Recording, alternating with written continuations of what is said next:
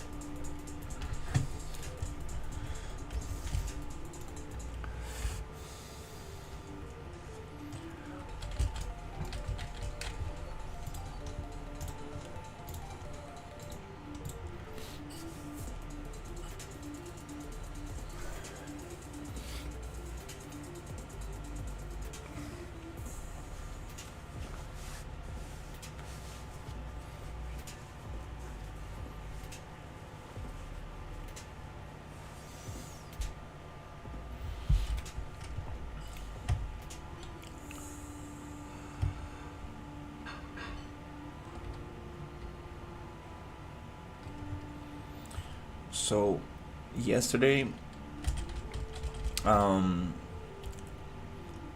Storm was helping me out, figuring out a way to. Hey, Nico. A way to destroy the turtle armor.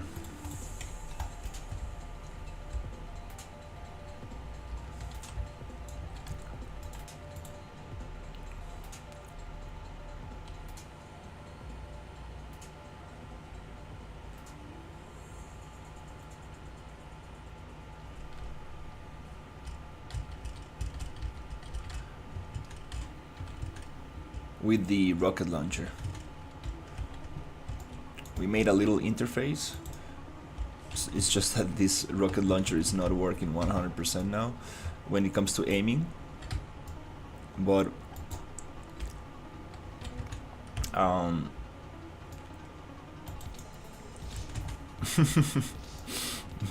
that's funny. There you go. When you hit the armor, it disappears. And then we can trigger like a destruction event for the armor.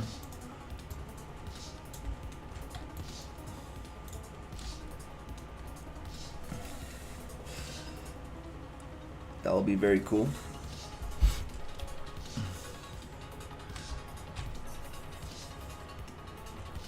Hey Wicked, good morning. And yeah, that'll be very nice. The other thing is that the turtle, it's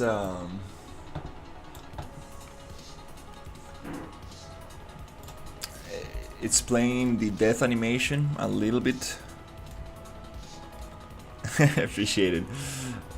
Yeah, I've been getting a lot of help lately from a lot of people in the chat, and yeah, it's been very cool. We tested the multiplayer yesterday. That was super awesome. Yeah, I got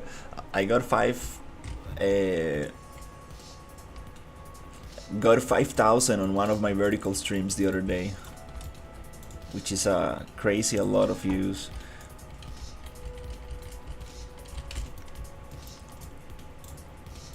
Nice way to promote the stream. Hey, how's it going, Mohammed? Hey, how's it going? Just drink water.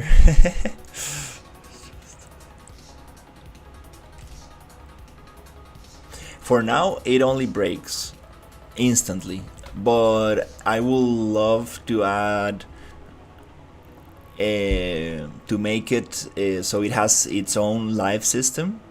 So you need to like destroy the armor first, then you can get the turtle.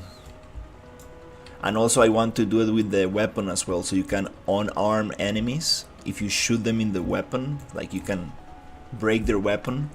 That will be cool.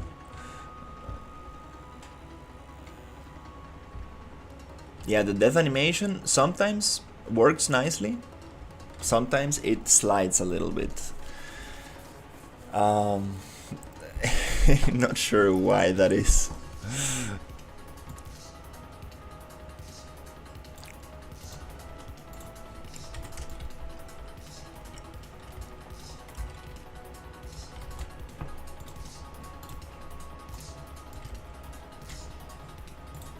Not sure why that is, but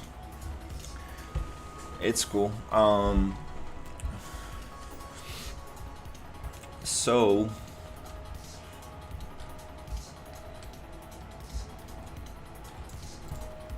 oh wow,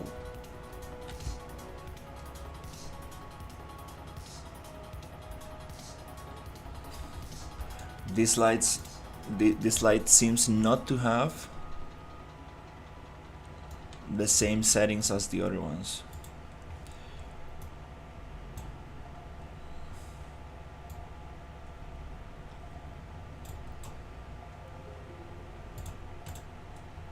Let's see what happened here.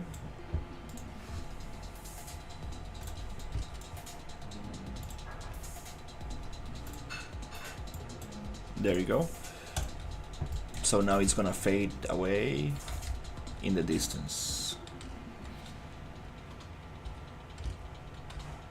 Oh, seems like it's a little freaked out. Okay. In that case, what we're gonna do is place a new one. Copy position and transform. Get rid of it. Paste. There you go. Now it's super smooth. Okay.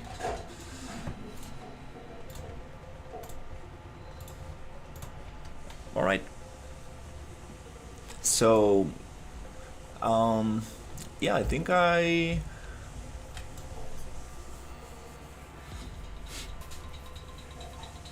want to work a little bit on the environment. Ooh. Let the turtle breathe for a second. That turtle. Oh my god, I've been going crazy with the turtle. So yesterday, we were talking about making the turtle go into rage mode, because if you look at the turtle, it has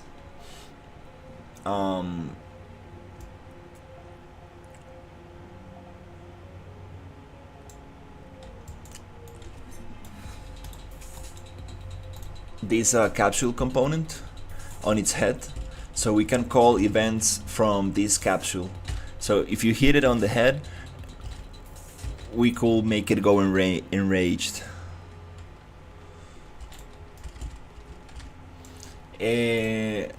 I'm burnt out right now.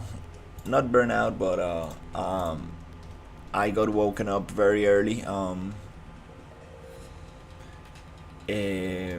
Which is nice because I kind of want to like wake up early, but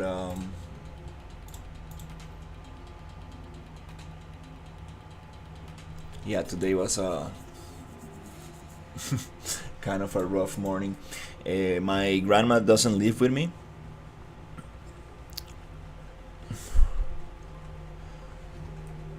I don't know. I don't do any kind of C++.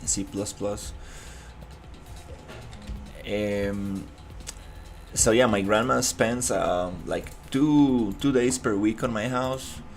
So today she woke up like at 5 a.m. and went to my room, and my room is totally dark because the curtains are very very thick, and I was just trying to see like who was coming in, like maybe my dad needed something, and I was like, what? And then like she just fell down. Nothing serious, but obviously like I needed to wake up and go help her and stuff. She just gets very disoriented in the morning, and she has been Also at night, sometimes like going into my room and I'm like, yeah, very strange. Um, she's kind of old, so it's okay. But then I try to go back to sleep. No, these assets are not mine. These assets are from different publishers on Fab and different artists. Um, and then I try to go back to sleep, and the neighbor's dog, oh my god, started barking, and it's like a very tiny little dog, and it doesn't even bark. It goes like, "Arr, arr," and it kept going like that. And I, even though I had like earplugs and stuff, I couldn't go back to sleep. So I was like, all right, let's just wake up.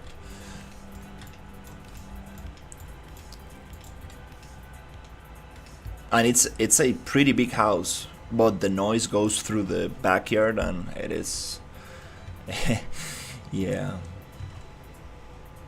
no escape from it. Um, yeah, what I heard about the C++ for Unreal is that it's a little different. It's a little bit different from your typical C++.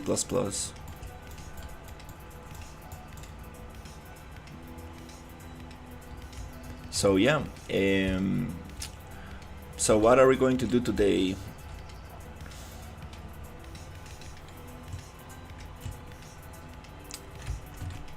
Let's see if we can do some art stuff.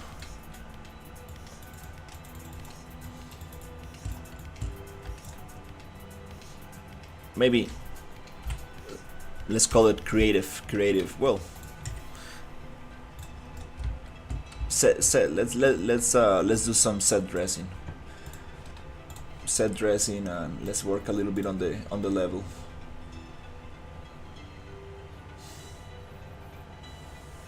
Smells like something burned.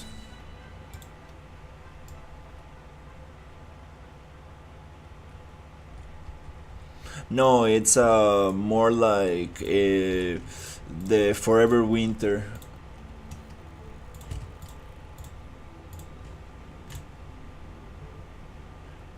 Trying to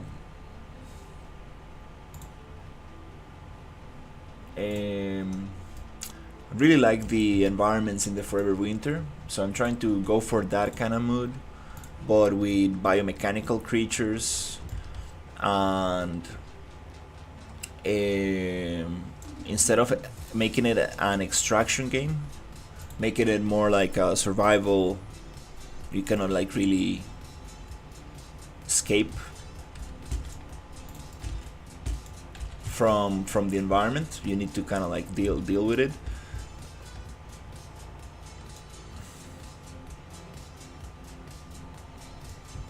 I'm not a coder, so I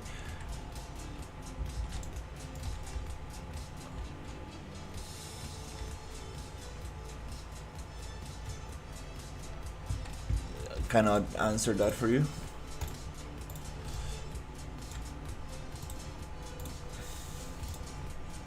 Okay, so yeah, let's work a little bit on this area.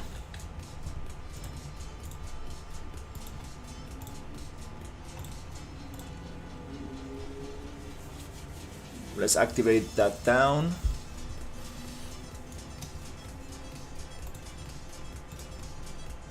And see if we can work a little bit here. I want to see how much detail we need. How much can we get away with to get this area looking pretty nice.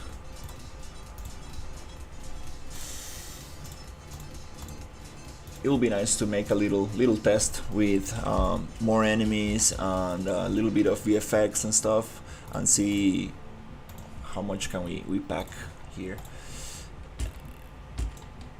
All right, so yeah, let me just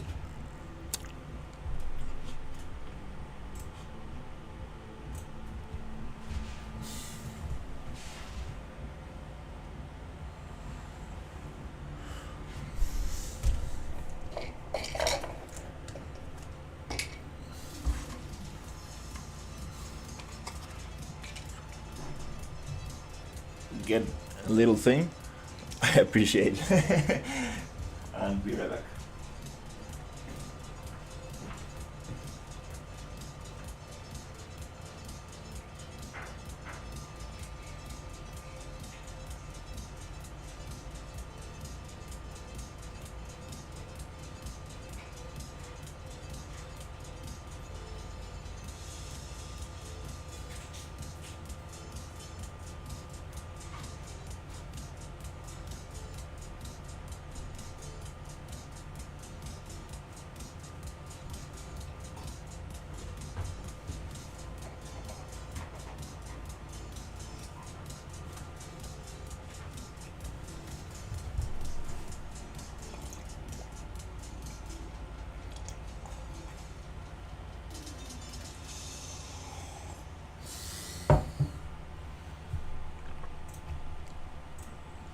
Okay, let's get this going.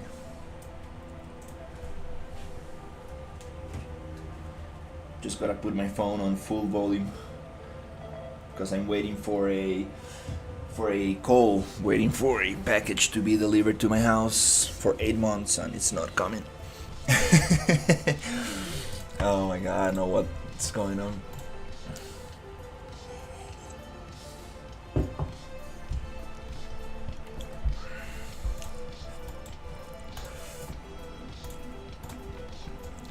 So yeah, first of all, I'm gonna clean up a little bit.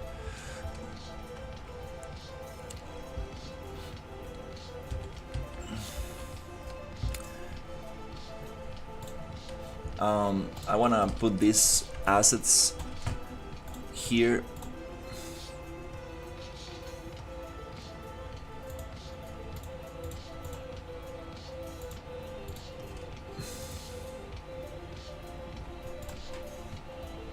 These assets, I want to put them in this test data layer just to push them away.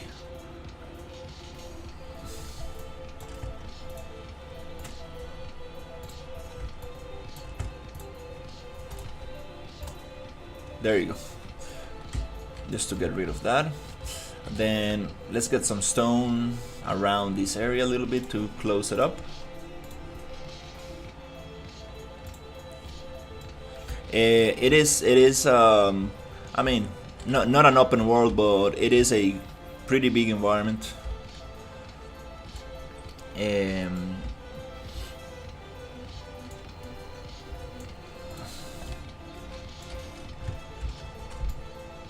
Maybe we will get the functionality to travel from planet to planet. So that will really open up the possibilities for smaller levels and different biomes. I'm very excited about that.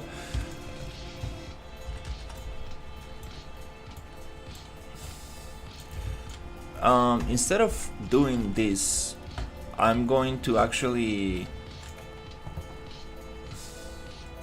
Oh well, it's okay. Let's get some rocks. I was going to use mountains, but yeah, let's just use some rocks.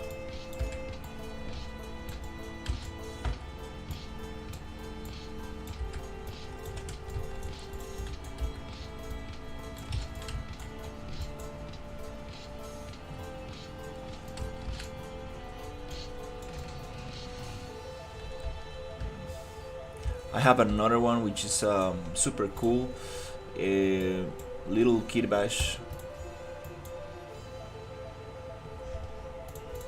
prefab I made here.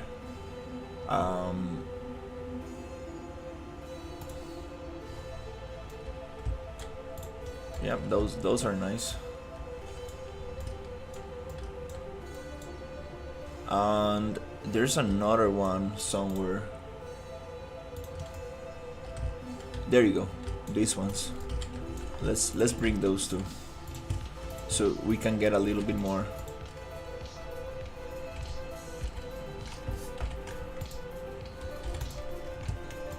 Variation.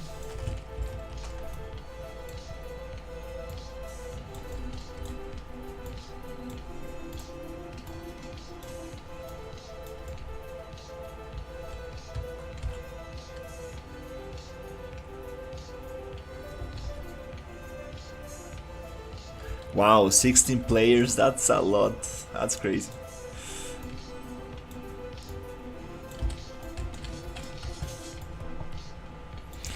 Yeah, this map looks pretty big, but we're gonna have a lot of dead areas.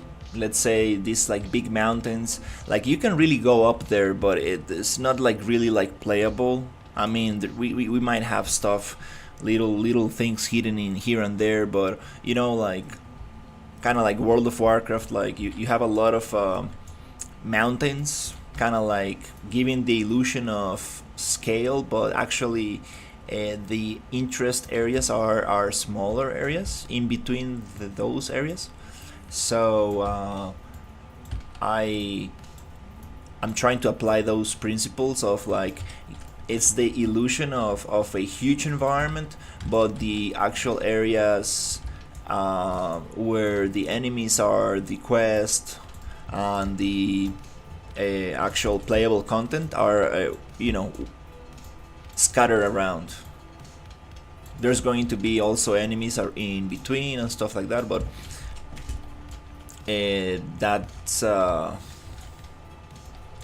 that's one way to kind of like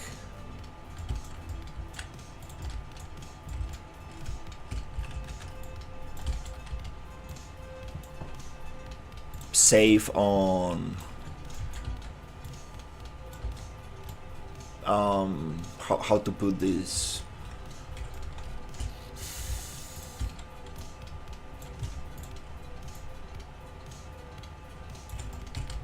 Yeah, to make something look bigger than it actually is.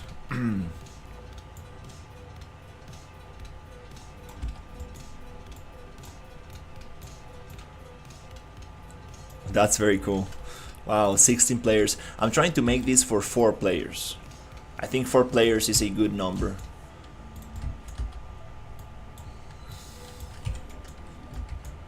More than 4 players, it's gonna complicate things a little bit because,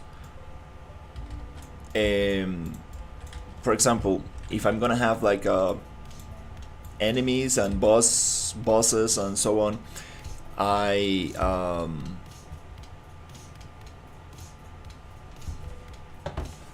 will need to scale them up, right? So the more people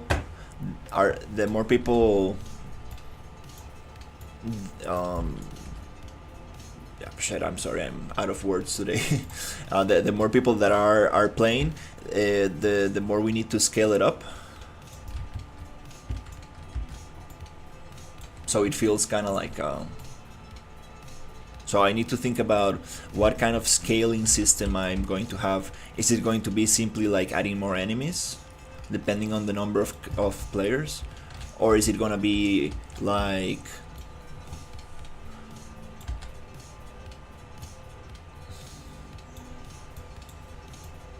actually making the enemies harder?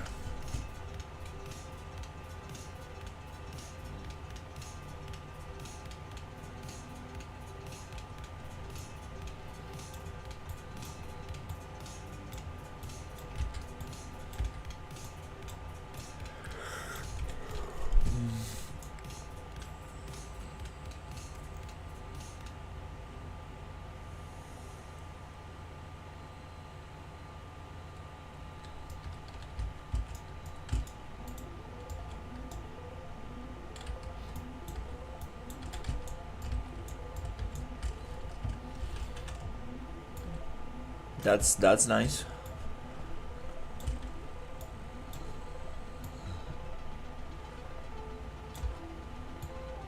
I do like the idea of traveling a lot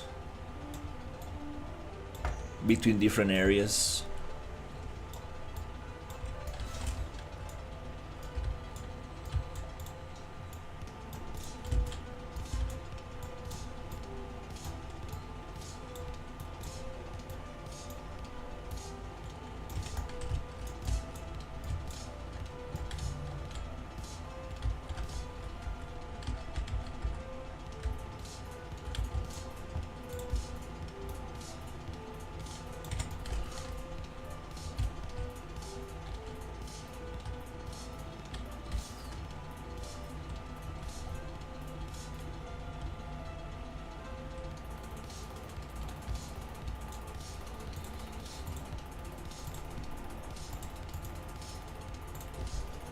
EQS. Not sure what that is. Think I heard that before somewhere.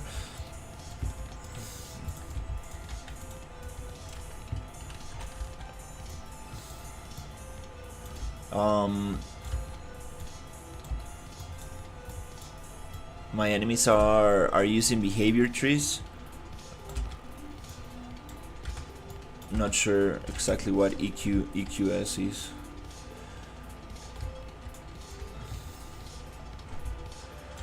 And here I want to have like a crash site.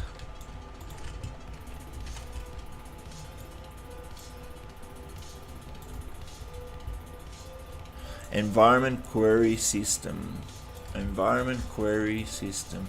I heard that before somewhere. I'm not. I don't think I'm using that.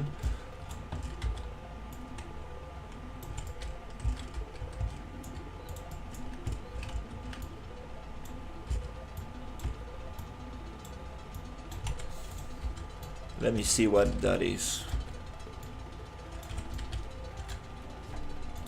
The pancake rocks. We need to do something about these rocks.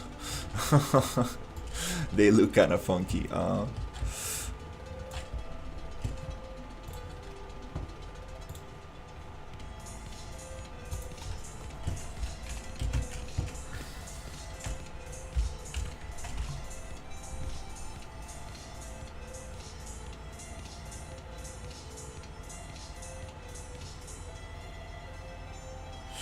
To find the best possible location that will provide the line of sight to a player to attack.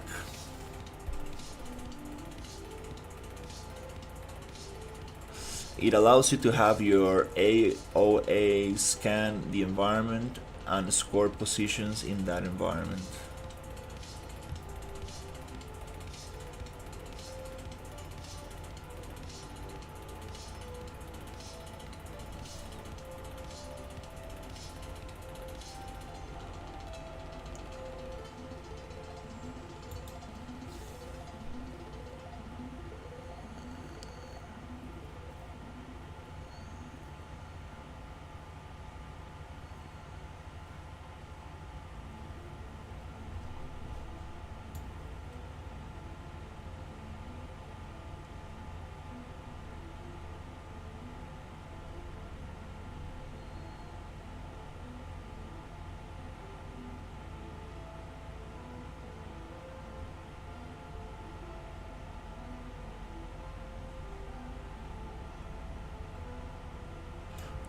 Environment query editor. Let's see if we actually have that there. Oh, it's turned on. Okay. Let's see our enemy AI logic and see if actually we got that. Not sure. I'm using the RPG engine, which is a template. So who knows if we actually have that there.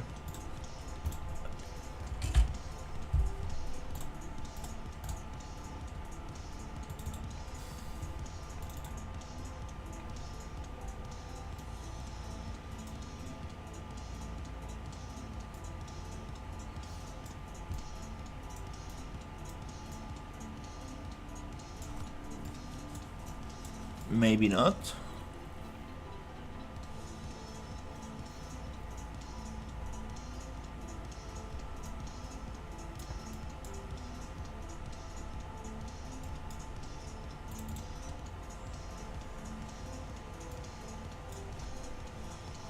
Maybe not.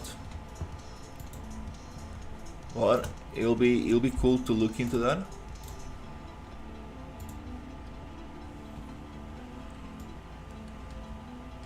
Ali. Is he a guy who makes like boss AI logic on YouTube? Is he like from the Netherlands? I think I've seen videos of him. Not sure if we're talking about the same guy.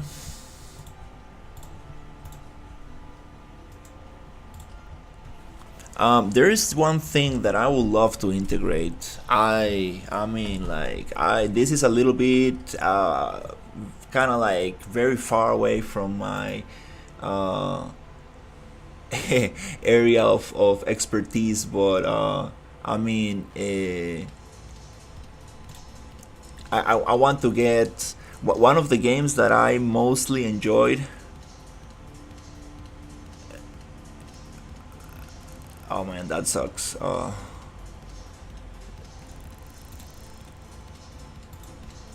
One thing that I would love to integrate is alien alien isolation logic. This game, I don't know what it is, but I really had fun with this game. Like really had fun.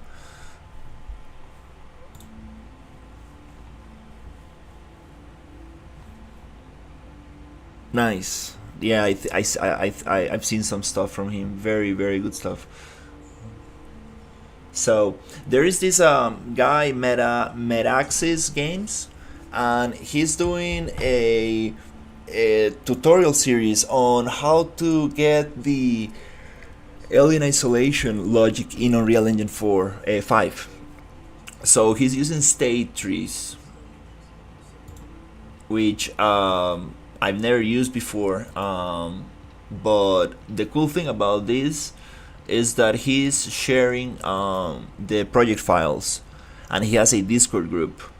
So now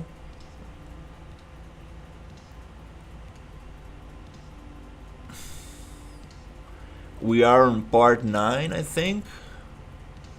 This is the latest. So it will be awesome, absolutely awesome, if I can get this logic implemented into the game, so we can have creatures roaming around in the environment that you need to escape from. You don't want to fight them. These creatures are very, very difficult, and you want to just step away from them. It's called Metaxis Games. Let me write it here.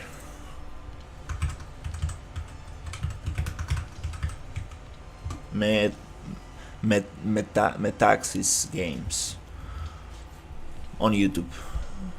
Super awesome. And you can get the files, I think, totally for free. You can donate, buy me a coffee or stuff like that if you want. But super cool stuff. And he also has a Discord where you can like ask questions and stuff. So it's super cool. I definitely want to get into that. That's a little bit kind of like a little bit farther away from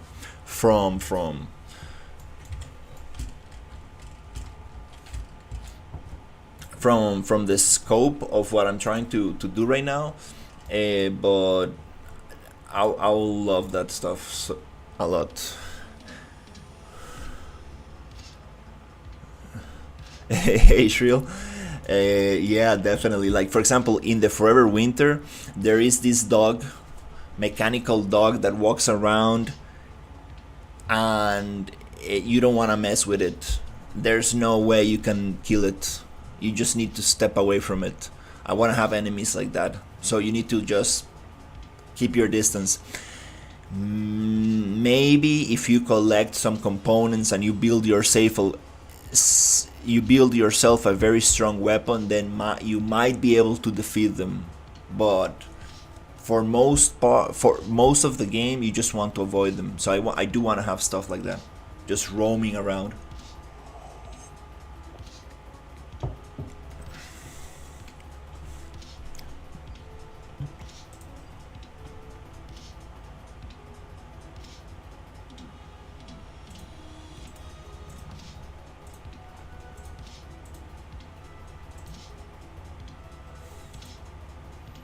Adicionar a biblioteca.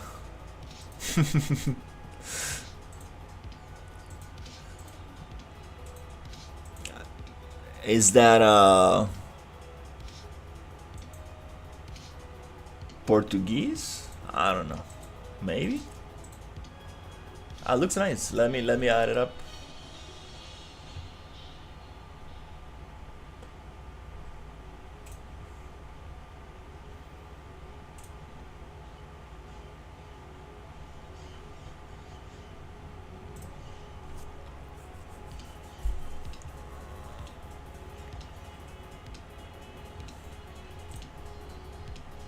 Okay, we got it. Appreciate it.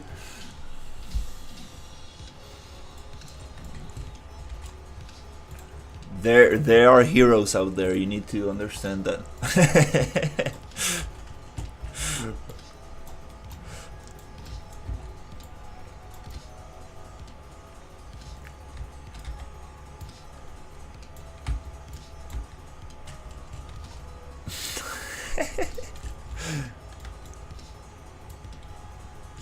don't get me hooked on more templates. I already have a lot on my plate. I'm like, oh my god, I need to stop it. No more. I want to add this, I want to do that. It's gonna get very complicated.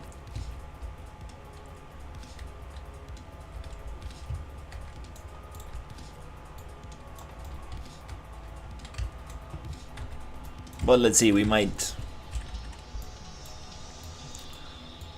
find something cool in there.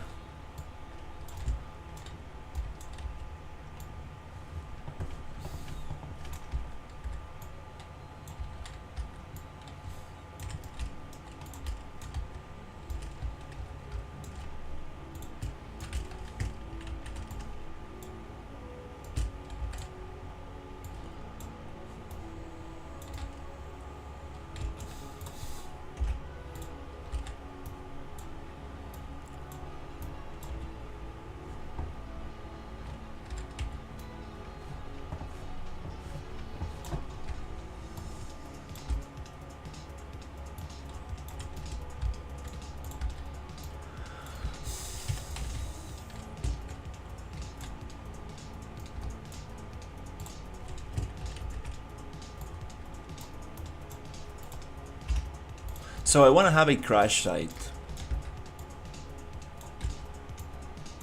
I thought I was going to make like an area where your ship gets stolen, but considering the circumstances, I think I might just have a crash site.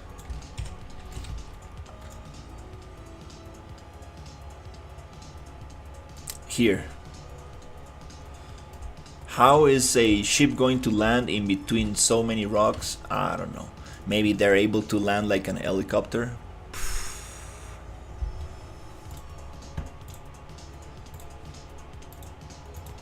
I think there's a fighter jet that actually lands like a rocket ship.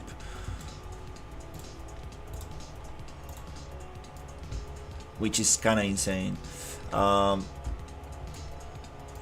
So here I was thinking we could have a cool crash site.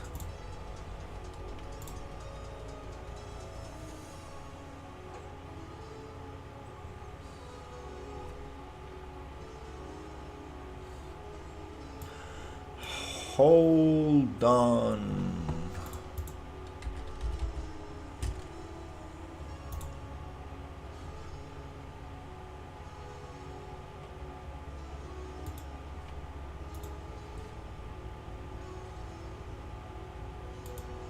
Okay.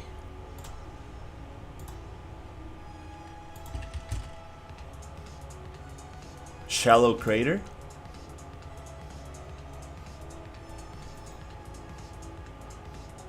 Landscape streaming proxy is incompatible. What the hell are you talking about?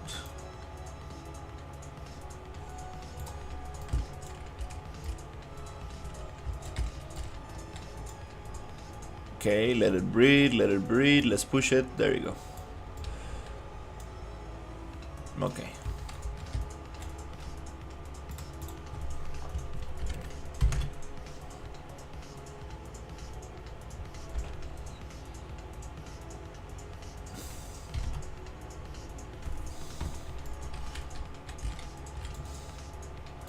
Adjusting these things, it's a little complicated to make them smaller.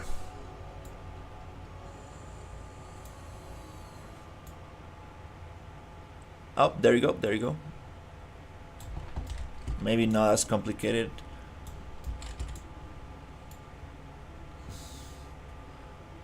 Yeah, it needs to be flat, and then poof.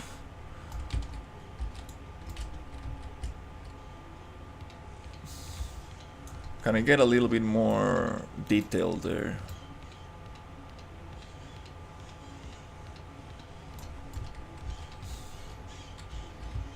It doesn't really give me too much detail. It's like, well, I can do that with the sculpting tools. Okay.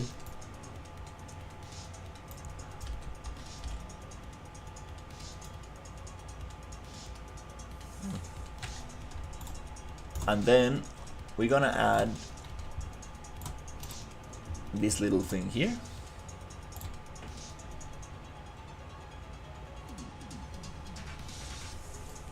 I got some cool stuff that I don't want to show right now. I'm gonna make the camera go far away.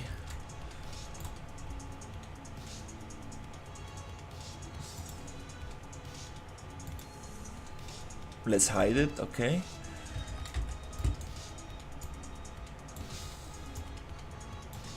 Wreckage. This is the wreckage.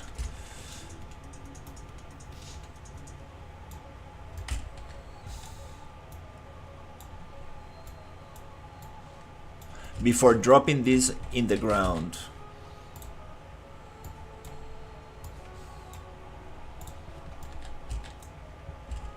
Okay, I don't want a techno party here. What the hell is this?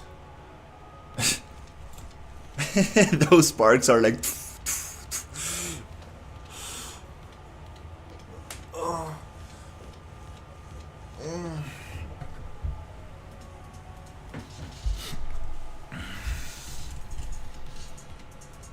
Okay, well, I mean, I don't, yeah, that's a little bit, I mean, yeah. What the hell is going on here? Like, it's like...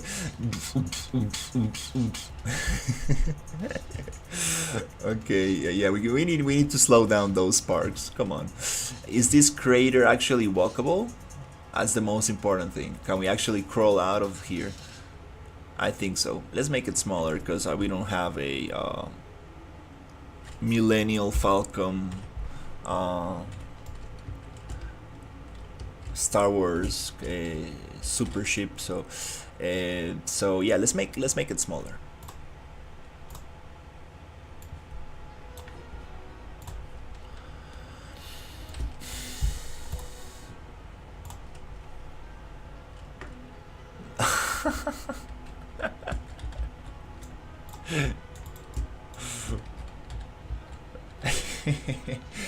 That'll be fun.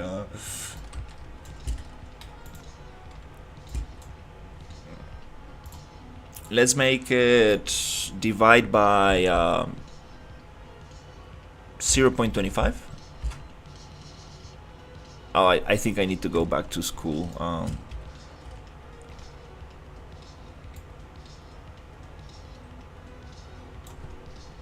Okay. The thing is this, I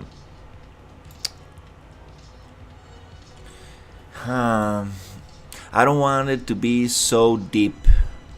So, okay, I wanted to make it smaller, which makes it deeper. So, scale, C,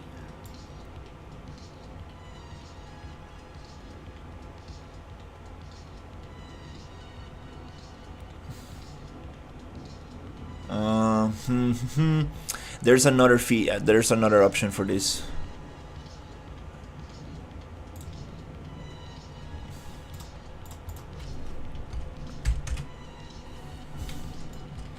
There's another option so it doesn't go that deep. Fall of XY.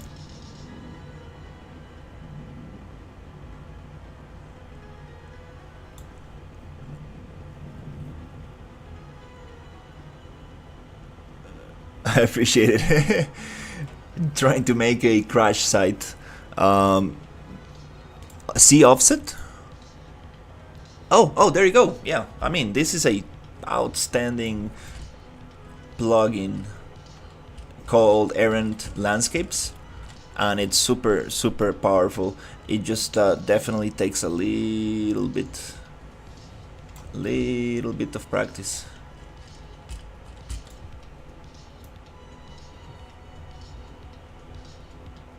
Don't want to make it too deep. That's too crazy. It's not like a... Should not be pushed out of the ground a little bit, maybe. I think that kind of feels a little bit better for the wreckage. We might be able to make it tiny little smaller. Oh, I think that feels a little bit better. Maybe something like that. It's pushing the soil a little bit out, and then we can go with hand sculpting and add a little bit of cool stuff. Hey, lighting, how does the city look so far? The city. You mean the desert town or the broken war zone? Because I got like a city that is totally demolished, like ruined.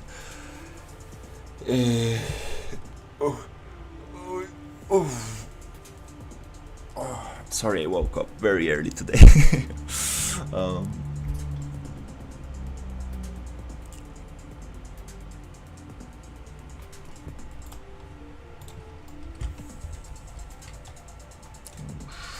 Okay. How you use any of the Kiribati stuff? Just drop it in there, make it nanite.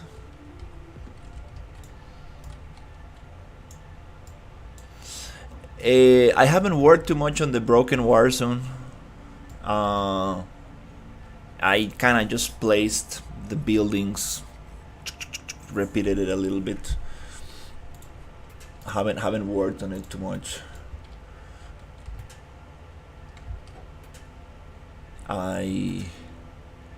Okay, yeah, these particles are like too much. It's like, dude, is this a fountain or something? Like, come on, dude. We're gonna get better sparks for this. So now that I'm happy with the crater, I think we need to make a little test.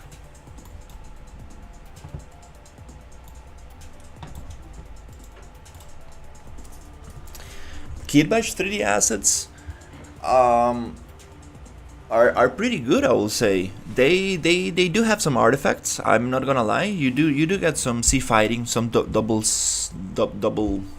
faces, kind of like intersecting and stuff. All right, like imagine starting the game here and it's just like you get rescued by aliens, like party aliens, and they put some liquid in your mouth, and then like you go to a rave with these creatures.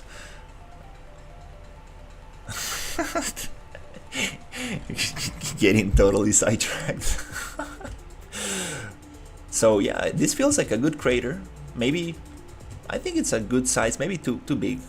Maybe this impact will probably kill the player, but let's say we probably ejected before the crash or something. So now I'm going to... This is too much. Oh my god.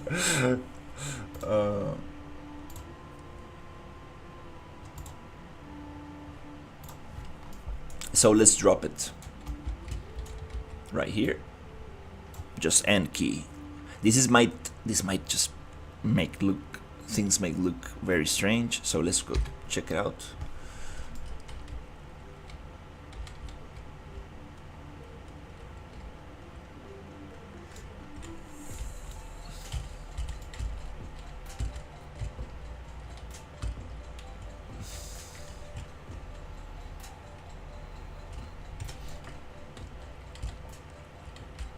No, we need to do this probably manually.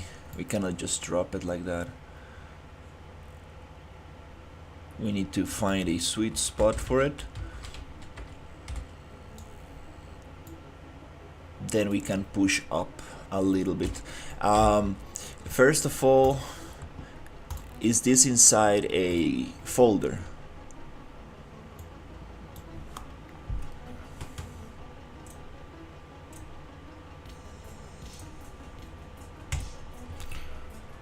is this inside a folder or not?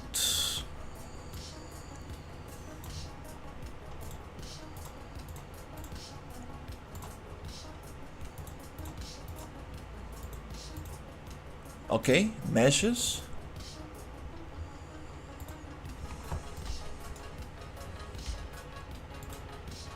AAA VFX. Not quite, but gonna get them.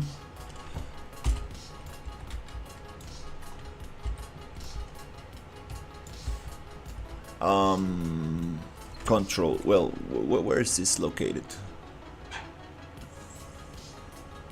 Oh, there you go. There you go. Particles. Okay. So this part is groups unlock.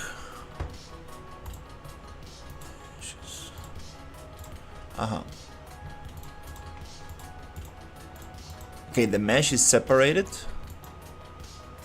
Particles are separated. Oh, that's awesome. So we're gonna get meshes and particles into one folder, and we're gonna call it a crash site.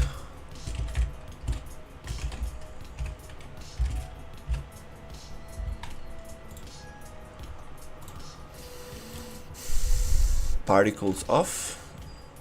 Let's focus on the meshes.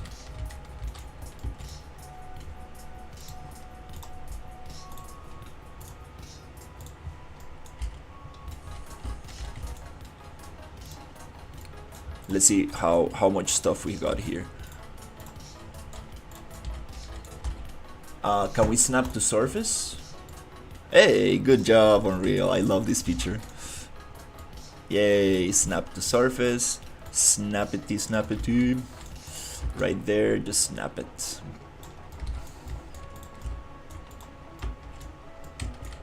Snap. Beautiful. Snap.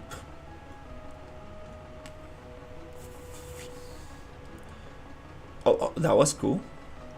But let's try to take advantage of this beautiful model. Textures are not 100%. Textures are good. UV mapping not 100% there. Let's try to take advantage of these and spread it out a little bit so you can actually read what's happening, because too much stuff together, it's kind of hard to understand.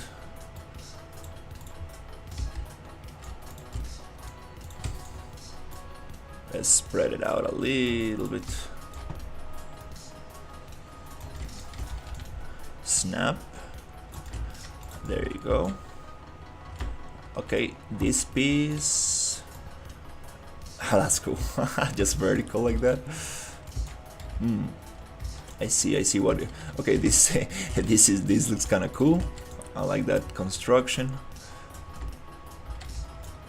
It is like this guy just landed straight in the ground.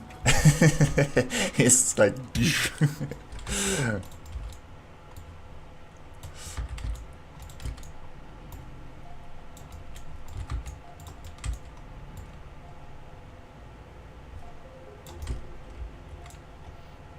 okay, let's cluster things a little bit more in the center, because the impact happened actually in the center. So pieces are supposed to actually be closer to the center. We have two repeating pieces here. That looks very strange. Let's rotate that.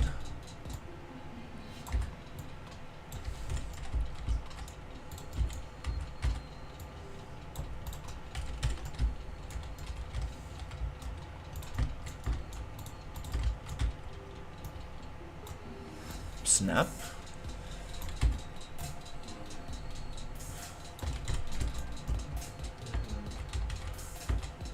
I like these areas underneath.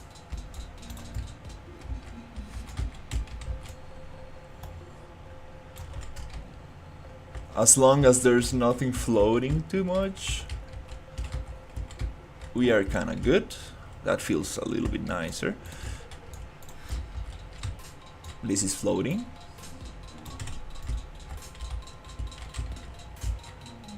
This is also floating. And that feels a little bit nicer. Oh, now we're getting a good image right here. Beautiful. Oh. Okay.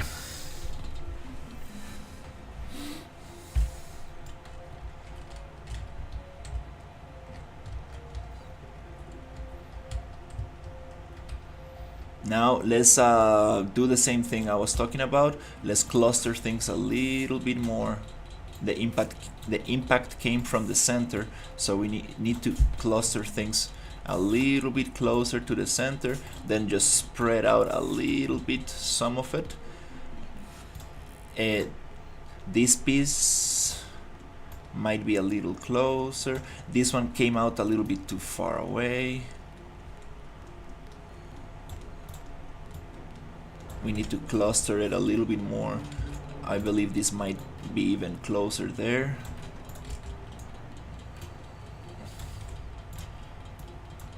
And this should probably be looking at that side. The impact came from the center, so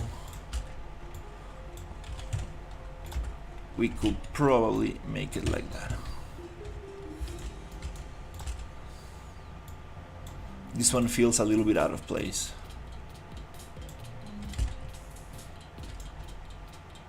We can probably bury this a little bit. Oh, we do have another piece here. You know what? Do we really need that one? Is it a unique piece or is it repeated already? Oh, it's repeated, so let's get just rid of that one. Cool. This one is a very thick piece. This is a very heavy piece, and this heavy piece should not be so far away from the center. The heaviest the pieces, the heavier the pieces, they need to be closer to the center. Doesn't really make sense to have this one so far away. And it is like a thruster, so it should go on this side actually.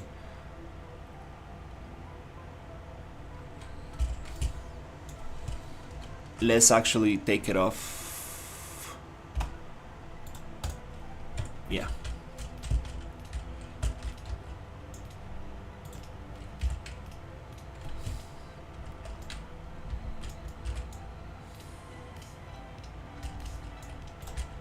I think that's... Wait. No, not like that. Oh, okay, well.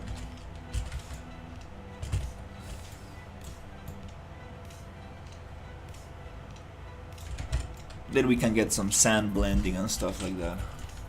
Or, no, this is a recent crash. Maybe it doesn't have too much sand. Oh, it will be cool. It will be cool to add a little sand blending. Alright, so particles.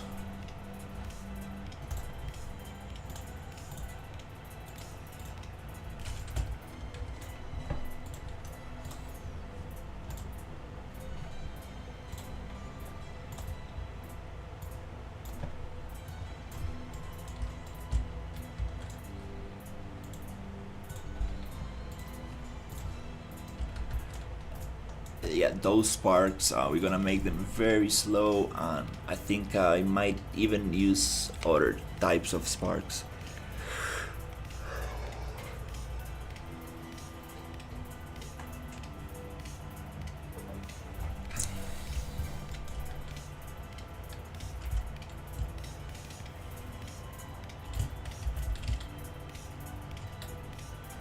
Oh, you cannot even see the... Oh, this is off. Okay.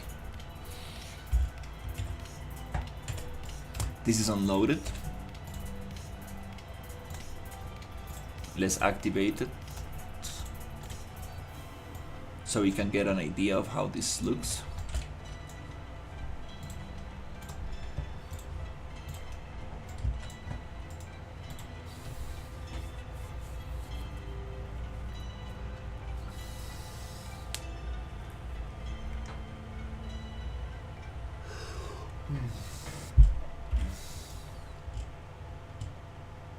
I like that. That's very cool. Very clear exit to the right.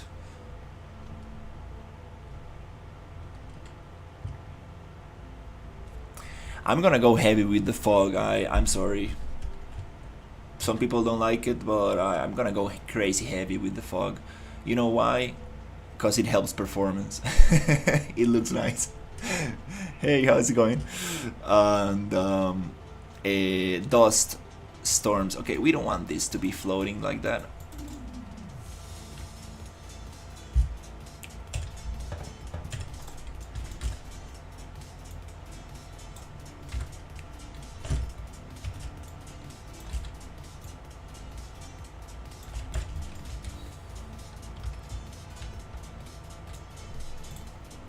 Now, next thing, let's get rid of the sparks, the techno party sparks. Oh, today I wanna get the drones from the infiltrator demo. I want them to get them welding the industrial area. Okay, let's walk around. Is there anything floating? Is there anything? Okay, this sidewalk is a little bit funny. It's like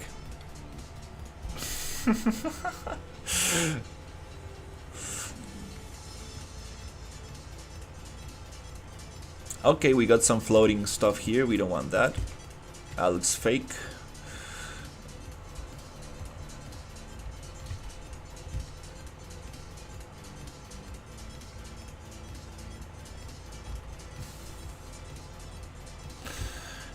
Do you know how to set up the transition between first person and third person? For example, press the V key and switch to first person, press again and switch to third person.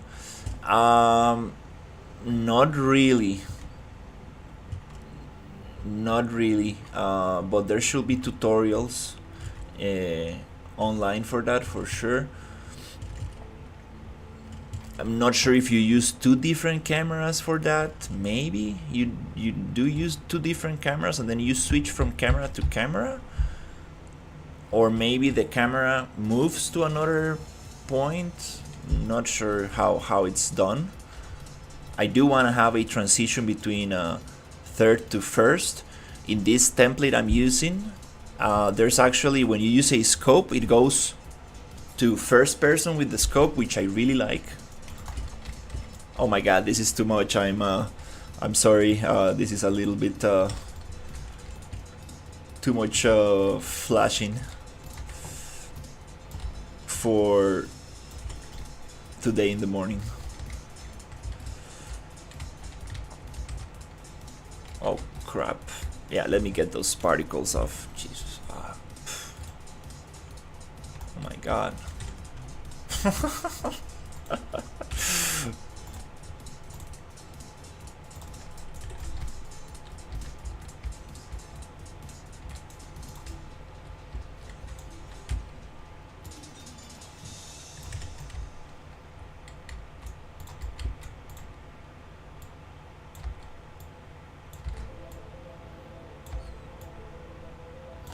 But my suggestion is just do first person. Better performance. You need less animations. You save yourself a lot of trouble. Third person is like shooting yourself in the foot.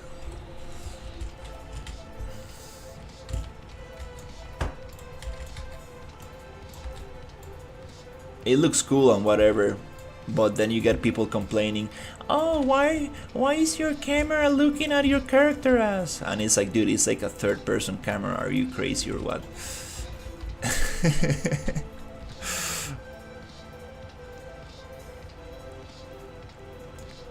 Oh yeah, Gorka Games has a lot of amazing tutorials, super short.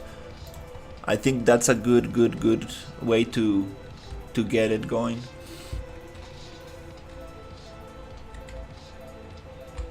I love Gorka Games. Very nice, little tiny tutorials. It just really gives you a good idea of how to get stuff going. then you can like really customize it. All right, this feels very nice. Now let's see if we can get those techno particles. So we have fire. Oh Jesus, this outliner is infinite. Infinite outliner. Particles, fire. Smoke. And party sparks. Okay, so let's see if we can do something about it. It looks like a fountain, like come on dude. This is cascade particles. I haven't dealt with this in a long time.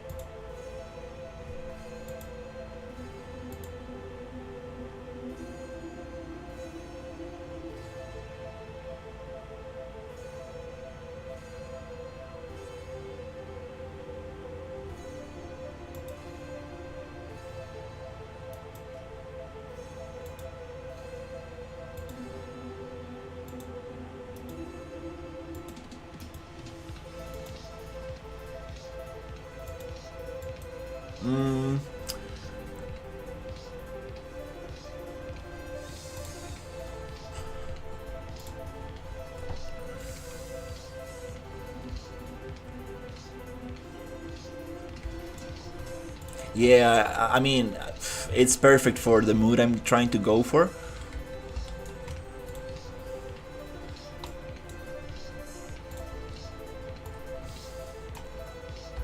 Oh Jesus! Oh my God! Oh my God! I mean, like, it feels like I'm looking at somebody welding. It's like, oh, I gotta look at this.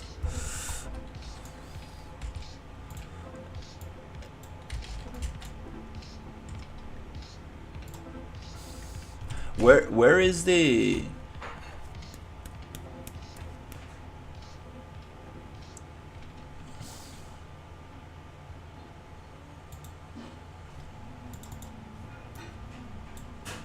Oh, there you go.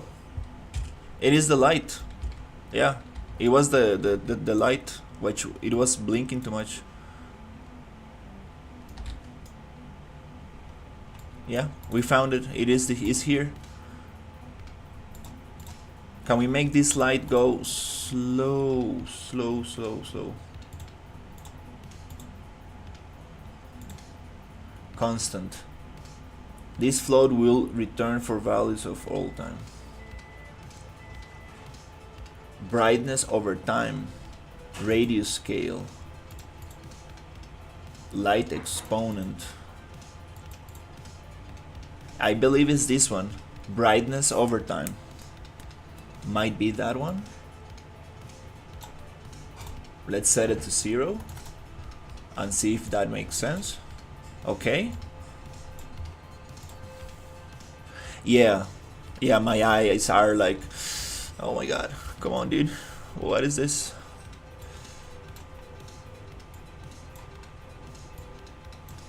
There you go. Yeah, that's it. That looks better. A little bit of light. Can we make the speed a little bit slower? That's better. It's just not in your face anymore.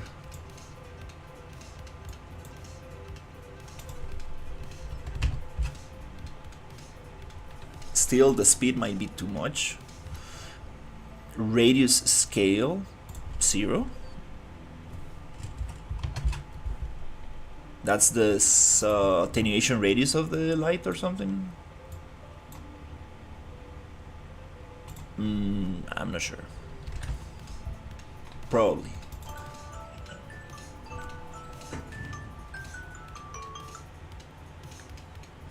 Time to stream.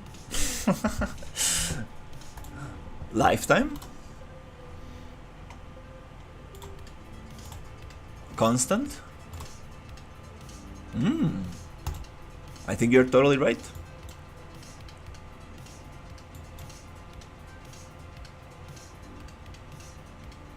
There you go, yeah. 0.5. 0.01 is gonna be too fast. Yeah. 0.5. Just a little blinking. 0.25.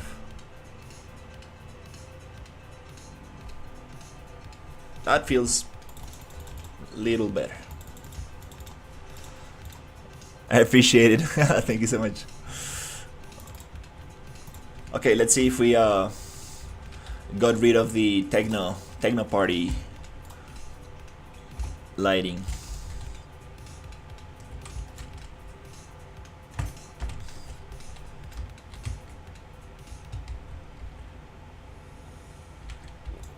We got rid of it a little bit too much.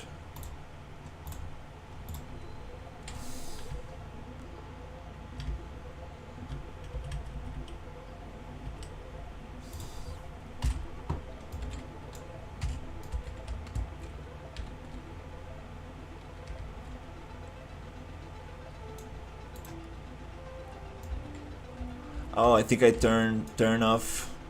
I think I turned the whole thing off. I see it here.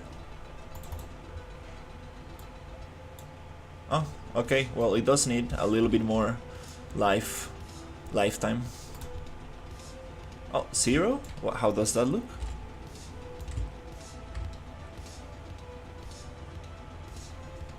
It looks like it's raining. A little bit.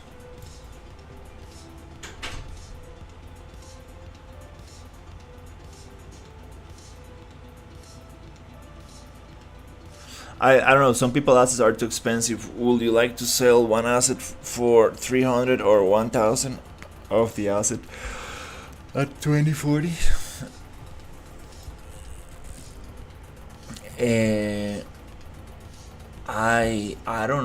I don't know. It really depends on the quality of the asset. There is one asset that I would love to get, not right now, but I would love to get it someday. It's $160 on discount, but it is killer. Like, it is AAA stuff. Like, if I will make that myself, it will take me 3 months, and the quality won't match the quality of this thing.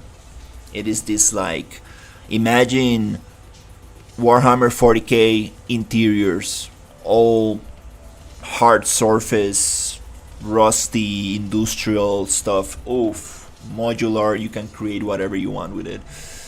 Oof. I've been watching that asset and I'm like, I cannot spend that money right now on it. I would love to, but I can't.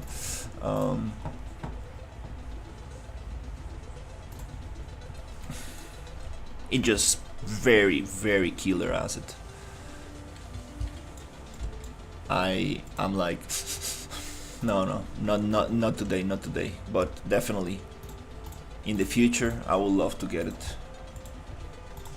But again, if I do make any money with this project, I the first thing I will do is probably hire a programmer to work on the game.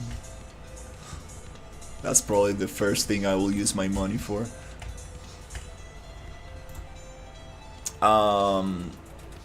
Let me just show you the asset, just so I can like drool a little bit.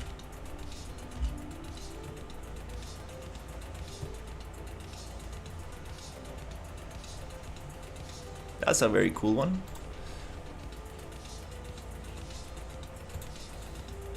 but the one I want to show is this one.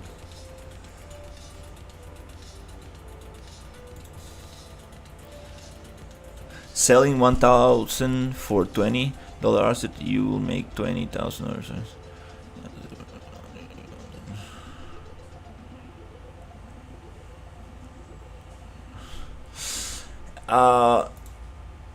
Yeah, selling assets. It's tough. It's tough. It is very tough. This is the one I'm talking about. Look at this beauty right here.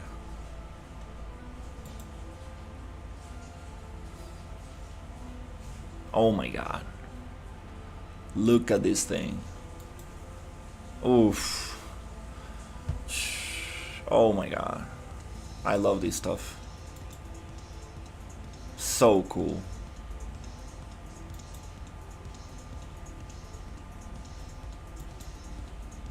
All modular. We can make like crazy big interiors with this. Look at this.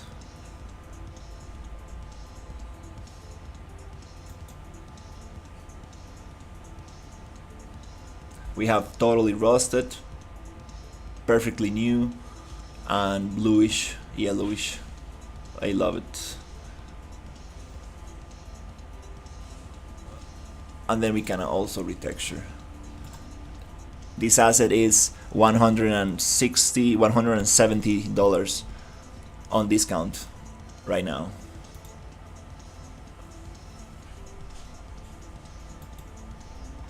For personal use. If not for professional, $800. Ooh. Ooh. Damn it. But I love it. Really, really beautiful. But again, not buying anything else. Not buying anything else.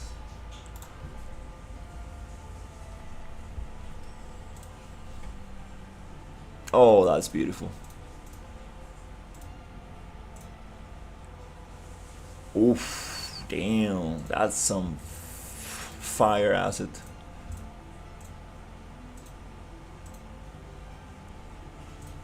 Absolutely beautiful.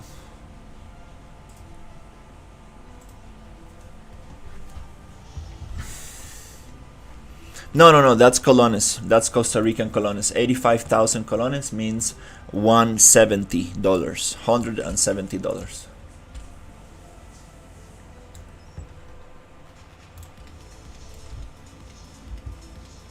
It's Costa Rican money. 500 colones is $1. So to do the math, you kind of need to like double it. You take 3 zeros out and double it. Kind of thing.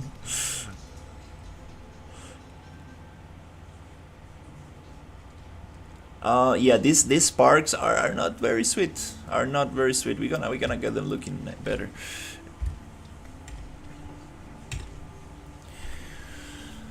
Ooh, that coffee didn't sit well. Ooh. Okay. Now I'm just wanna get all my particles, select all descendants, and let's see if we can just drop it with End key. Not really.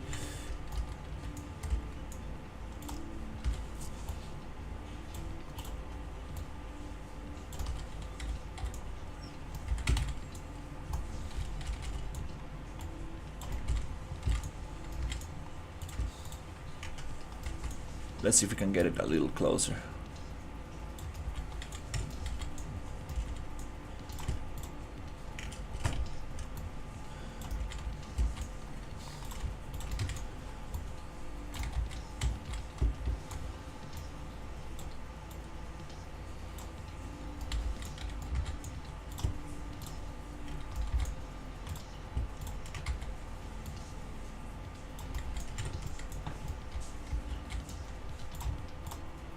Particles.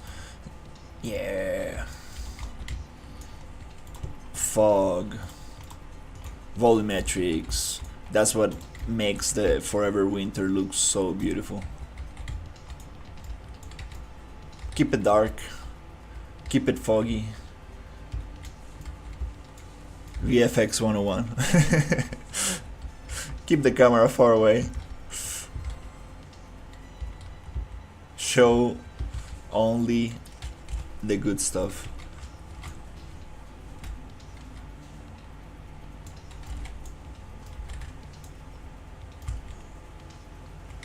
Yeah, the fire and the smoke are not bad. Definitely the sparks are lacking, but I think we might be able to get better sparks from the infiltrator demo, because these sparks are throwing me off a little bit. And actually, yeah, I think I'm sorry, little sparks, but bye bye. Let's get some other sparks.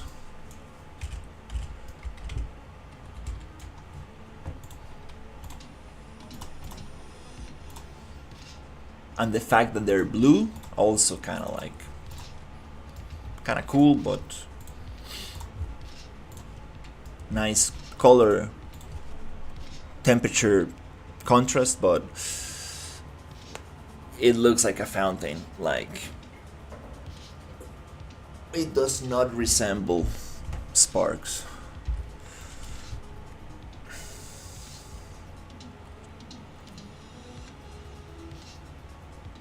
That's a problem. You see all the VFX going at the same time? That looks absolutely fake.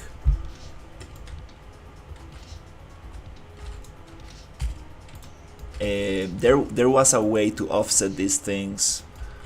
We might need to create different particle systems with an offset in time, so we don't get this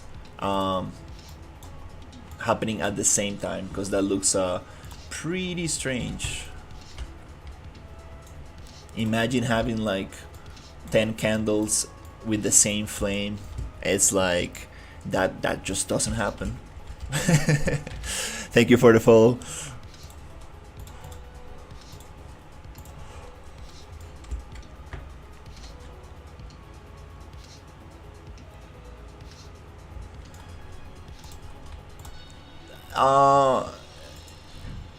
I mean, you're right. You're right. Like, I mean, you're not supposed to encounter like huge turtles with a machine gun in your head in real life, but things like this, we can probably make them look more. There's this concept in Spanish, verosímil. In English is I don't know how to translate it to English. Like, believable. It's not realistic. It's different. It's verosímil to English. This is a concept that we talk about in school.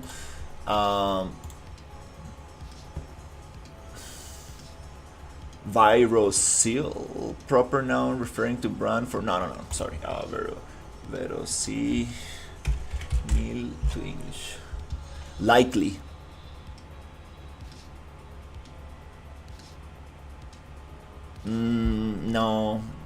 No, this is not the right translation.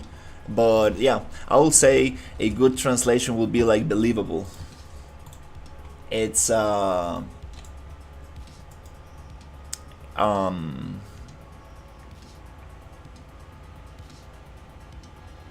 it's for example, possible. Yeah, that's a good translation. Plausible. I think that's the right translation right there.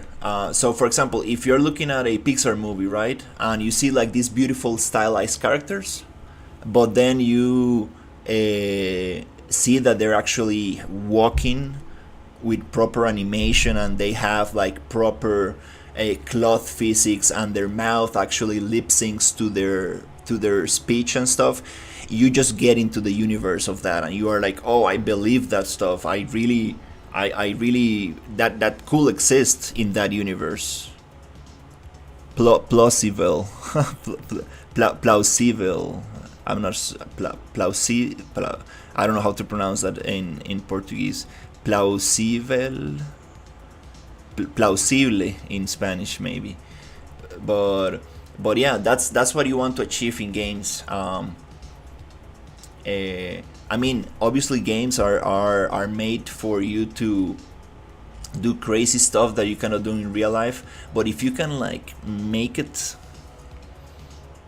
plausible, you can it becomes immersive. It's like, oh wow, this what happened here? Is this broken? Like, did I actually survive this crash? What the hell is this? So that's a concept that in 3D animation in my university, like a lot of my professors used to talk about this. It's like it doesn't need to look real, it doesn't need to be realistic, but it needs to be believable. You really need to try to make it as immersive as possible.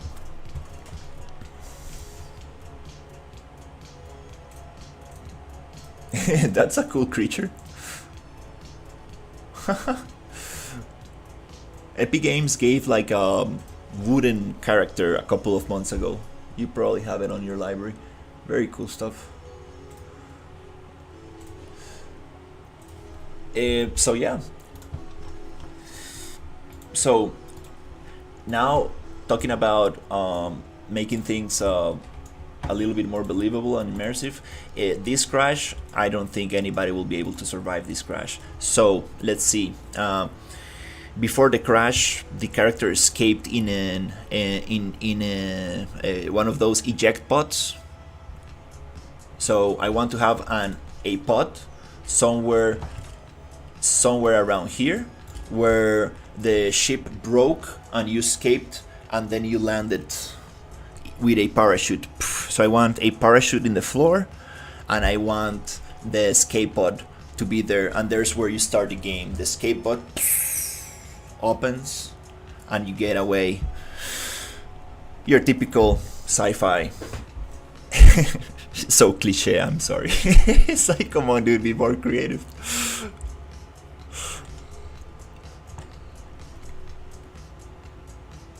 Have a great one. I appreciate you hanging out, Nico. Have a good day. Good luck on your job.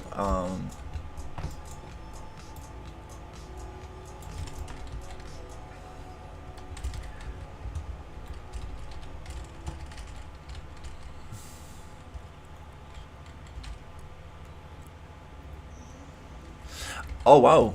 So it becomes like a tree. That's a cool card. That's a cool thing. Yeah, trees are pretty scary. I remember when I was very young, like maybe 10 years old, and I went to this very big forest with my parents, and I started wandering around, and I got out of the trail, and I got lost for maybe 20 minutes, 15 minutes, and it was bright outside, but the vegetation was so thick I couldn't see where to go, and I felt like something was going to jump on me.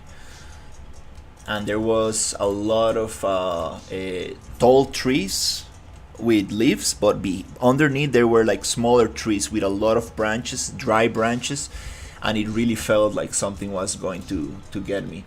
Also, the floor was full with dry leaves, so my feet were like maybe, I don't know, like 25 centimeters down in the leaves. So I felt like, I mean, I don't know, it was very scary.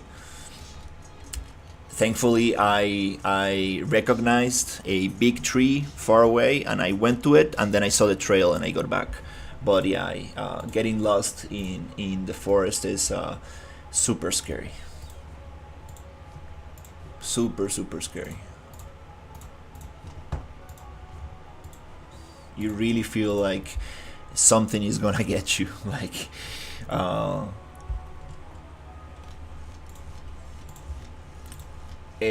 so yeah, parachute and escape pod. That's what I would like to add here. let's see if we can get some parachute somewhere.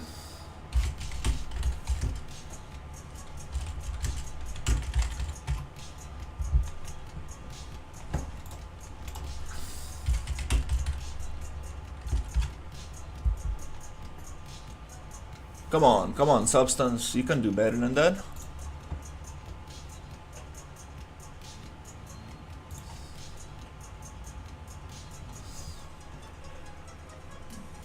This is a glider. We need something like this one.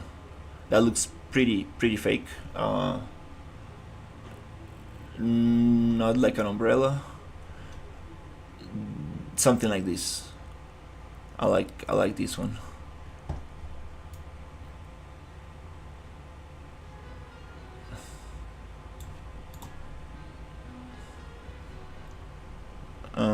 Too much. Let's actually do a little research. How do space parachutes look like? Oh, okay. They look like. Oh, they're very round.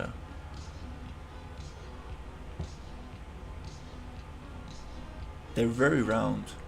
The cables are very long, very far away.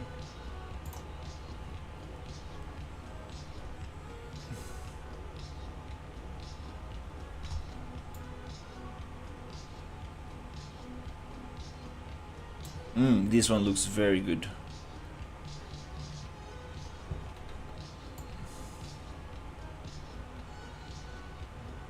We could probably model it, but no time for that.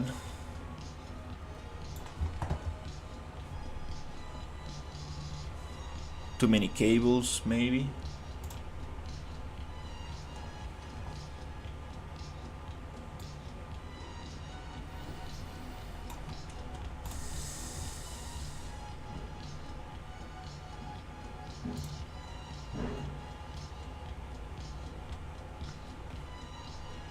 That looks beautiful.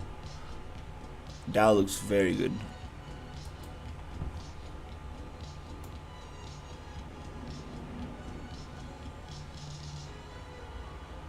Those are very cool.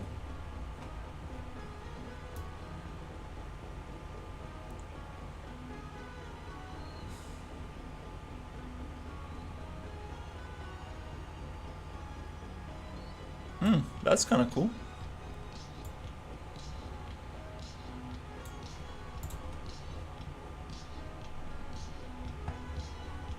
$7?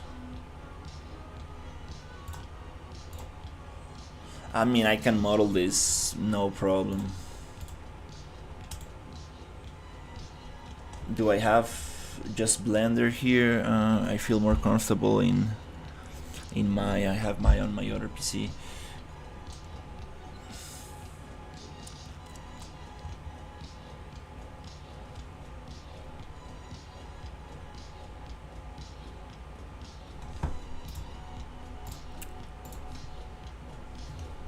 Let's give it one last try and see if we can find anything decent. If not, I think we might just do it.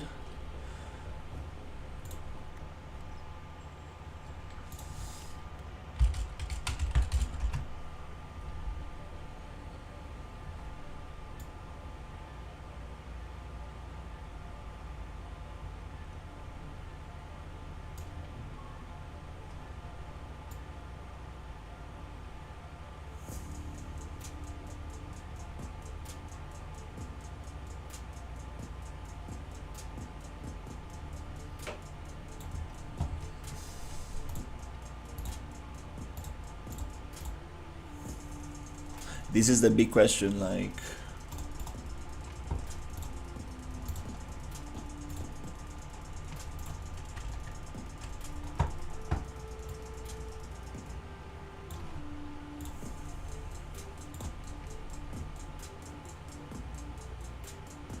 this is $7. Am I going to be able to do this in half an hour? Probably not. Is it worth it to pay $7 for it? Yes. Also, the creator is from Ukraine. That's very cool. but it's also a very simple model. So I'm like, I haven't used Blender in a long time. Oh,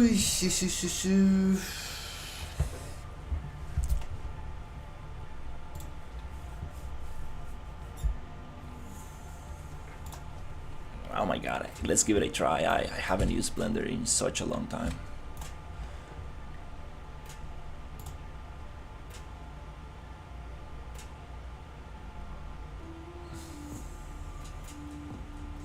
We're gonna start with a... Oh, that's a circle. Sphere.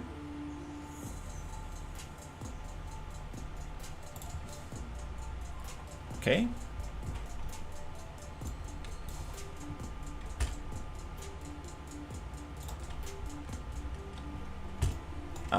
Oh my god, how do I push that back? Okay, well.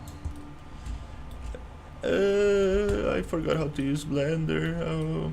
Blender is such a beautiful program. I need to really just get with it. So, editing, faces, X-ray, perspective isometric mode, maybe like this, X faces. Okay. Can we get rid of this center thing?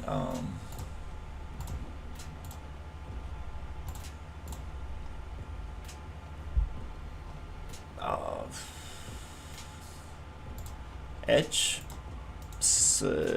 insert edge loop. Oh crap, I forgot everything about this. Insert edge loop. Damn it. Totally forgot. Where's Neon? Oh my god, I need Blender help. Loop cut? It's not gonna allow me here. It's gonna allow me there.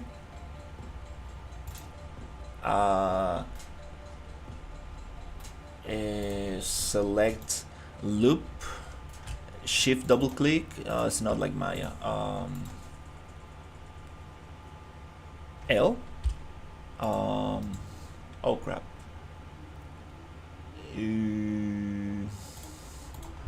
How do I select the whole thing? The whole loop.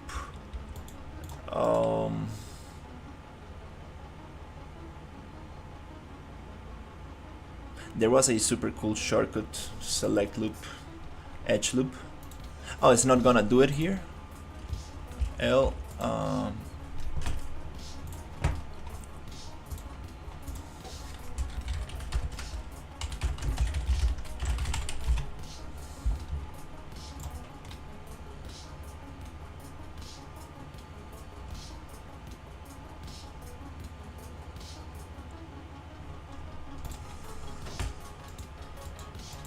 Oh, okay. Alt click. Okay. Alt click. Okay. Scale. Edge slide. Edge slide.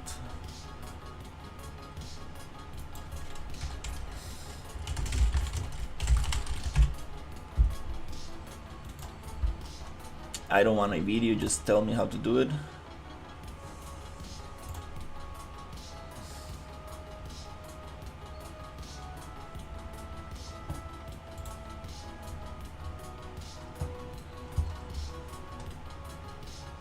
This is a super pro 3D modeler.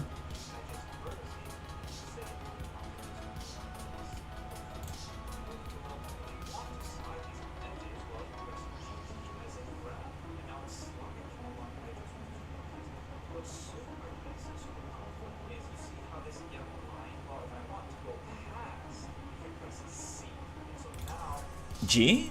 Just to move the edge like that? I don't think so. No. There's something I'm missing here.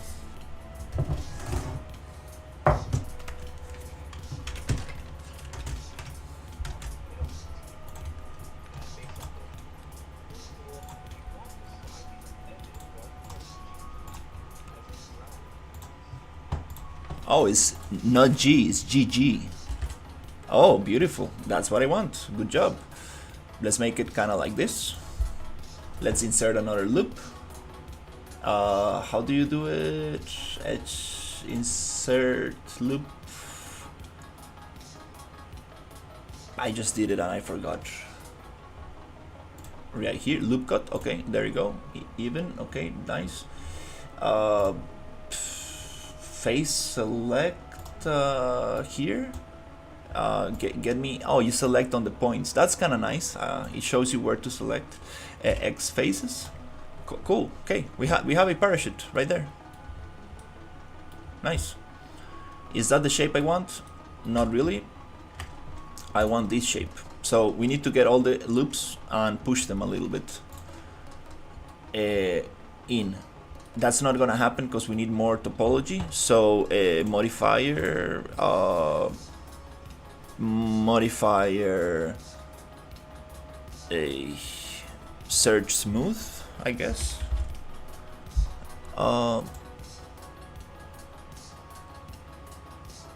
Not smooth, subdivide.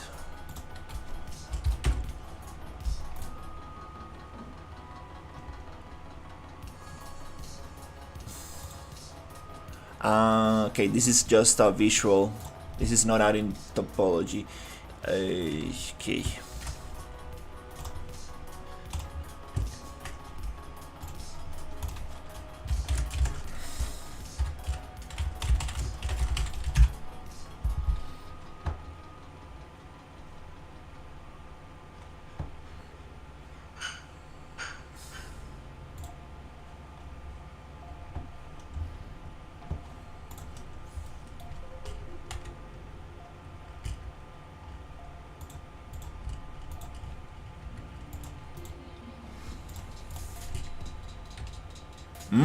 There you go. Subdivision 1. Editing. Is that what I need? Modeling. Subdivision 1. Viewport 2. Okay. Can I actually model this, or I need to apply? I need to apply the subdivision, I believe. Editing. Apply.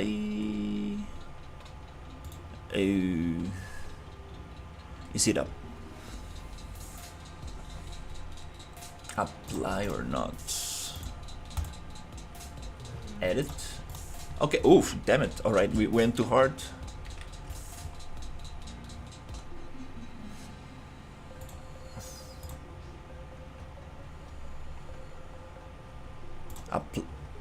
Object. Apply. Edit. That's more decent.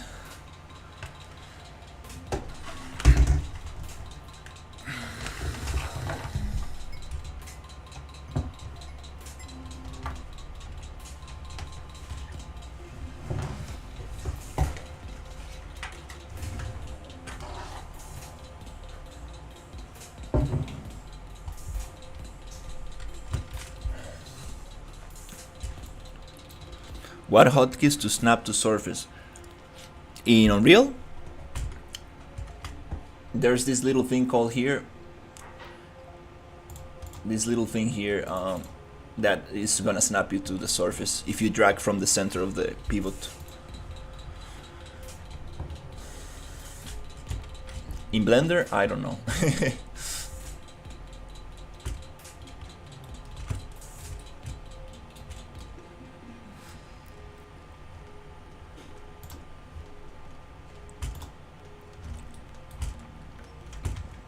Trying to copy this model, so let's see the spacing we need. The spacing we need might be like every 3, and there's probably like an instant way to do this. It's just that I don't know much Blender. I know Maya, the basics of Maya, but I understand the basics of 3D modeling. So as long as you know that a tool exists, you can find it in other programs.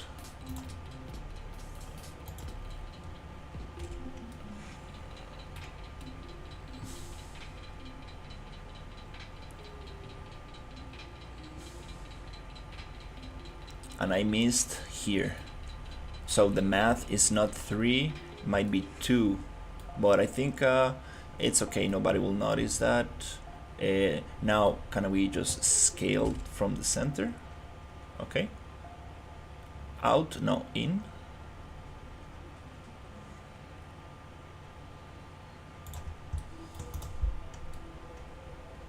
Right, that's kind of cool. Then I want to make this not an umbrella. I want to make it flat. So can we scale against C axis? Oh, kind of like that. Can we do the same here?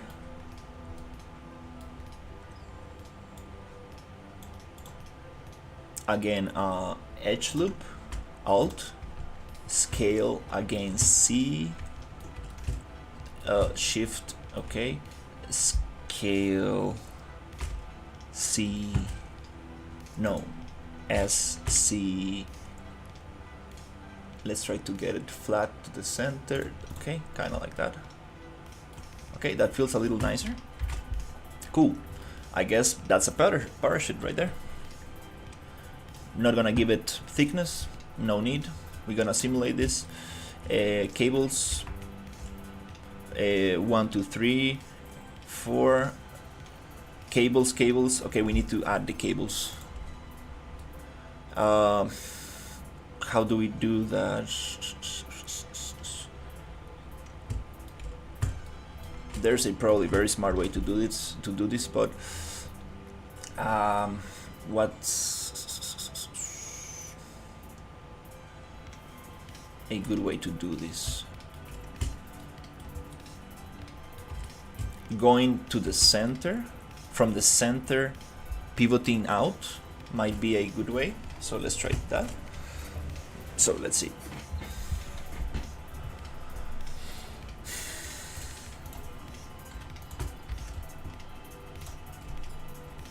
Object add.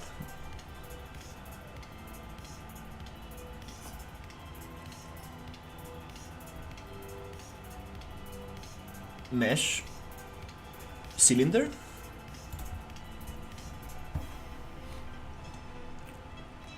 Can we push this to the center of the scene?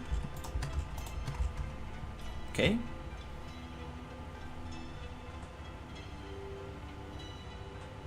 Edit. Scale C. No. Scale from the center. We're gonna make it tiny.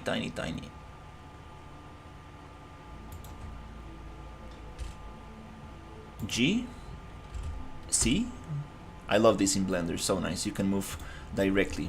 That's so cool. Blender is such a badass program, seriously. Scale C, just like that. Hey, we have an umbrella. Okay, so again, let's make it a little bit smaller. Too much geometry for just a little thing like that.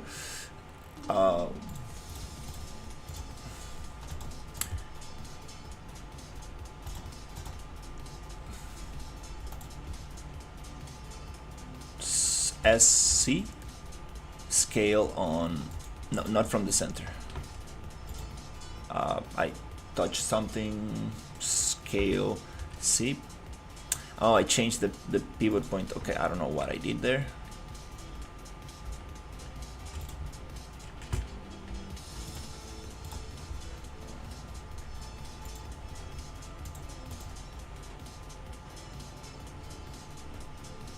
Definitely need to be careful with the shortcuts in Blender. You touch something and it's a very hotkey driven program.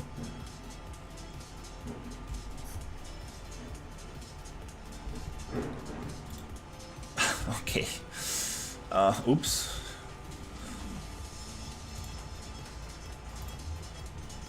Come on, Blender, you can do it, you can do it.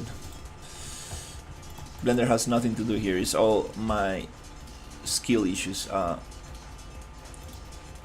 C, no, scale, C. scale C. I cannot see because the thing is too small. What's the length of this cable? Pretty lengthy. Can we see? Maybe 1, 2, 3. 1, 2, 3. Maybe shorter.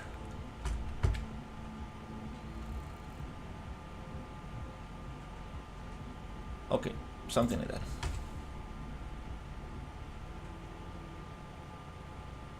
Okay, whatever, that feels right. So, object, G, C. Okay, let's push it down. Now, can we rotate this from a specific pivot point? I still don't understand pivot points in Blender.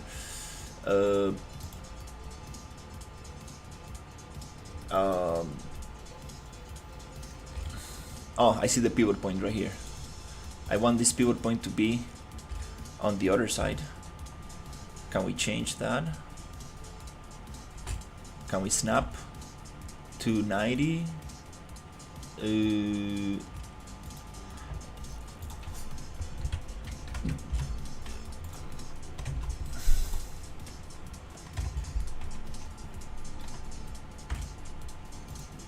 GC. I cannot see much because it's pretty small.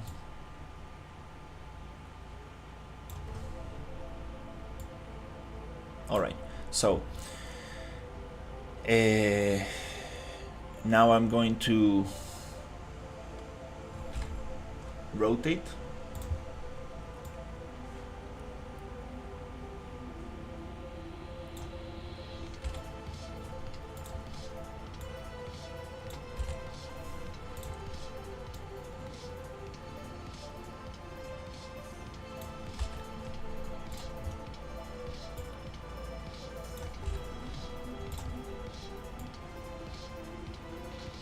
Okay.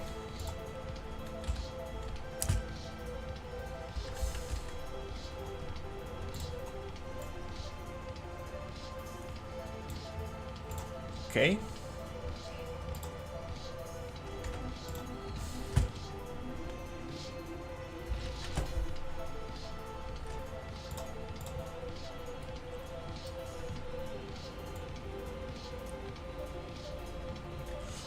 Can I snap rotation?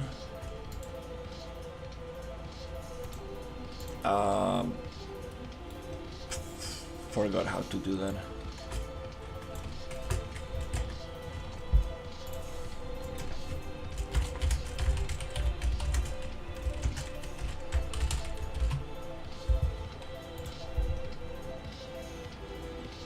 Angle snapping, control while rotating.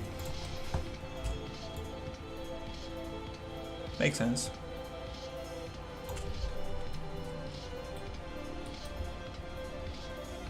This needs to be attached here. Uh-huh.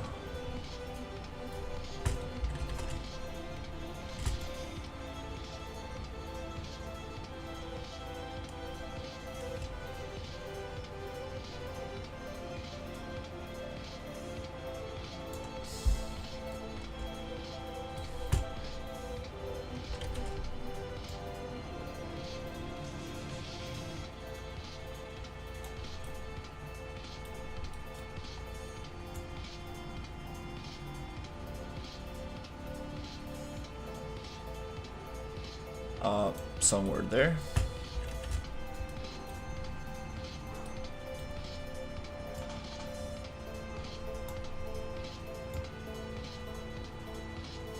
Okay.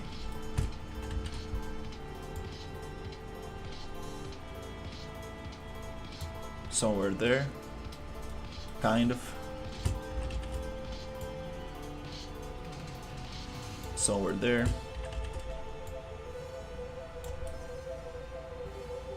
That's good. Somewhere here.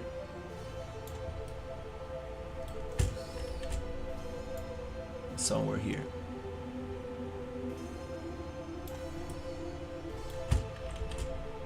somewhere here. One more. We can probably do this with a radial multiplier or something. Let me check. This one is wrong.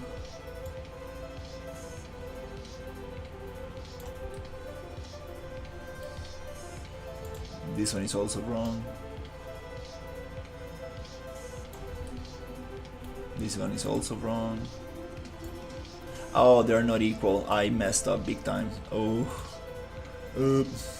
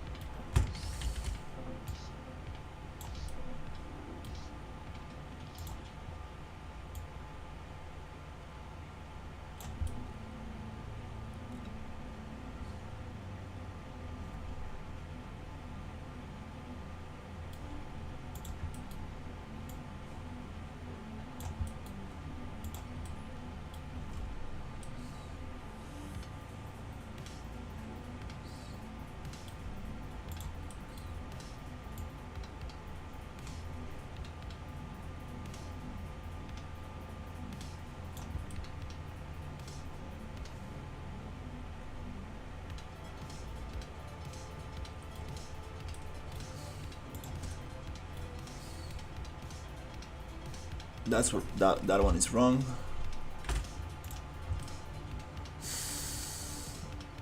This one is a little bit off. Can we change the pivot rotation to object from world? Object to world. Damn it, where is it? Object global to local. Oh, good job, right there.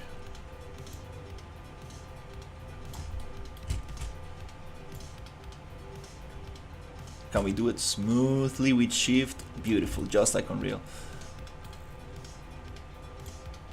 Slowly, beautiful. Nice, we got something. Hey, looks kind of cool. Okay, so now I'm gonna send this to my other computer, do some quick UVs, and it's kind of ridiculous that I cannot do this in Blender, but let's just go fast with this. Then I'm gonna cut off the thing here, get some UVs, probably align this a little bit. We can probably do this in Blender by just scaling up the whole thing a little. Let's get rid of X-ray mode, and we want the cables to be inside, just so we can hide them a little bit more. A little bit more. Let's up.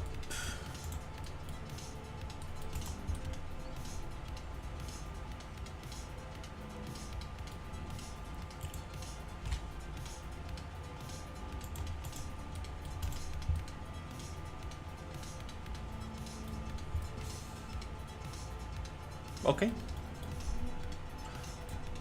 Right, I like this little thing, this thing here, this thing right here. I always forget how to move that around.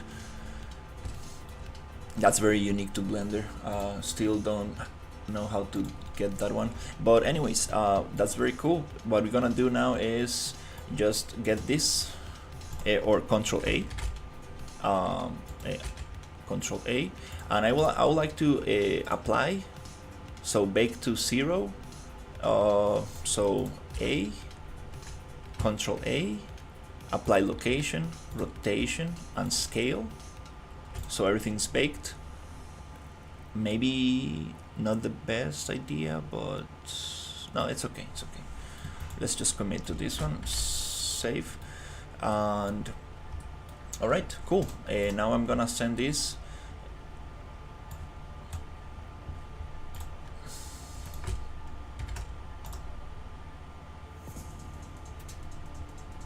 as an object or FBX.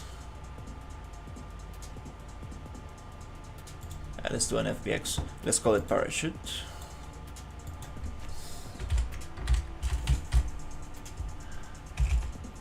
Parachute. Right. And I'm gonna give it a quick little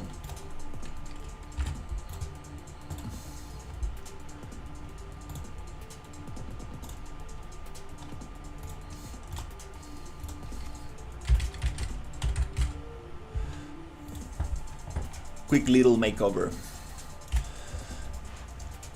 in my other PC.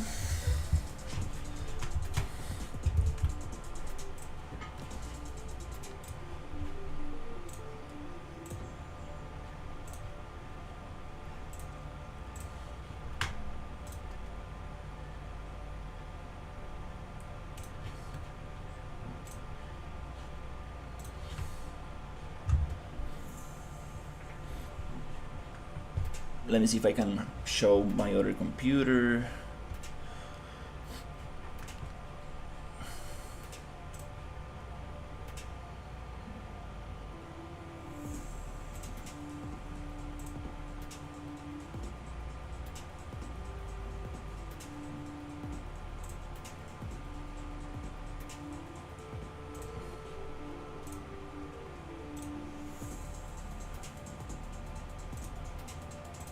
It's not a Windows capture, it is a display capture. Let's get the whole thing. Display capture.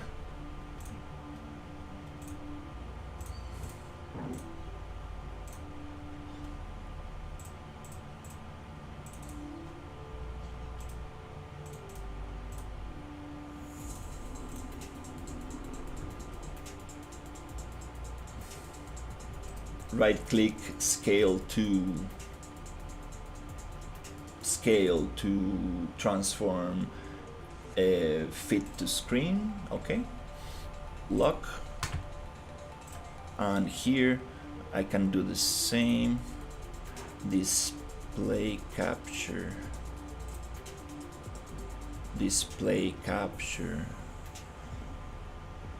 new, boom, boom, right click, transform fit to screen, lock. All right, now I think I'm showing the other PC. Okay, cool. So let's see if we can get this going.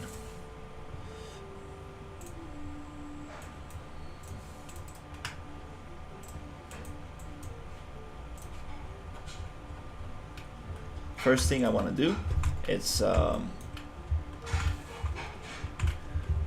get rid of these things.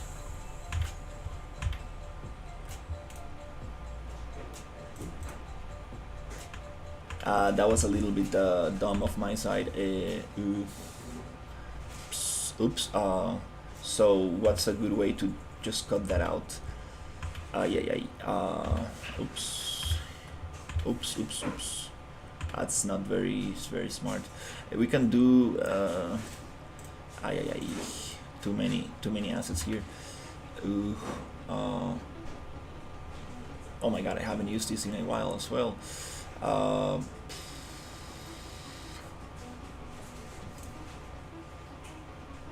Insert edge loop. Where is it? Oh, I forgot. There you go. Control click. Oh wait. Control Alt. How can I put this thing in my toolbar?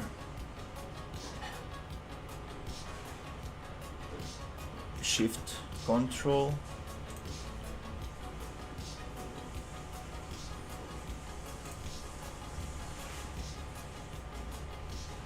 Come on, I should know this. Insert edge loop. Control, no. Shift Control click. There you go. There you go. Good job. So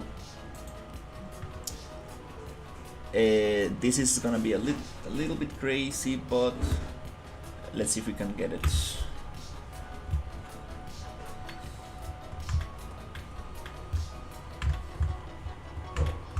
A little bit faster.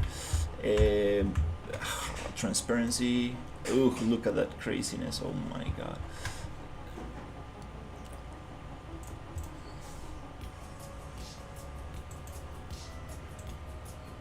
Oh, I see how it's going to get cut. Alright.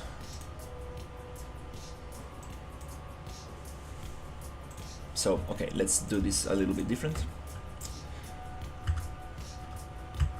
Height. Ooh, Control H. What? How do you hide stuff in Maya? Are you serious?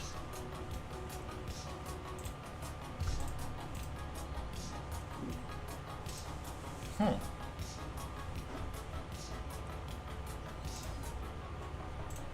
H? Yeah, it was H, but not in... Or Control Shift? What? Why is it not hiding stuff? Oh, it does not work from the outliner. Maya, come on, don't be strange. All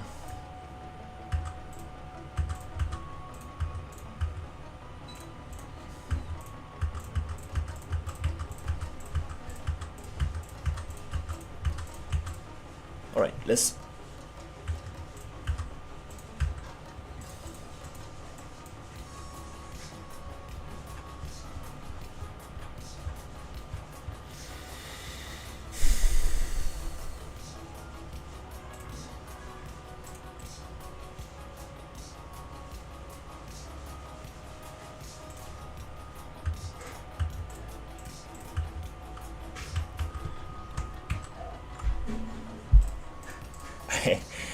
That's a little bit embarrassing. I honestly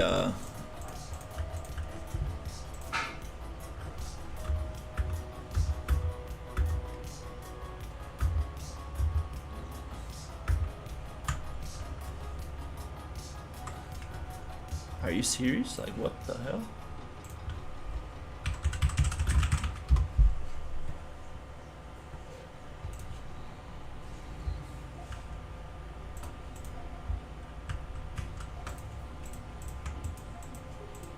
Is my keyboard not doing the right thing, or are you serious? Oh my god. Okay.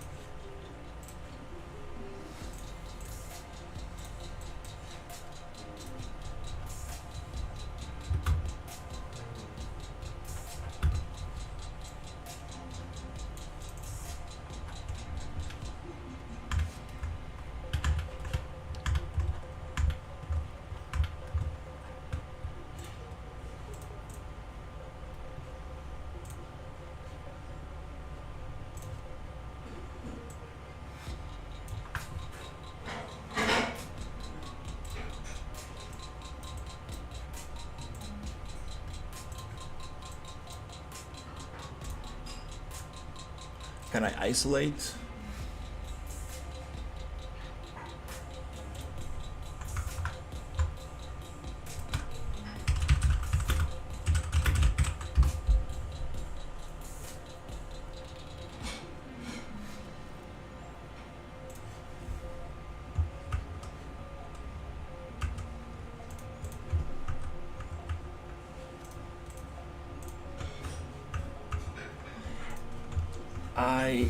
Jesus, this is freaking out.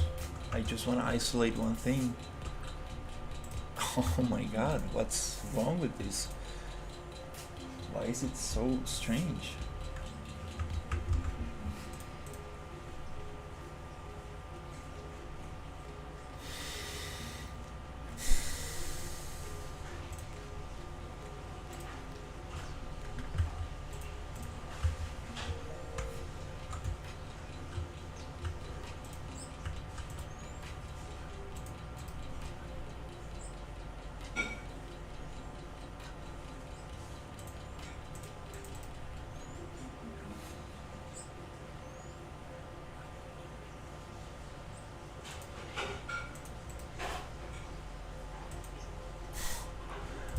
Dude, like, are you serious? Oh my god. I cannot unhide stuff. What the hell? Oh my god. Jesus. I think I'd rather just do this in real, to be honest.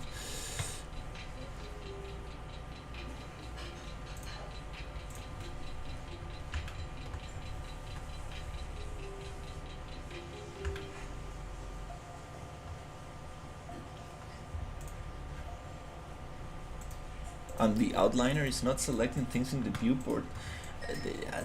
There's some weird stuff going on in here. Seriously weird stuff going on.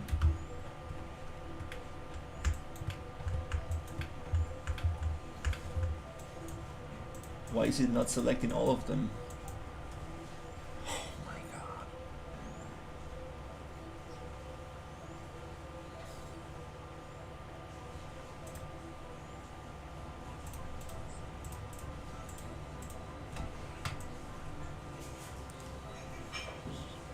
Control 1 if it is two separate objects. Control 1 if it is two separate objects. Is it because I'm selecting? Let's see, do I have? I want to go into object.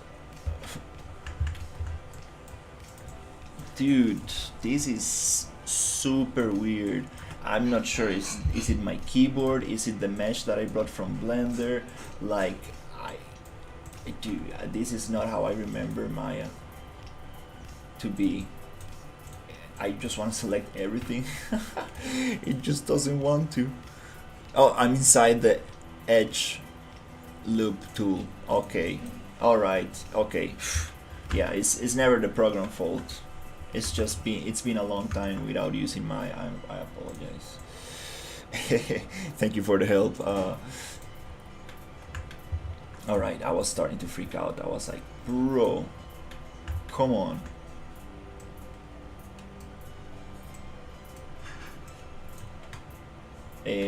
Let me see what's the best way to cut this out.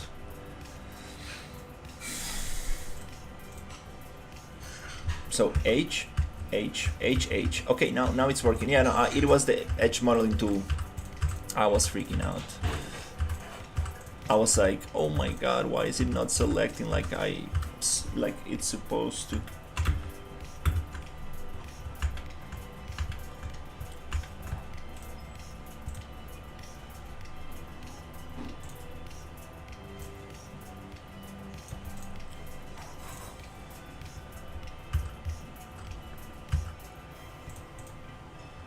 Oh, it doesn't like to hide when you are on edge selection. Ah, I see. Okay, so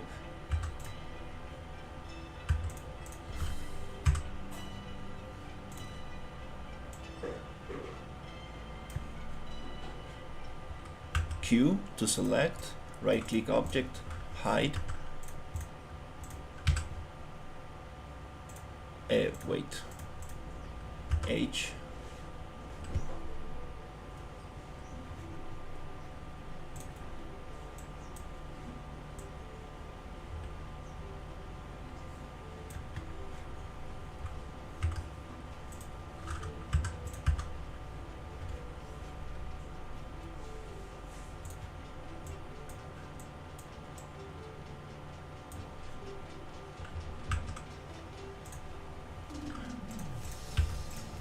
If any of my professors will look at this, they will be like, bro, come on, dude. What the hell are you doing?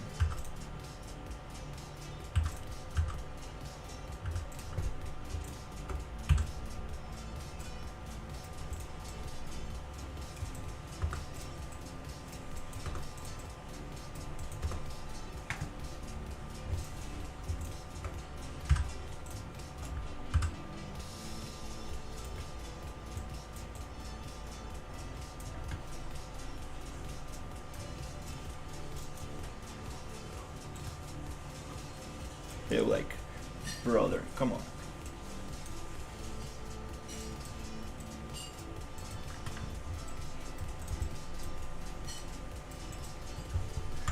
Go back to selection mode. I forget about that.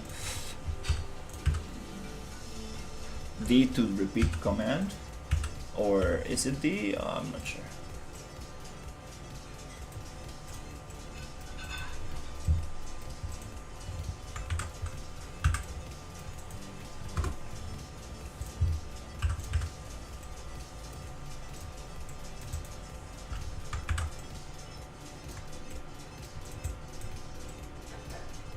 Q, select gone. Q, H, edge loop, cut, face, Q, get off. Okay, now we're cooking something.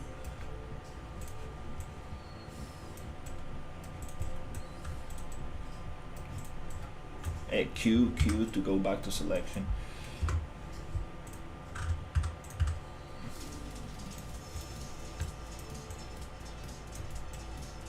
Q.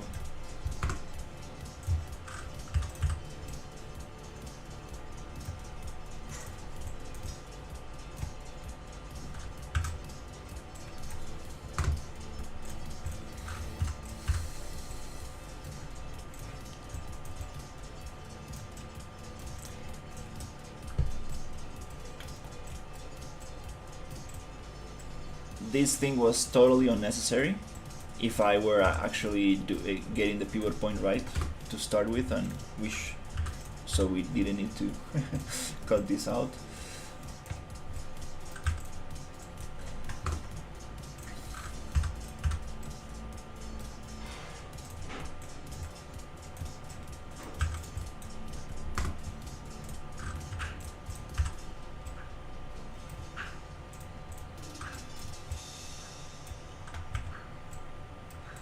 I'm making a parachute.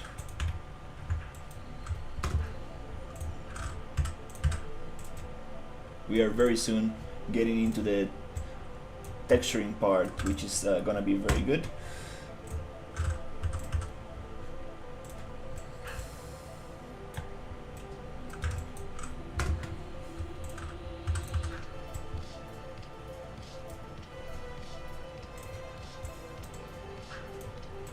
What I'm doing here is it says it is not being very smart because I was not using the right pivot point for this mesh, so I'm cutting out the excess.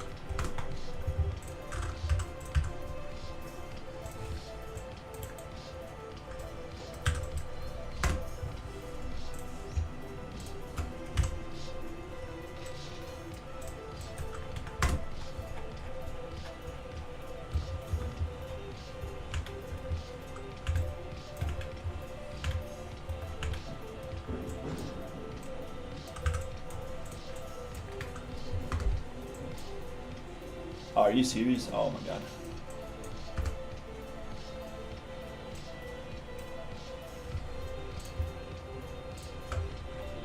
Okay, we have a parachute.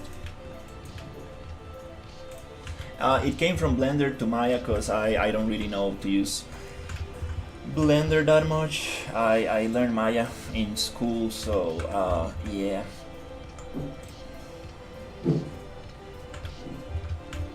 It is a kind of like a sphere, just cut.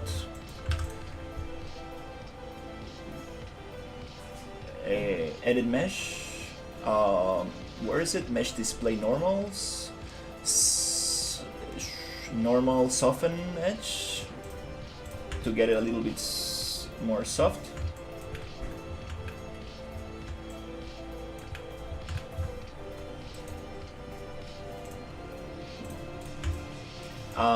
Too much. This is kind of like good. Yeah, we don't need more loops.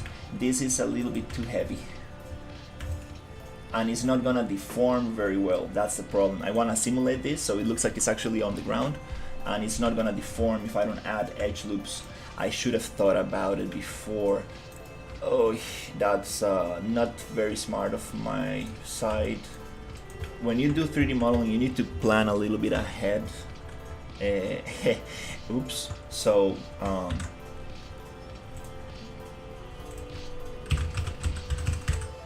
no problem.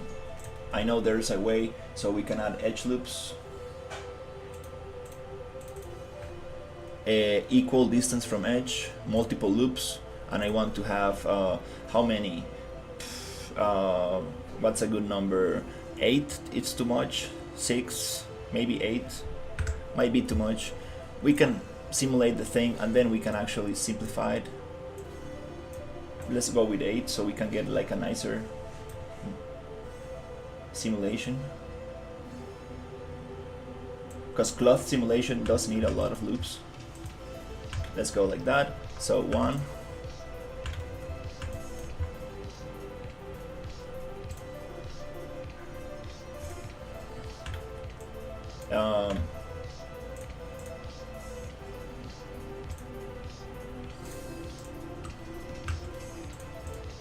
one, 2,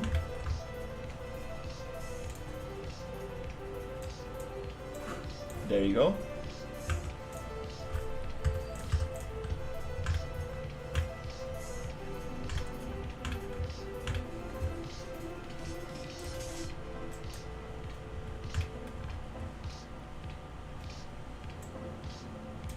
A little bit ridiculous, I'm sorry, I haven't been modeling a lot lately. So you can really tell that I totally forgot how to do things the smart way.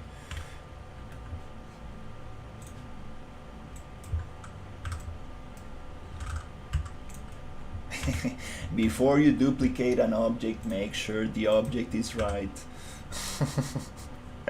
Number one rule.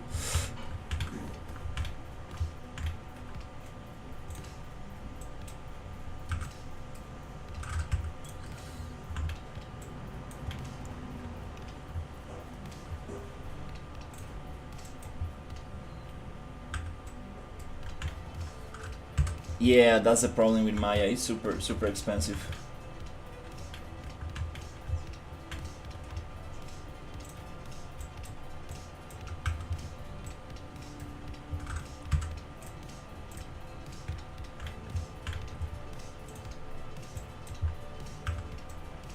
There's an indie license.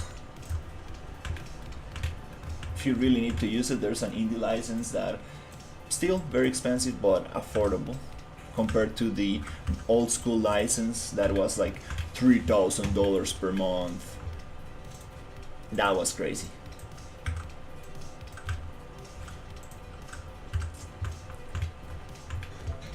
If you're not gonna use it for commercial projects, you can also just use the student license. You might need to have some kind of like a school association to it, or you can just get just use Blender. Yeah, just use Blender. That's the reality of things. Blender is a killer. You can do this in Blender, no problem. I just like Maya because the UV tools. That's the only thing that keeps me going back to Maya. You can get some very good UV tools in Blender if you get some add-ons. But yeah,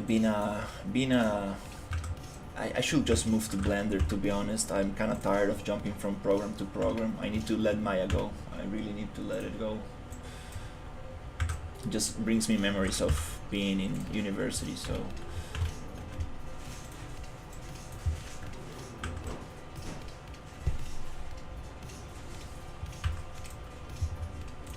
One hour later, like for example, like an actual 3D modeler like this will be like 10 minutes, less than 10 minutes, and I'm like doing the most ridiculous stuff on stream.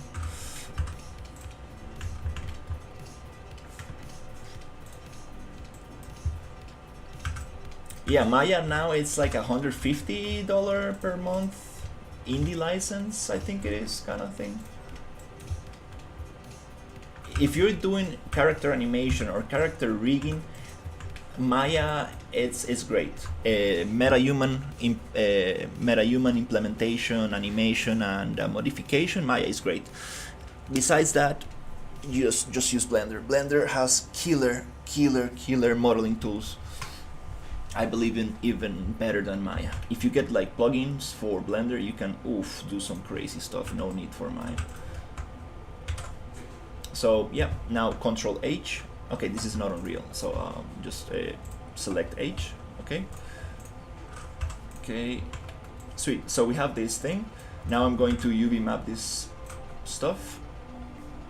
Okay, and we're gonna simply go to UVs, delete UV planner, and then we're gonna go here, and we're gonna look for a UV scene. I wanna cut it somewhere. It can be anywhere. It's radial, so whatever, but I know there's one place that is a little bit different than the others. It was 2 divisions. I think it's here, right here. Let's cut it here. Should we cut it? Yeah, let's just cut it here. So UV seams, Control X to cut, I believe. No, it is cut, right click, select, Control U to unfold, Control L to layout, Control U, L. That's good enough. That's gonna give us some better UVs, and then we're gonna get the rest.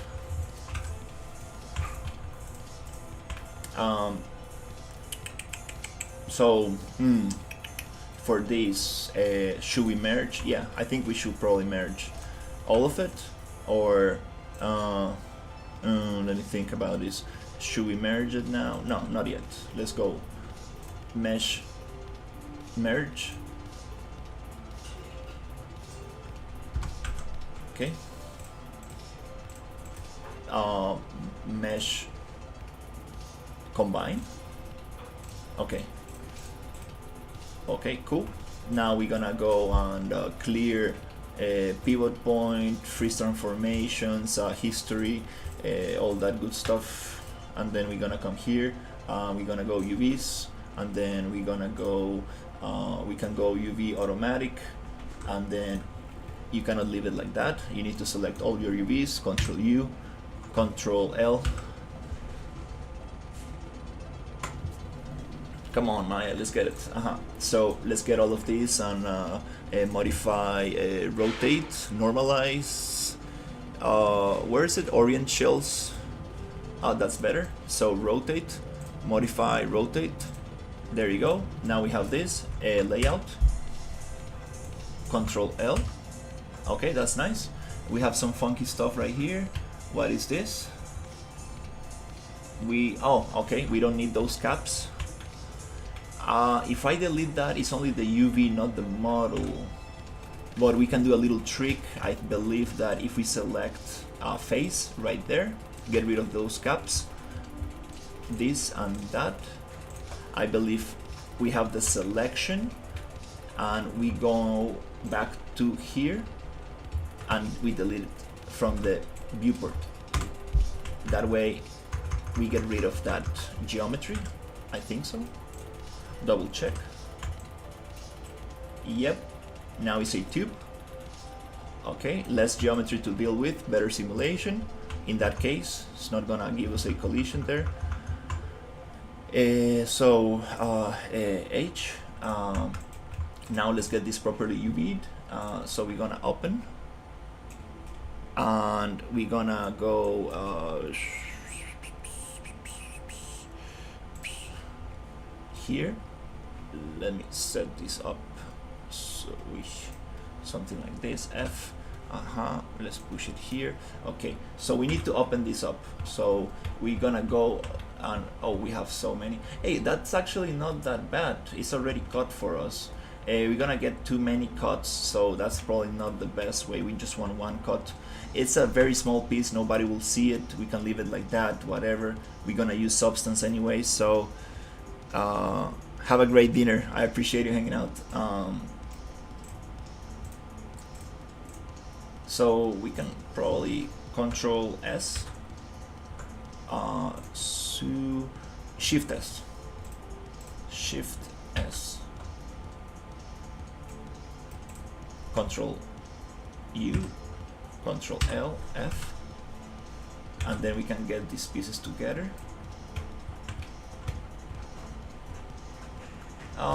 You know what? This is a very tiny piece. I'm not gonna bother. No time for that. Yep, no time for that. I think this is good enough.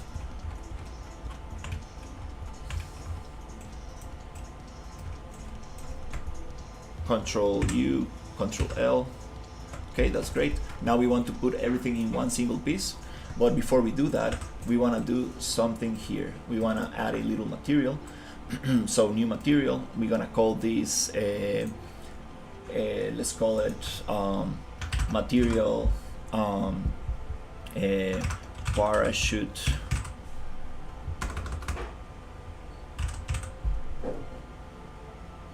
And then we're going to add another material.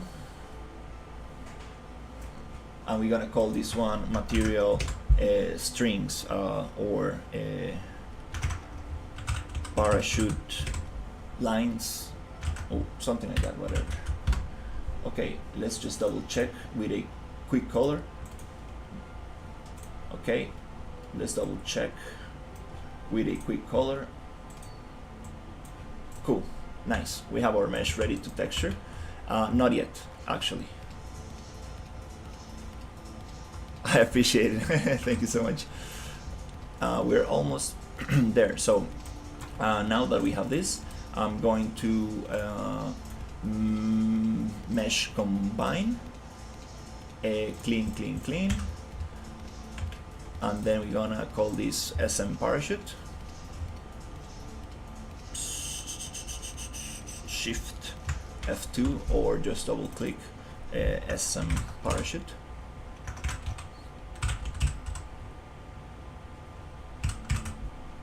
Right. Okay, now inside the UVs, we just need to lay out this a little bit. This is gonna take a little bit of resolution from our big piece, so just a layout.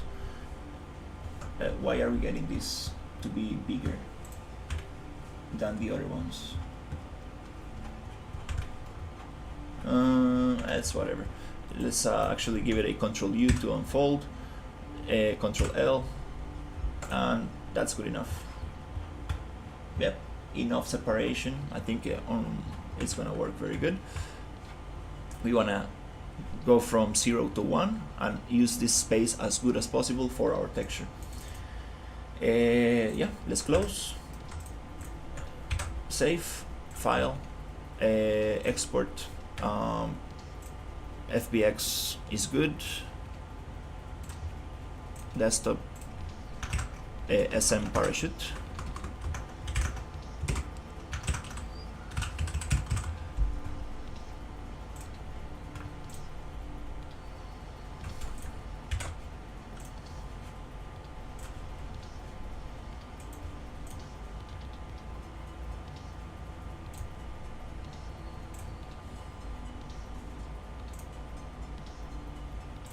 SM parachute.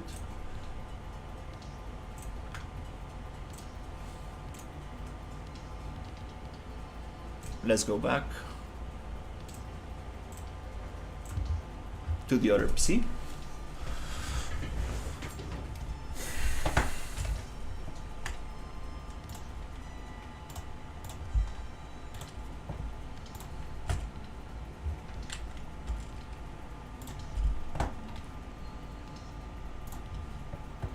Let's get substance.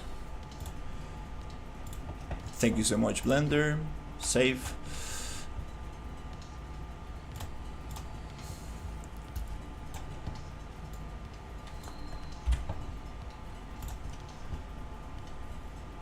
We're gonna go new. Let's work in 4K, then we export to K. We're going to use Unreal Engine, SM Parachute download. Sweet. let's go 4K. We're gonna downscale it just to, we don't want to auto unwrap, generate missing data only. Okay, let's go. We have our parachute here. So before we start with the parachute, we need to do a couple of things. So we have the materials, that's beautiful. We're gonna go mesh bake stuff. Hey, how's it going? Bake mesh, 4K for now. Leave everything as default, just bake it. What the hell is this thing here? Come on. Okay. What is that little thing there? Are you serious? Don't give me artifacts. This is a pretty simple mesh to give me artifacts. Come on. Are you serious? Don't give me artifacts like that. Oh, Jesus. Very simple mesh. Why are you giving me artifacts? That kinda sucks.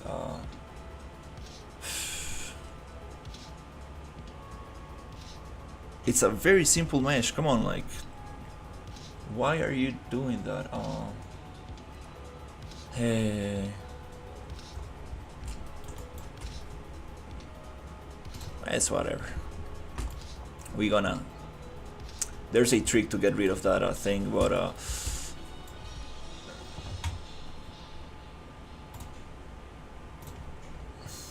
I don't understand. Oh, it's out of the UV.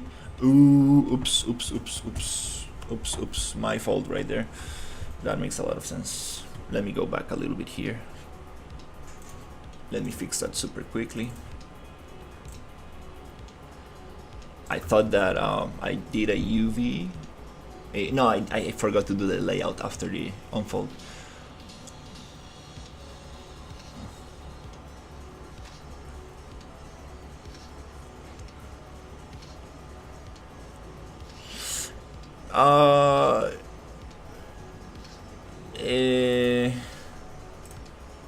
To be honest, I'm not really sure.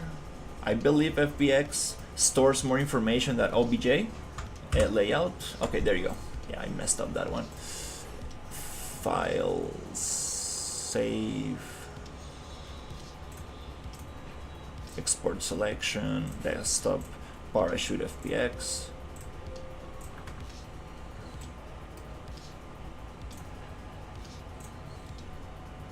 Parachute FBX, come on, do it. Great. Email. I'm doing it on my other computer. Respond. Parachute FBX. There you go. Paragut. I need to spell that one right. Sweet. So let's go.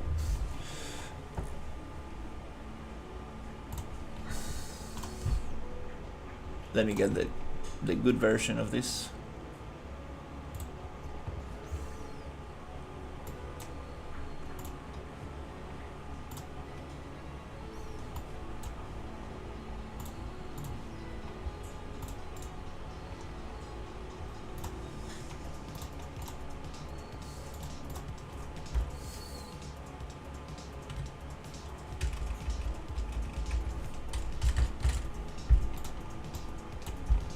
It's always the user fault, not the program fault. We're gonna go edit, reimport mesh, no, just new, whatever. Parachute SM, no auto unwrap, no generate anything, discard.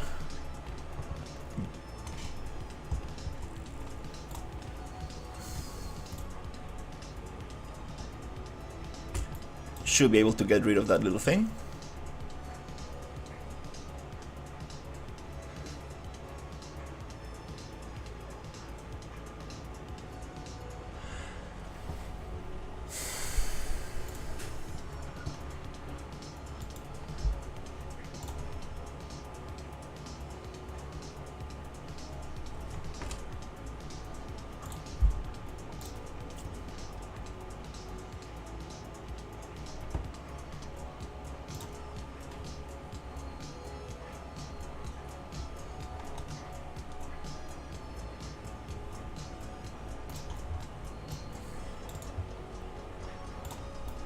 You need to be very organized with these files, because then things get very messy. Let's try it one more time.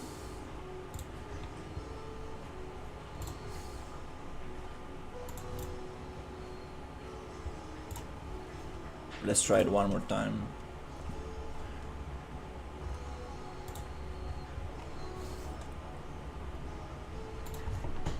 Pretty sure this is the file.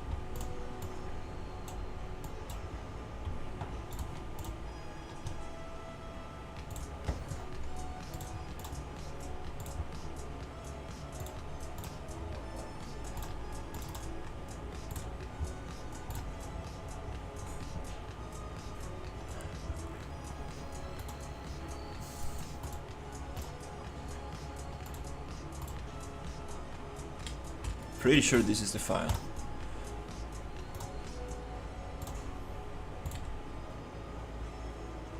Come on, don't give me problems. Come on, I think this is the file. Yep, just needed a little reset. Cool, yeah, right there.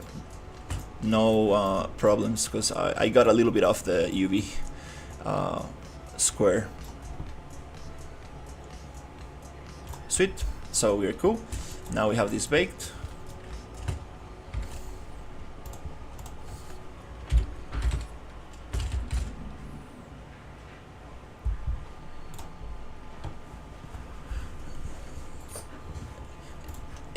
No, it came from my other computer.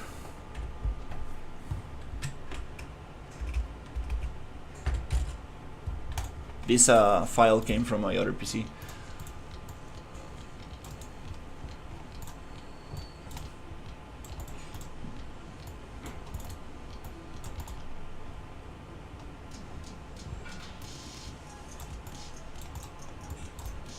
All right, let's go. So,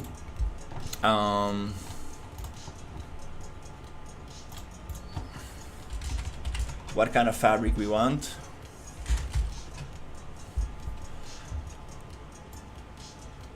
For the parachute. What kind of fabric we want? What are parachutes made of?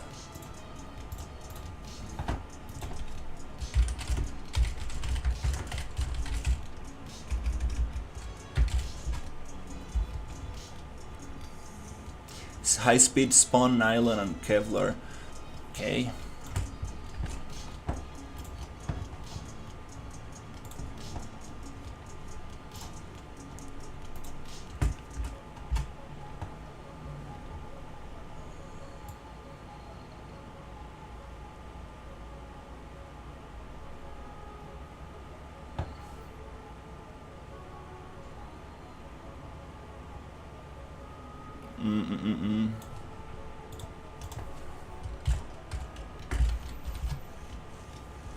That looks more like it. This is gonna be too noisy, too shiny.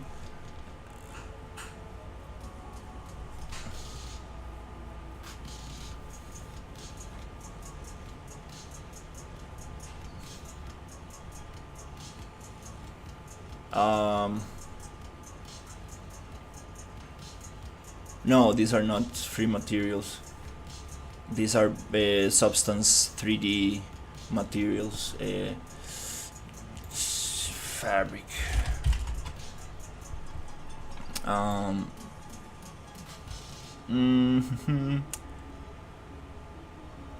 What is the look I want for this? Okay, something more like it's kind of hard to pick it up. I don't know. What should we use for this? Oh, so many fabrics. Kind of hard to know which one we need.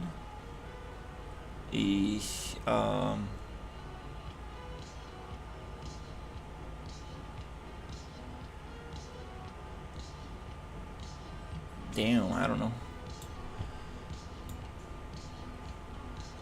I know I want something that is not too noisy.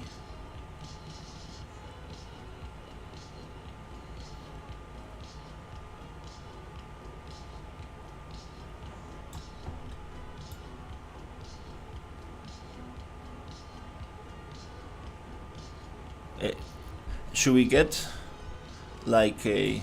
No, these are not free. These are Substance 3D assets. Fabric, synthetic, something like shiny plasticky. Make it like a little bit more sci-fi.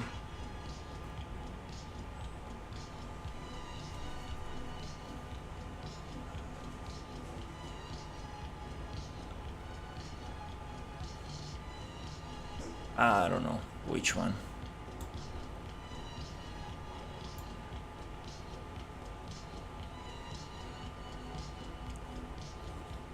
I know that if we add too many dots and stuff, it's gonna be too noisy. It's gonna look very, very strange. Car metallic fabric cover.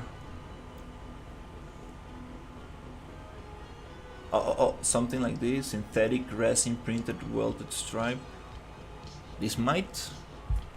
When you're using lines in materials, you might not get them aligned properly and might look very strange. I think we should go safe with something like this. Yeah, maybe this one might be good.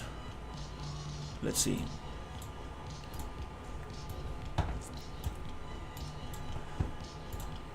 If that works.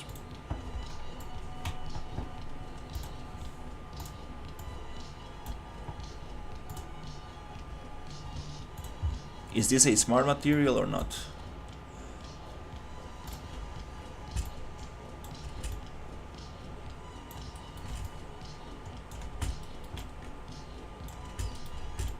Okay, that kind of gets the job done. We can actually add some lines and some stuff. Let's see. No, it's not an NFT.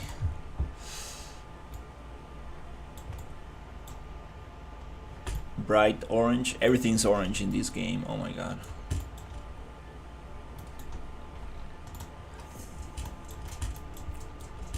Yeah. I haven't used Substance in a while, but I kind of want to add some stripes to it. That'll be cool. Some like white stripes. How do I do that? White stripes.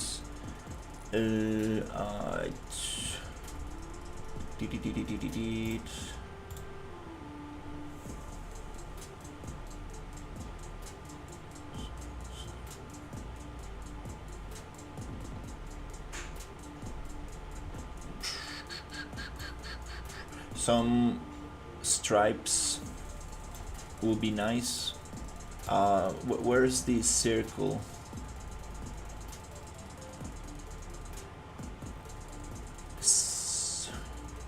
This might look cool. This looks like a plate. This might look cool.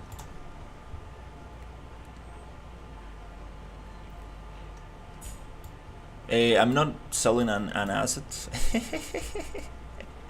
No, I'm making a game. Can we snap to perspective mode? There you go. Is that... Nope, that's not isometric.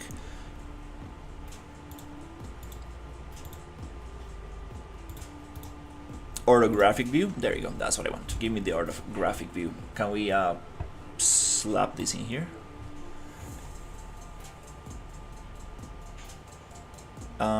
There was a very good way to do this, and I totally forgot. Was it a fill layer? And you get this here, and no, we need to do a projection. It's not gonna allow us to do it with the UV map that I got right here. So how do I do a projection? I forgot. Oh my god, I totally forgot.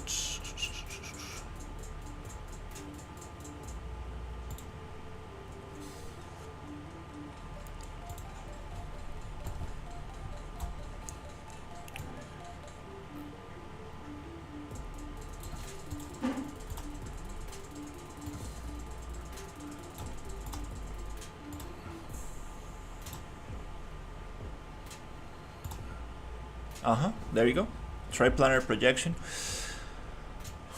So it's not gonna use the UVs, it's just gonna drop it like a projection on top. So tiling, no. Scaling, scale. Is it here? No, that's scale.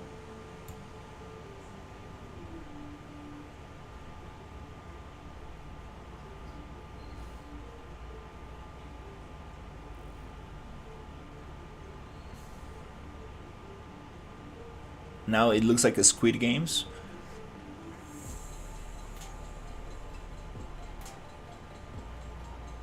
I used to do motion graphics before, that's cool. Okay, that's funny. So anyways, that looks very funky, we don't want that.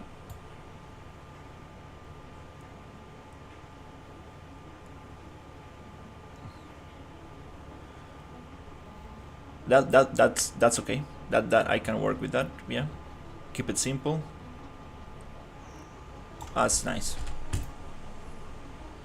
Yeah, single stripe.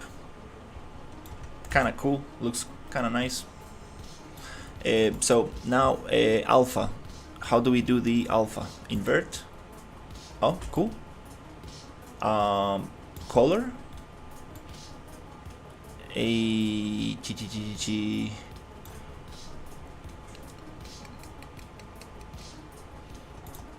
How do we do the color? So we are using color for this. I forgot absolutely how to do this. A material mode.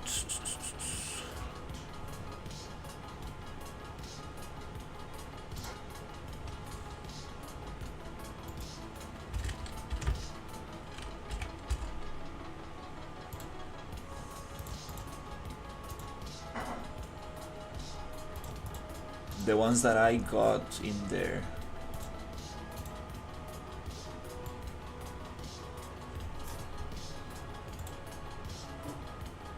Oh, it shows you the... Oh, that's very cool. Shows you all the steps I did. That's very nice. The history. Oh, that's super nice. Oh, there you go. So let's try it. Let's try that one, but...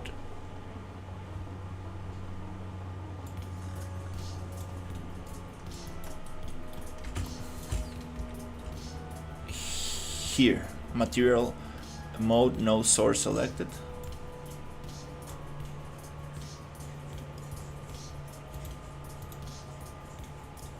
Add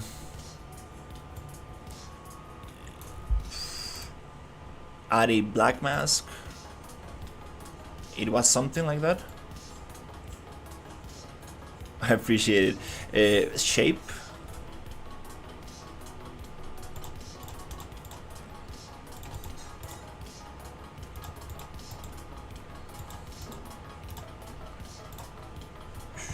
Shape, circle,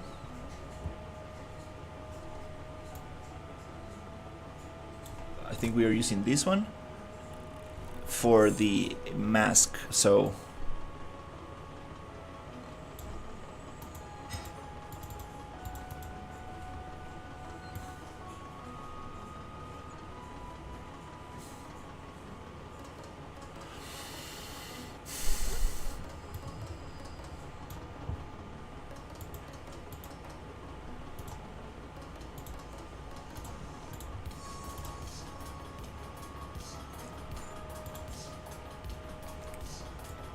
what was it? A black mask?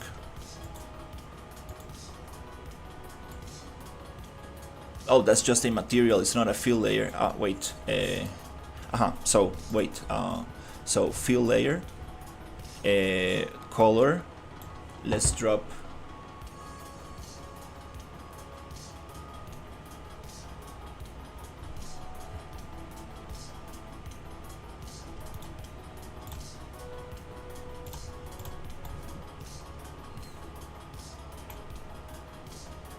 This one as a fill layer. Let's add a black mask to it.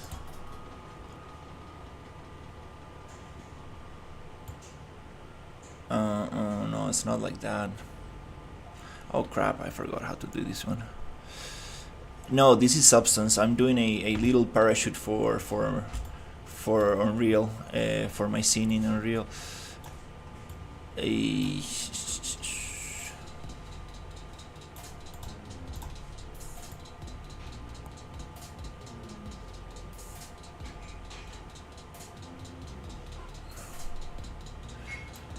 I got my scene here in Unreal. I'm trying to make a parachute, like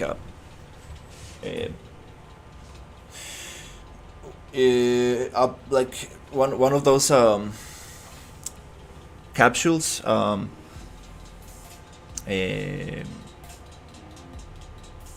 my god, I lost the word. When you're about to crash and poof, it shoots you away, ejects you. It ejects you from the ship. So I want like a parachute to be like laying there. So that's the thing.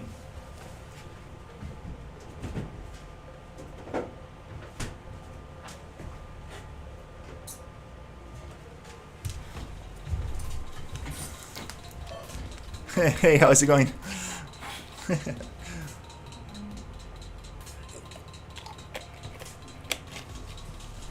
Yeah, I'm sorry, I totally forgot how to use Substance. It's been a long time, so I want to see if I can get a cool mask here, but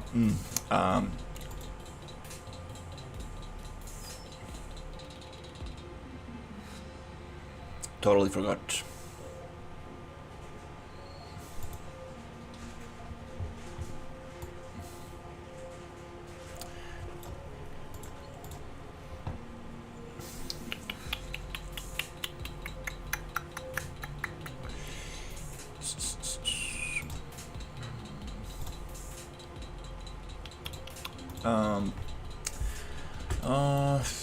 Totally forgot how to do this. Damn it. I've done this before. Let's give it one last try. If not, I'm just gonna go look for a tutorial.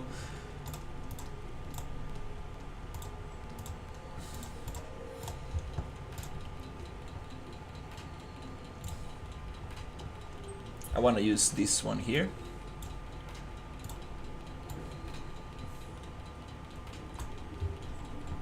As a triplanar.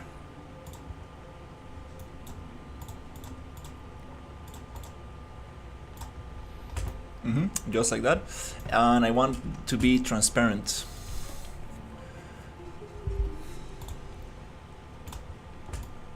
The other way around.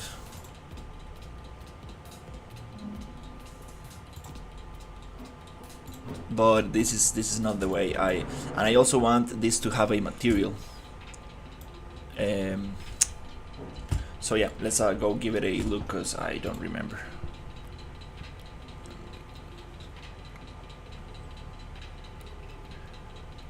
Yeah, hey Sisa, how's it going? Cloud physics are going to happen in Blender. How to make a mask in Substance. This is so basic. Oh my god, I cannot remember how to do it.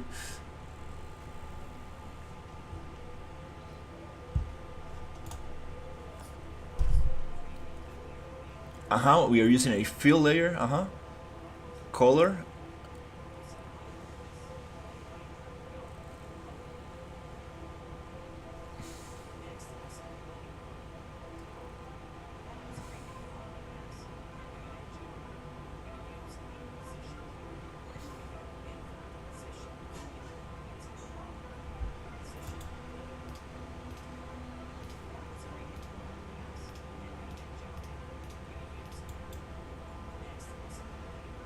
He adds a black mask. I remember that. And then he adds something to the black masks. I think I'm doing this the other way around. Let me see. So I think it is fill layer, right click, black mask. On the black mask you drop your thing. Boop, there you go. That's how you do it. Yep. And then you go thank you, Cesar. Let's see if we can get this to look somewhere cool. So we want not to use the UV map, but we want to use the UV projection, the triplanar projection. So here we're gonna go triplanar. Boop. On the mask, can we also do that on the mask triplanar? There you go, that's what I want.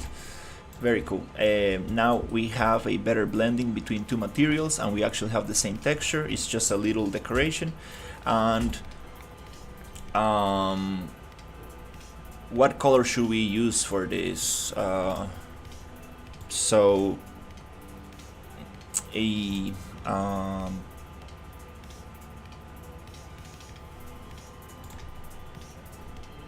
what's going to look good here? Everything is orange anyways.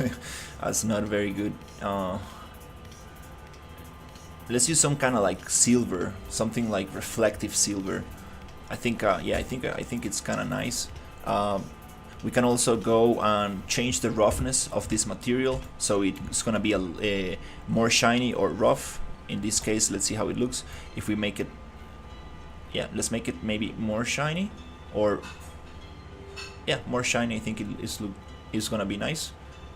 Kind of like trying to replicate those shiny materials that people use to run in the street, that are super shiny, like crazy shiny. It's crazy material, kind of like the stop signs and stuff. Okay, that's kind of good.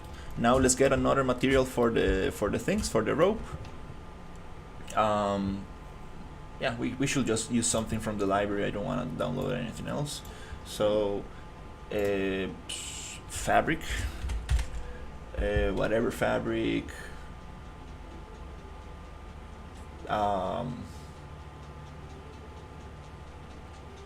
Nothing with too much texture. I want something clean.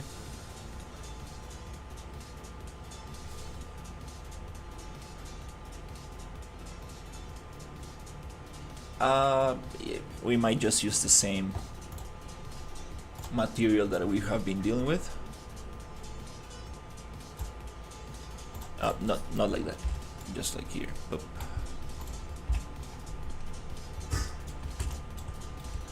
And this one, I don't want to make it shiny. This one we're gonna go and make it not shiny. So metallic roughness. Yep, I want to take the shine off that, and let's try to make it maybe white, or maybe yellow. What makes good contrast? White. I think is good. Yeah, let's keep it like that. Let's try not to mix too many colors. I think that's good enough. Sweet. Is this a good size for the texture? Let's keep this big so we can see, actually appreciate the wrinkles. Yep, that was a quick parachute. Just to have a little bit more original stuff. So cool. Original stuff made with a bunch of substance acids. Okay, anyways, so yep, let's just save this, and we're gonna export. So Control Shift E.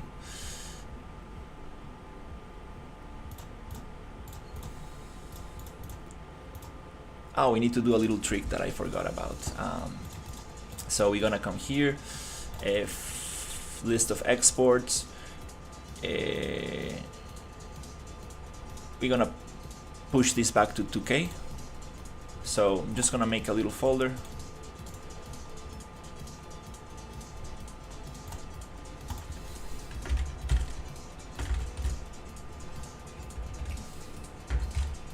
Parachute. Desktop. We're gonna export there. Settings, change this thing. Desktop parachute, select folder. Let's export. Yeah, let's do the downscaling on Unreal. All right. So here's a little trick. Here's a little thing that I Actually haven't done it in a while. So we're gonna add a little thing here so we can combine these two textures into one. We're gonna add a little thing called a alpha layer. Here we go, channels, alpha layer.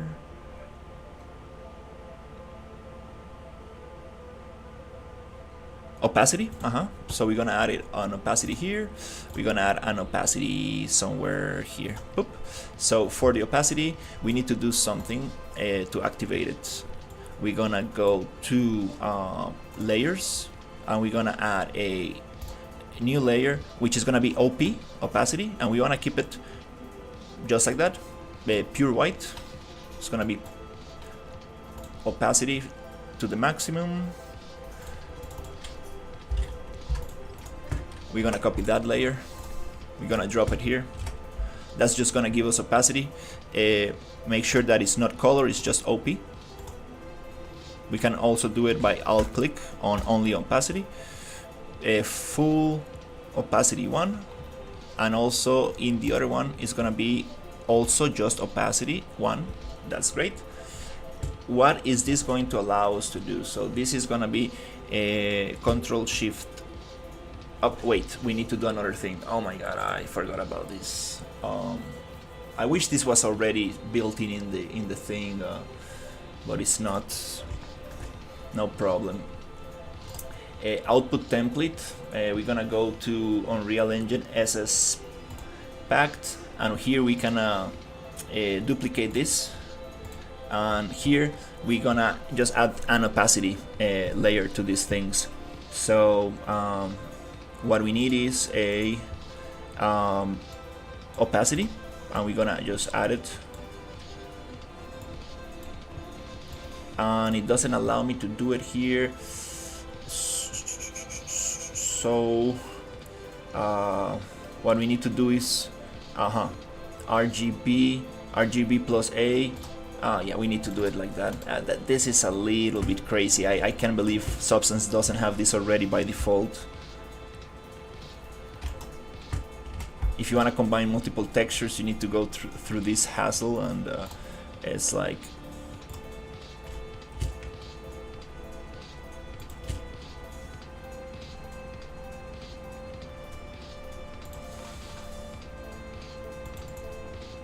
so RGB, base color RGB. Why is it not showing the RGB like this? Is it like this, or like this, or like that? No.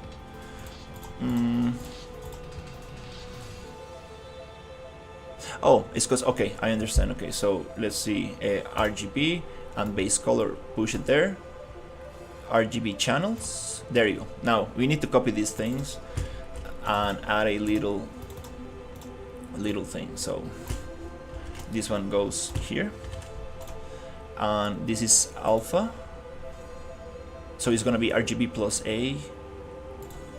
Okay, yeah.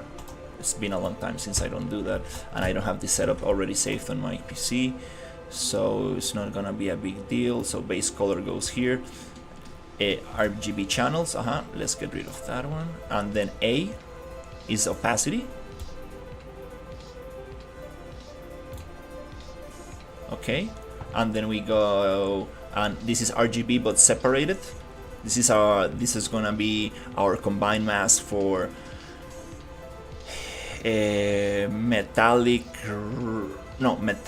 roughness, ambient occlusion. So we're gonna get RGB separated, and here for red we use ambient occlusion.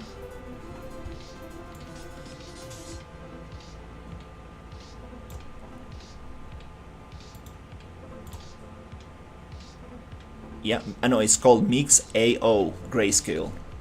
It's called Mix AO. If I'm able to find it.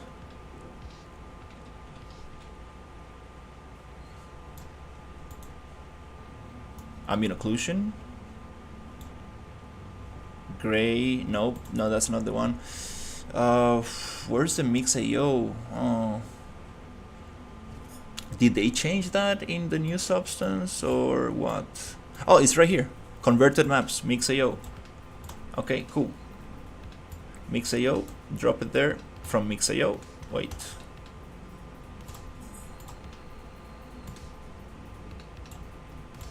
Why is it not letting me do it? Let me see.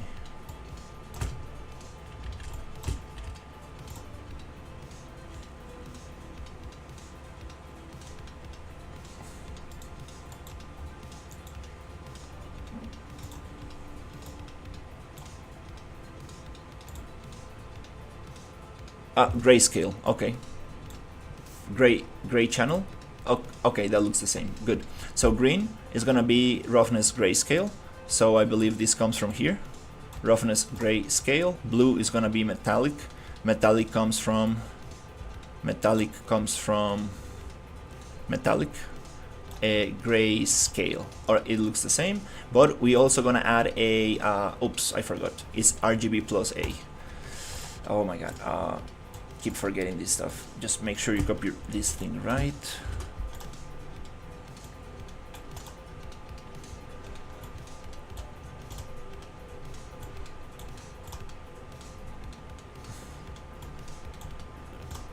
A from opacity. All right. And it's opacity from grayscale. Yeah, like this. Okay, perfect. So boom, boom, boom. We get rid of this. Okay, we have two more to go. So let's do the normal one, which is gonna be simply a RGB plus alpha separated. No, it's RGB plus alpha like this, and then RGB comes from a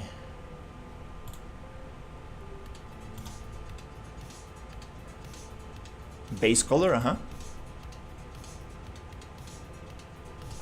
No, wait. Nope, it comes from normal. Yeah, we're trying to do a normal map. Which is normal DirectX. RGB channels. That looks the same. Let's get opacity from grayscale. Okay. Now the last one is gonna be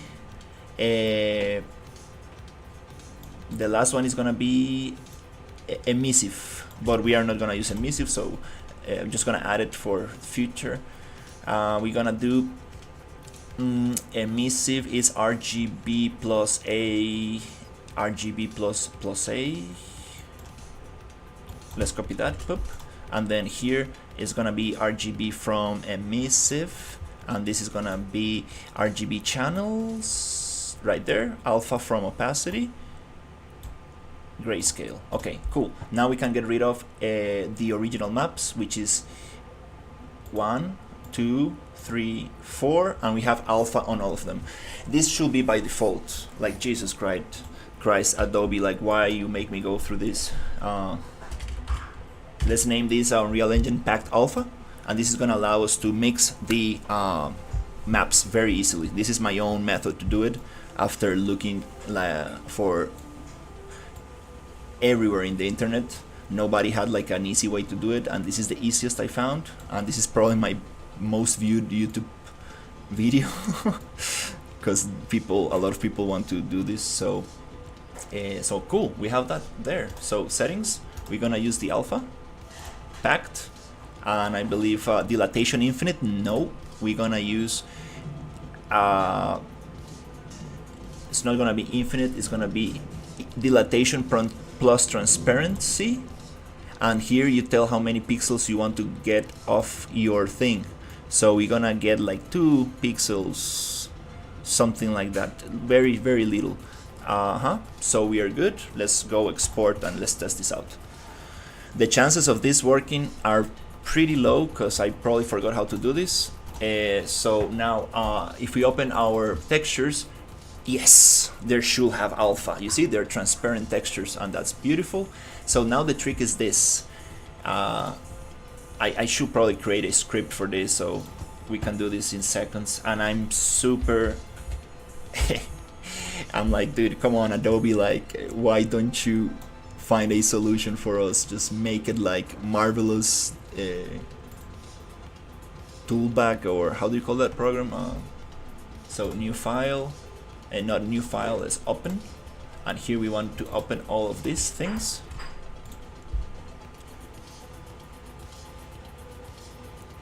Okay, so okay, to be more careful, actually, let's we need to mix all of this in one single thing. So let's actually do it the other way. This is the part where you can mess up and things won't work. So you need to like be careful here and be like, let's actually close that and let's just let's start with the base color. Okay, cool.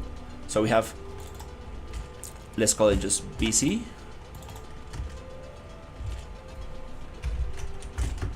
Lines. Then I add the base color of this. Make sure that it matches nice. So we're gonna combine those two as BC, Control E. That's our base color, parachute, sweet. Let's hide that layer. We're gonna combine emissive. Emissive layer, just delete it. It doesn't have emissive, whatever. Let's save time here. So let's go normal, plus normal. Maybe if you let me drop it. Nice. So that's gonna be our normal. Let's just right there. Let's hide. Then we go ORM plus ORM 1, and let me just drop it here, and ORM drop it right here, and that's how we combine our textures. So we have 1 and 2, Control E, and we have 3 beautiful textures instead of 6. And if you're doing this with a asset that has like 10 material IDs, this is a very good way to do it, but it's a nightmare to do this. So what we're gonna do is just export these maps. So we're gonna make a new folder just to get rid of all or hide our old stuff, and we're gonna go here and just copy that name, and be careful with the naming. So here we're gonna export this as a texture parachute, if I can spell that, parachute, ORM, occlusion roughness metallic T, and we go here and we copy that and we drop it. Okay, then we're gonna get our normal, which is gonna be T parachute normal. Then we're gonna get our color, which is gonna be T parachute base color.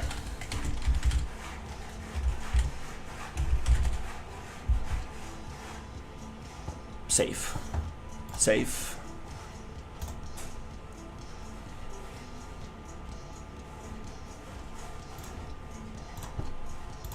I don't want to delete this folder just yet. And now we're gonna test if this actually works in Unreal before we do anything more. So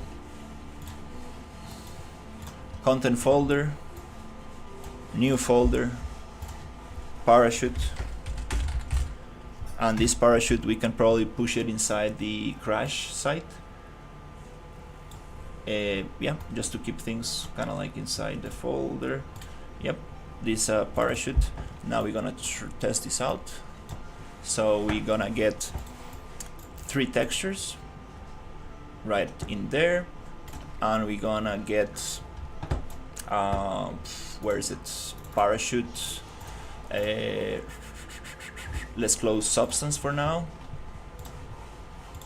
It's a really heavy GPU program.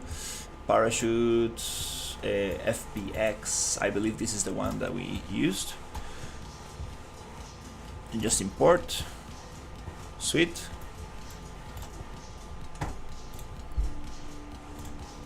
It's gonna give us 2 material like this, but we can change that. So right click base color, create material. This material is gonna be named M parachute.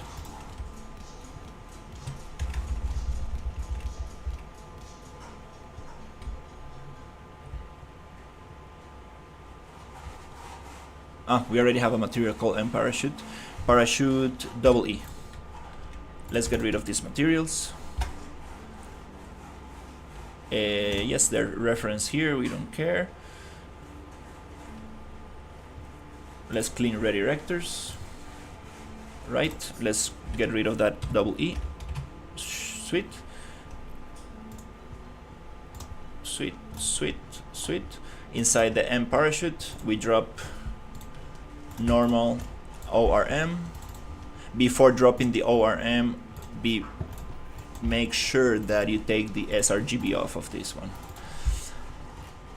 sRGB off, that's gonna allow us to use blue, green, and red channels.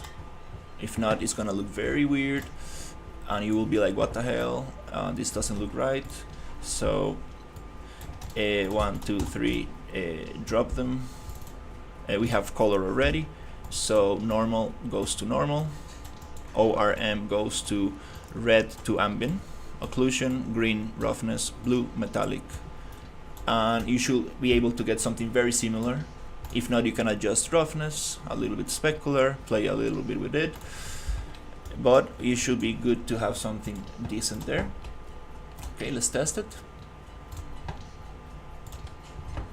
Let's open the parachute asset, and here we're gonna get this one, and we're gonna drop it here and here, and we're gonna save.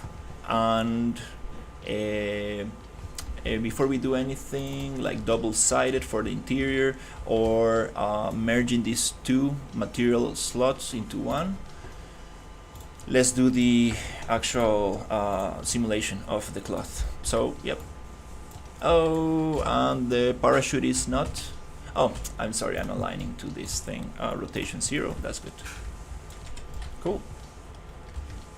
And we got an asset inside Unreal. Let's test texture, density. It's 4K, we're gonna like cut it in half for 2K. Let's check reflectivity, roughness, and I think it kind of looks pretty similar to what I wanted. We have a different material reflection, roughness on both colors. I like that. It's rough on the lines, on the cables. So yeah, it's pretty much approved. Let's go with simulation now. Hey, how's it going? So let's open Blender and see if we can get a simulation for this parachute. So we can do it in multiple ways. We can do it here. We can just drop it on a flat surface, which is probably the smartest thing to do. Because if not, I will need to kind of like remodel this surface and try to get it like very nicely somewhere here, which is gonna look way better. But let's just make a flat simulation for now. Let's keep it simple for now. So inside Blender, I just want to drop my parachute, and I want to see if I can simulate this on a plane. I haven't done this in a while, so let's see if we can actually get this to fall down in an interesting way.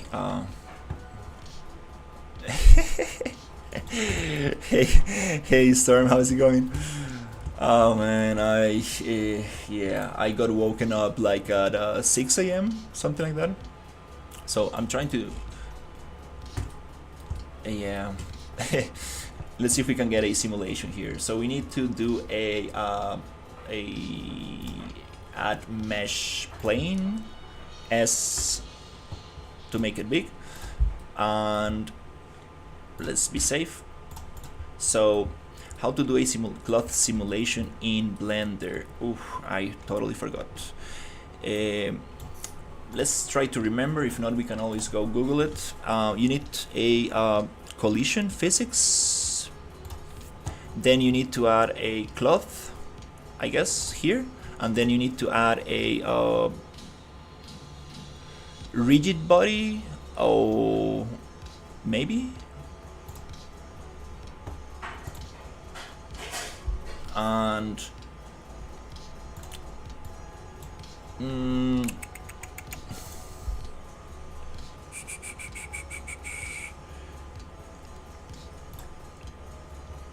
And it's time to Google this because I totally forgot. But you can get very good simulations in Blender.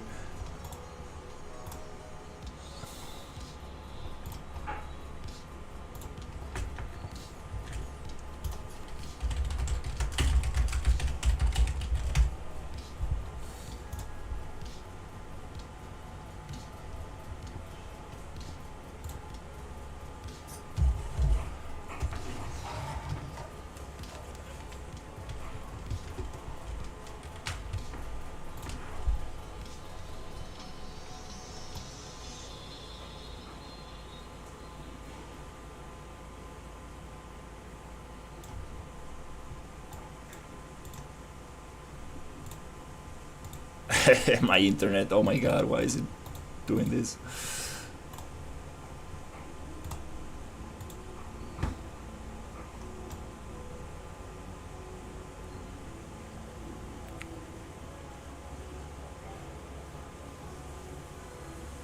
Are you serious? Like, what the hell is going on with my internet today?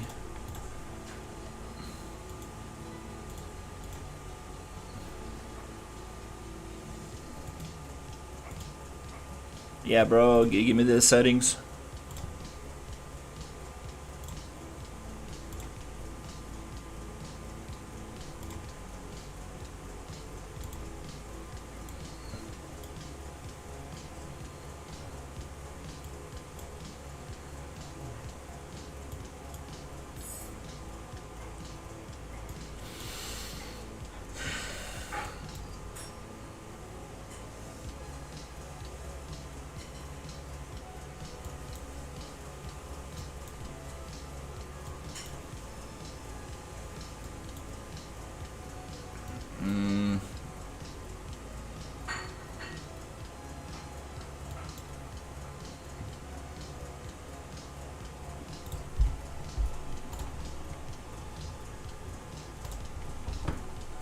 Let's see if we can get this.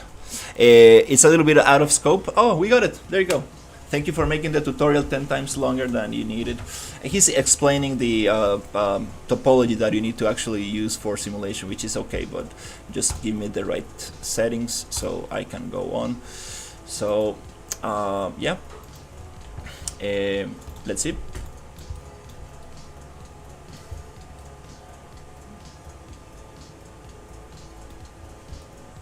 And that looks absolutely terrible. So we're gonna go back.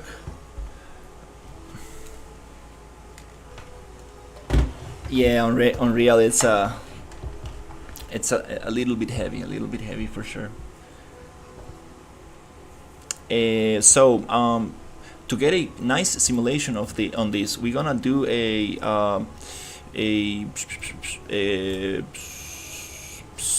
subdivision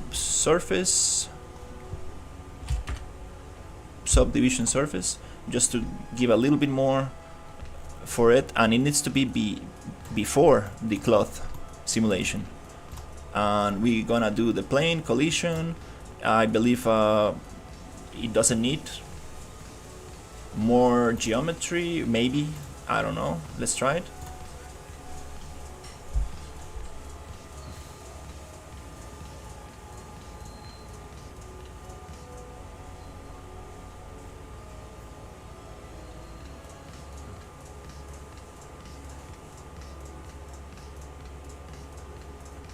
To get comfortable in Unreal,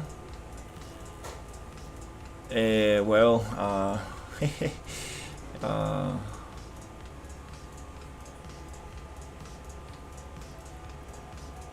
I'm still very far away from feeling comfortable.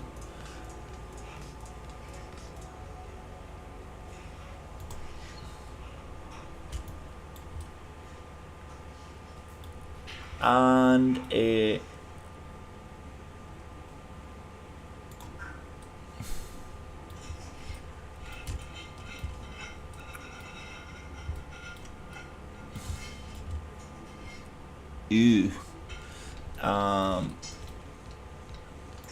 Look at this thing right here. Oh my god.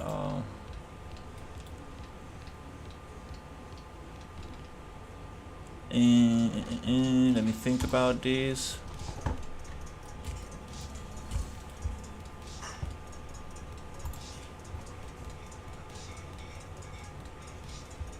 think we have crazy amount of... Nope, we don't have enough.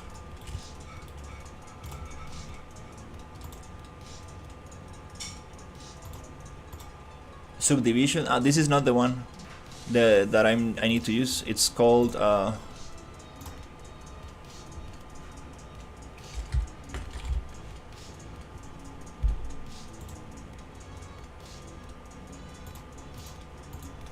no, I think they changed that now. Yeah, I think it's not with this. I think it's a control.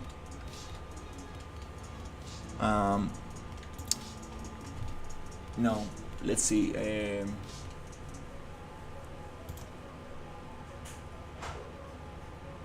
Mesh.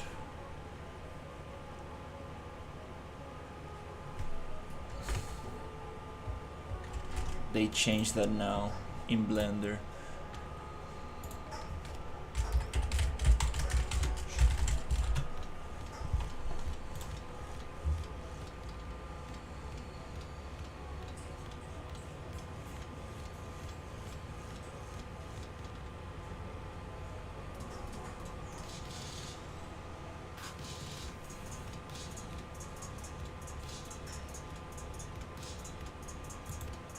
Oh, okay. We need to probably apply it. So, yeah.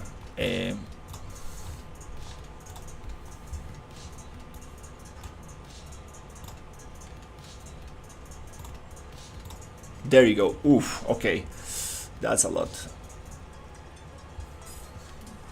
Let's see. Are we gonna get?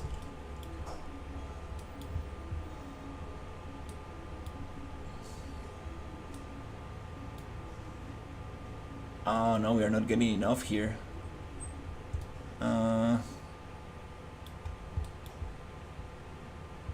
We are not getting enough loops here. Shit.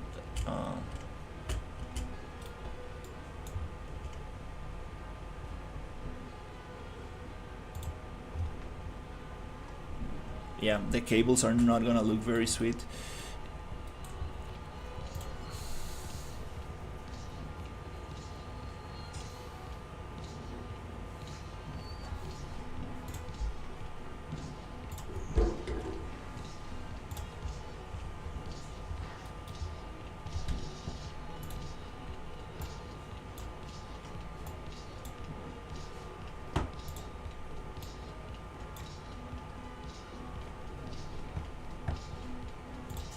Yeah, they're not gonna look very sweet. Those cables we need to subdivide differently from the top. They're not gonna look very nice.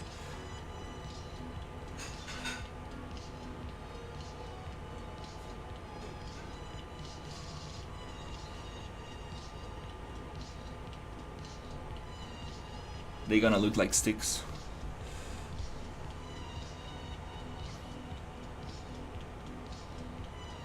Or maybe not.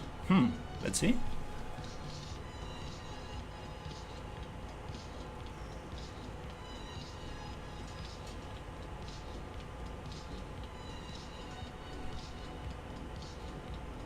Oh, I think they're looking a little nicer now. Nice.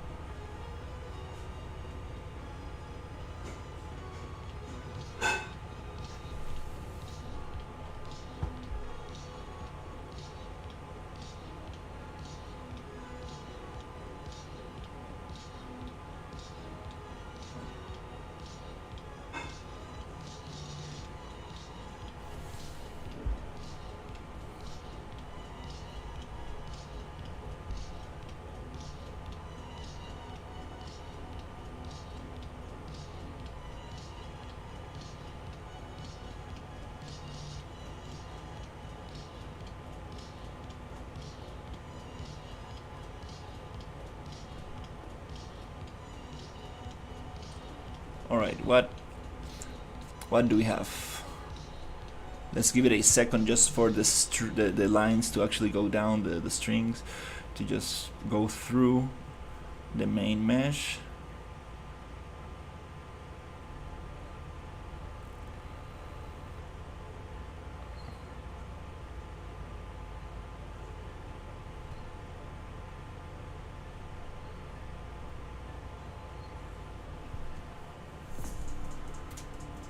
Oh yeah.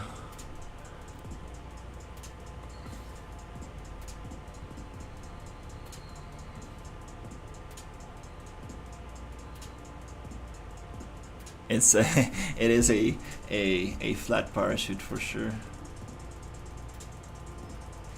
Okay, I think we can stop it here.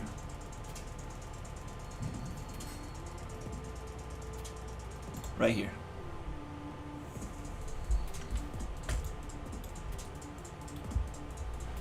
That looks kind of nice. These strings are a little messy. Yeah.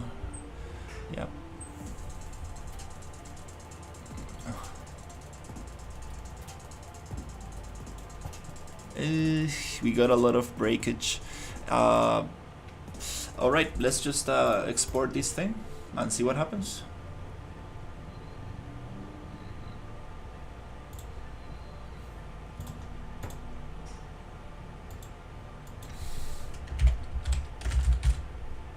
Parachute simulated. Just sim. Let's see if we can. Let's see how it looks in Unreal.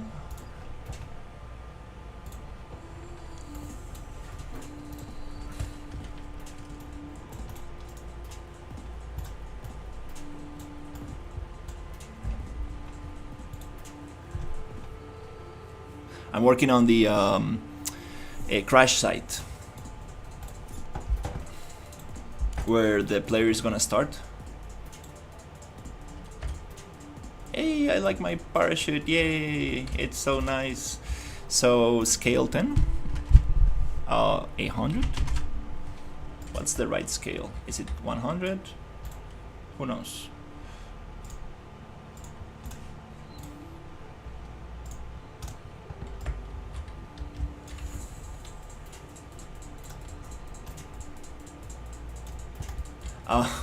Oh, that's funny. I don't.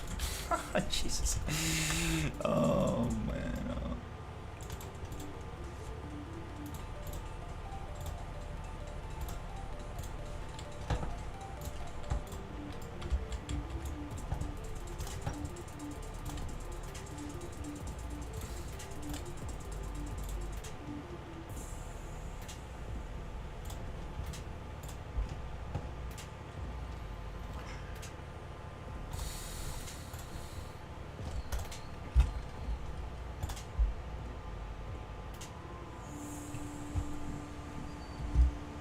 Alright, let's see how that looks.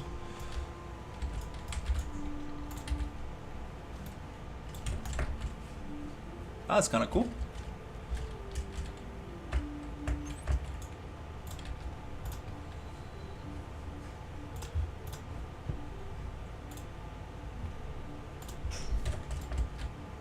Okay, now can we get rid of that super nasty sharp stuff?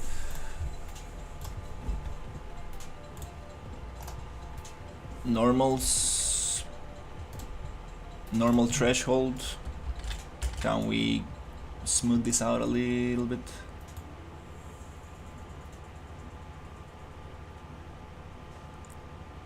Maybe not.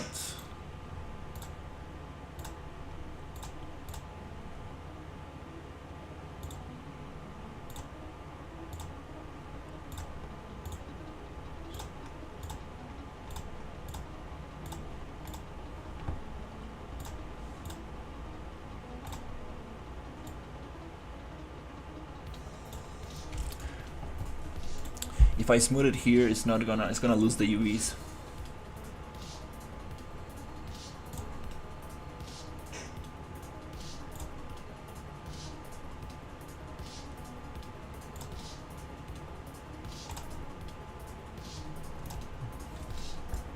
Maybe not. Oh, okay. Wow, that's kind of cool.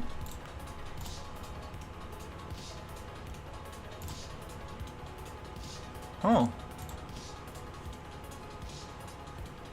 we are losing a little bit of the detail.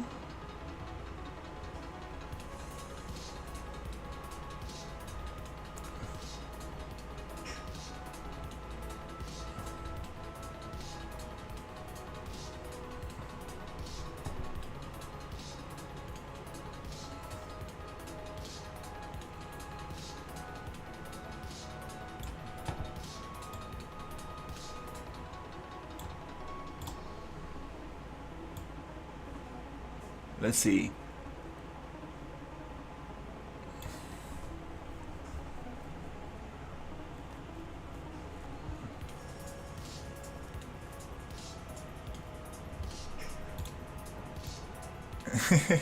I appreciate it.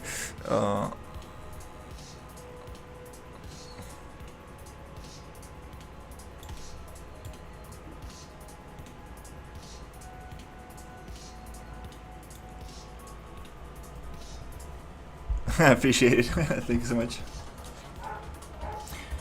Yeah, I probably need to put my PayPal up or something, because I monetized on YouTube. I was monetized for 4 months. Then I needed to verify my address, but I cannot get the address confirmation email, not email, mail to come to my house for some reason. It kind of sucks. It's been 8 months trying to get it. No luck. Yeah, it's been a little bit ridiculous, to be honest.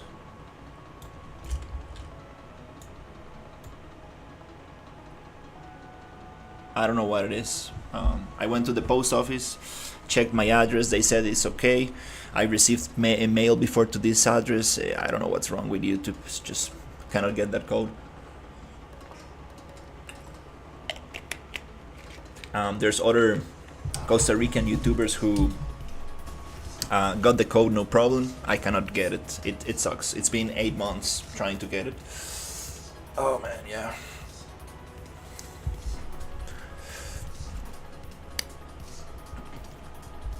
I appreciate it. Yeah, it's nice. It's nice not to run ads on my channel, but I mean, it's nice to be able to receive donations or have memberships or whatever. But yeah, it really bugs me out, to be honest. It's I don't know what I'm doing wrong with the thing. So yeah, let's just keep it like that. I think it kind of gets the point across. It's super flat though. It is super flat, but yeah, let's just go like this.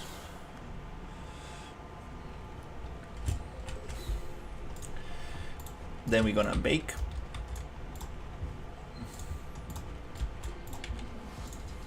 Paste.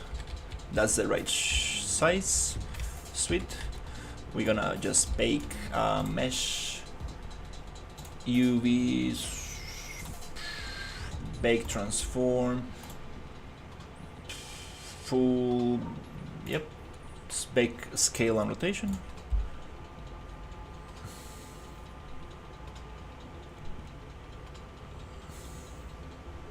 No, I understand. Like making money from ads, it's very little, very little.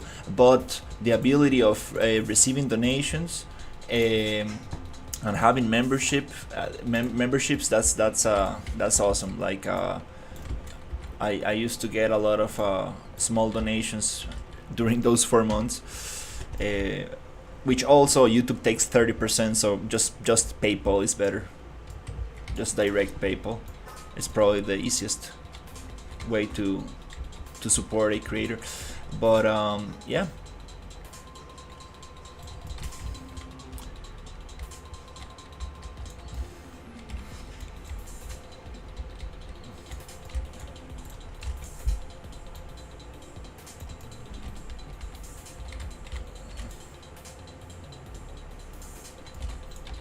Okay, let's see if we can actually put this somewhere nice.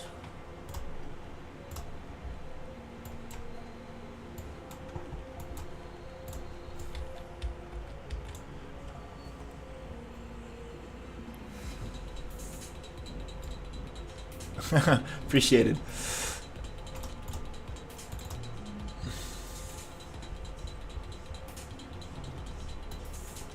But yeah, it doesn't really matter actually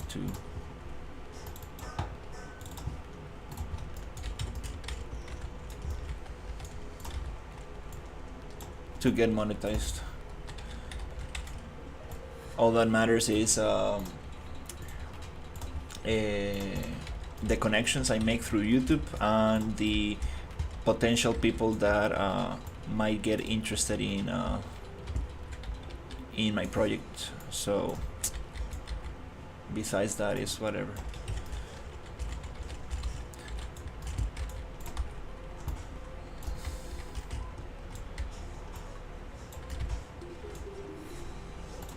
Okay, I'm gonna make a copy of this.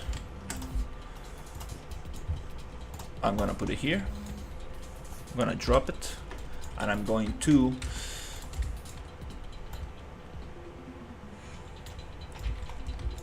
sculpt this a little bit and see if we can get it into a cool shape.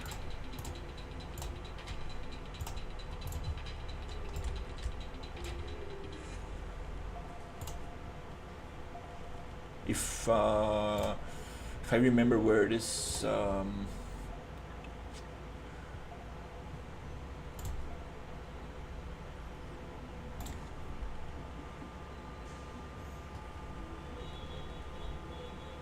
okay, let's see if we can sculpt this a little bit.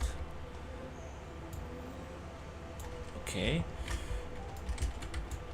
it's gonna be a little rough. We need to be very careful with this.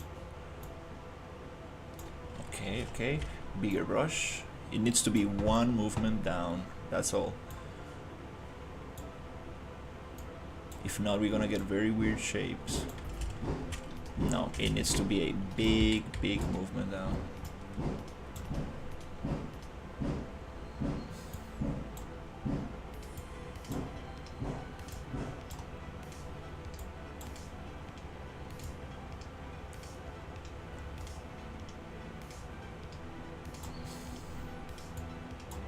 If I'm able to get it.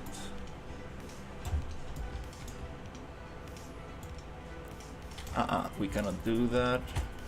We need a bigger brush.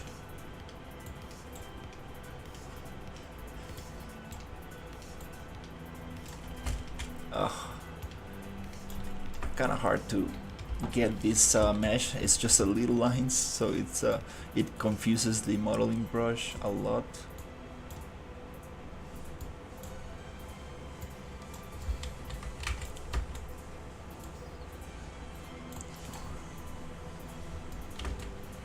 Oh Jesus!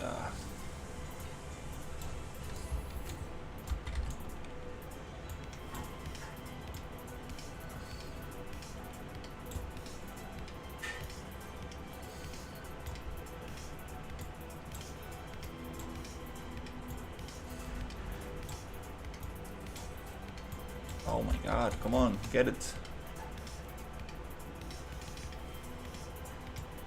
Oh my God! No.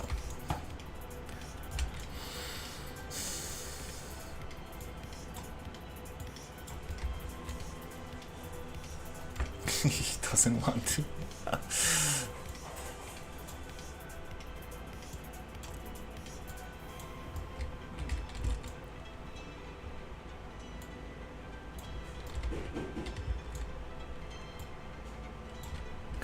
Can I make it a little bit more puffy?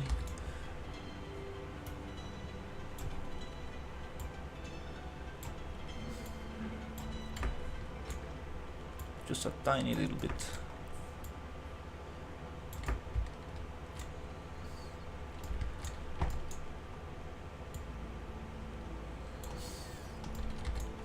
Very hard to select this thing.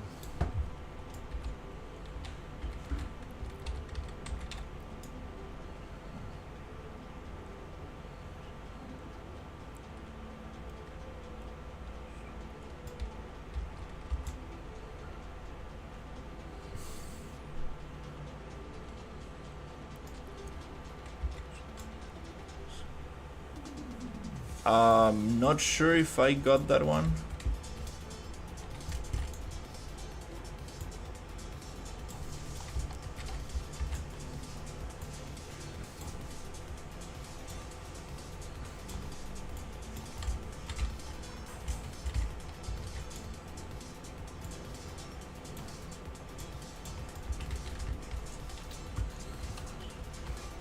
No, no, it's the selection.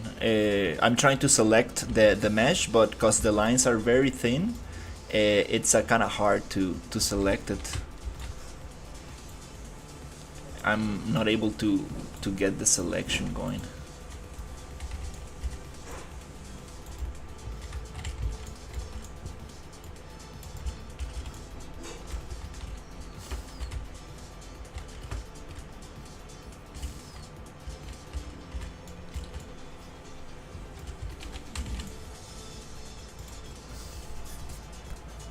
I think that's good.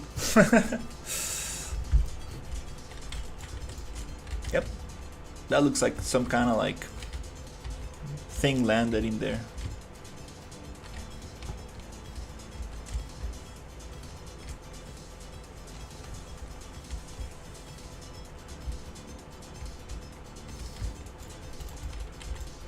A little bit floating.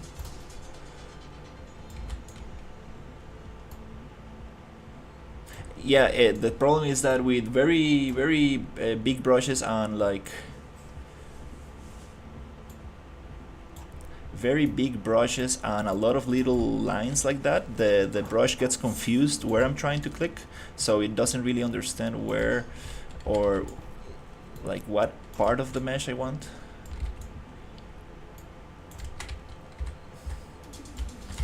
But hey, I mean, doing this in Unreal, amazing. Because I can really place it where I want in the scene. I can see it.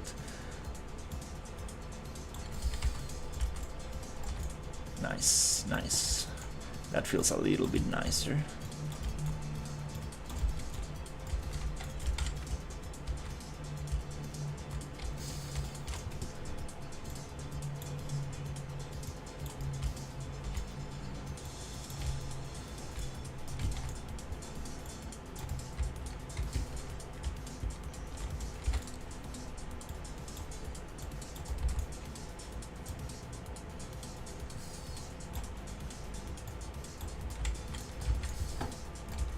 I want to push these ones down, but it's very hard to select them. Oh, there you go, there you go. Push them down.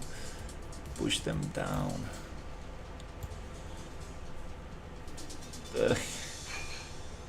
Kind of like this. Smaller brush. Also, the brush is too big, so that's why it gets confused. But if I make the brush very small, I don't get that natural feeling of a fabric, kind of.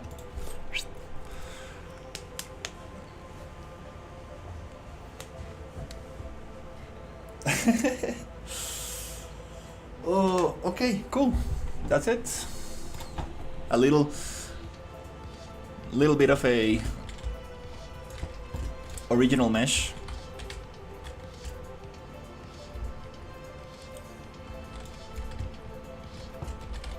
Can probably make it a little bit more puffy.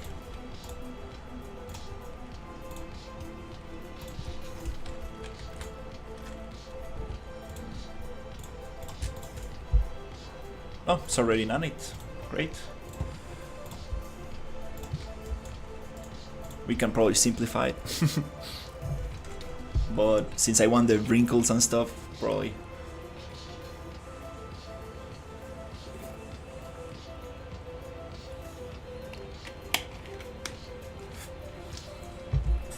Now that I think about it, I believe the parachute is too small. I think it's too small. Oops. Oh my god.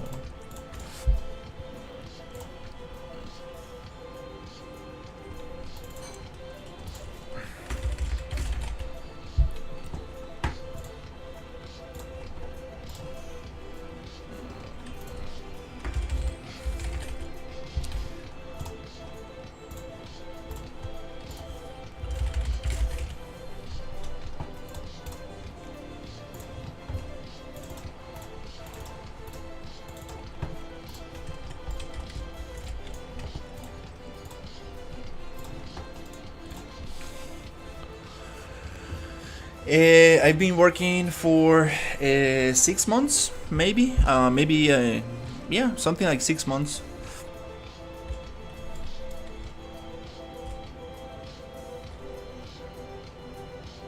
The fire is all going at the same time.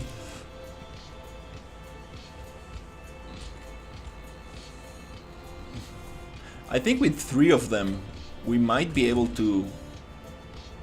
I think it's a. Oh, it's a one-sided material. I think with 3 of them, as I think it's too small. To be honest, we need like make it a little bit bigger. To be honest, but I think it's a cool little addition.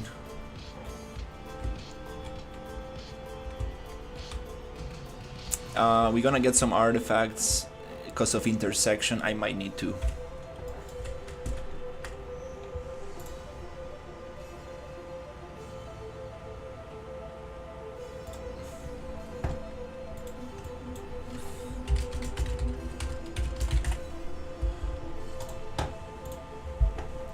Might need to make the material two-sided, which is not pretty good. But again, we're gonna use we're using world partition, and this is gonna get pretty much unloaded.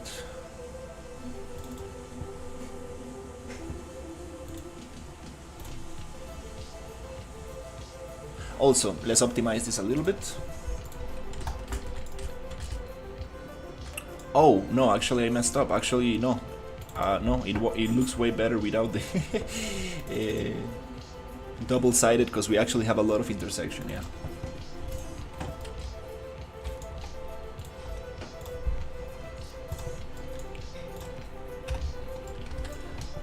That's nice. So to optimize this, I'm going to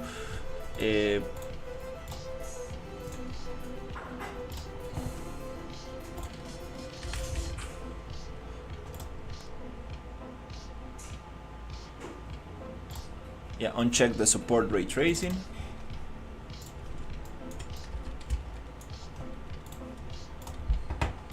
It's a reflective material, so it's not gonna look as hot, but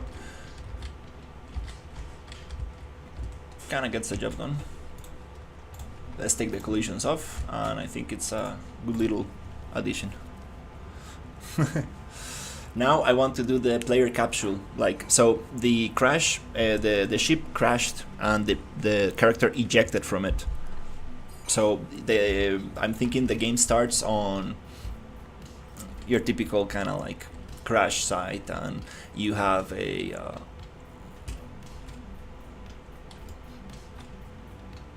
little bit of grass types we need to clean up in there, but it's okay.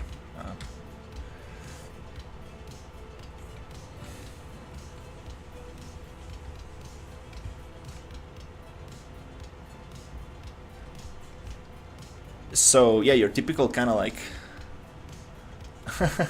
yeah.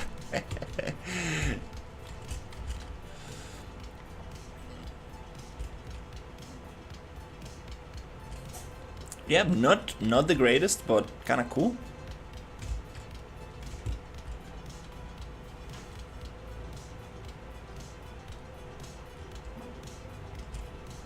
Kind of cool little asset for now. So yeah, I was thinking like the game starts with a crash site, and you ejected from the ship, and the game starts with a kind of like a capsule that opens up, like, and you get out of it, and you see your ship totally demolished, and yeah, you are in a unknown planet. Very cliche, but let's start somewhere. Okay, so for the capsule, I'm not gonna model the capsule. I think I can kit bash that. So let's see if we got something to kit bash the capsule.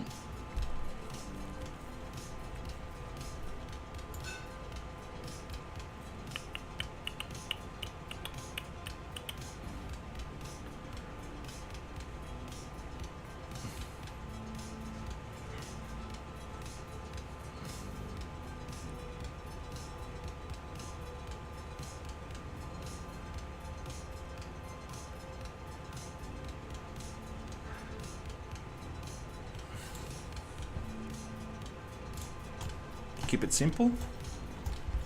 Okay.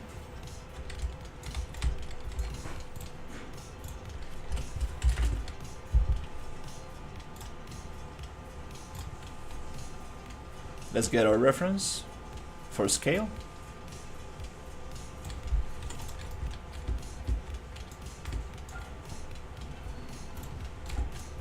Let's get some light.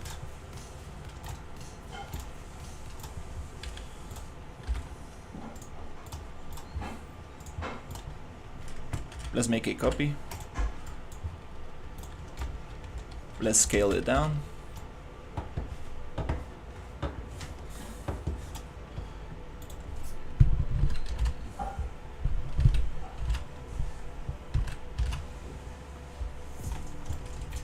Yeah, we need more parachutes, or they need to be bigger. 3 parachutes, not probably. They need to be way bigger than this. Doesn't really make sense. This is not gonna hold.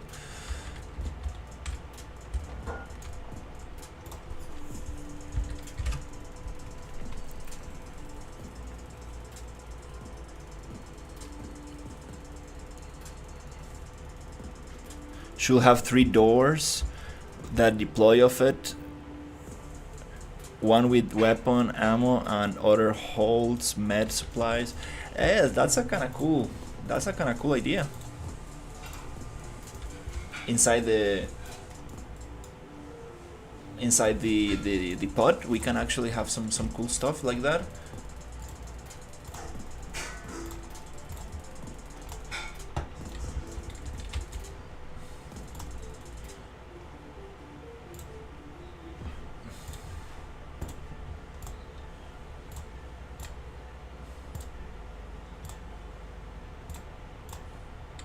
Okay, so let's think about this. Okay, the door is gonna be a little bit.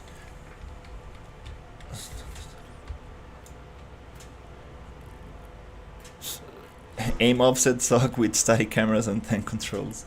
Oh my god, that sounds complicated.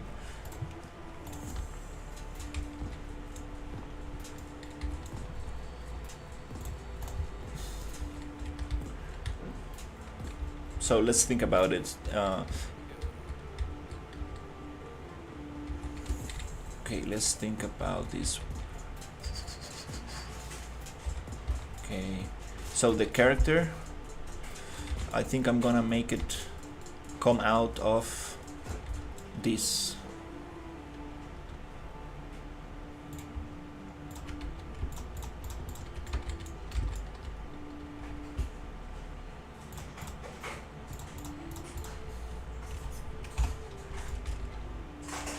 Oh, no, that doesn't make sense. I think this is good enough. Yep.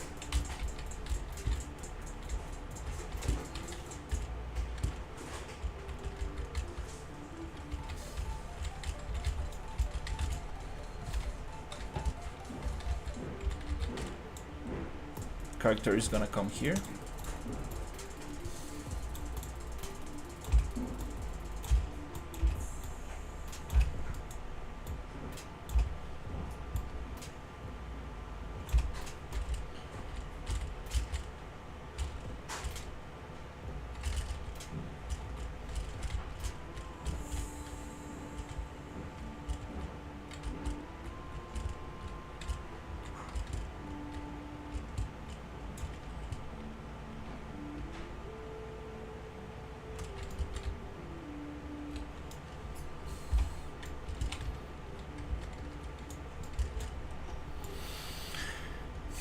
Let's see if we can actually get this working, because the geometry is not really sweet here.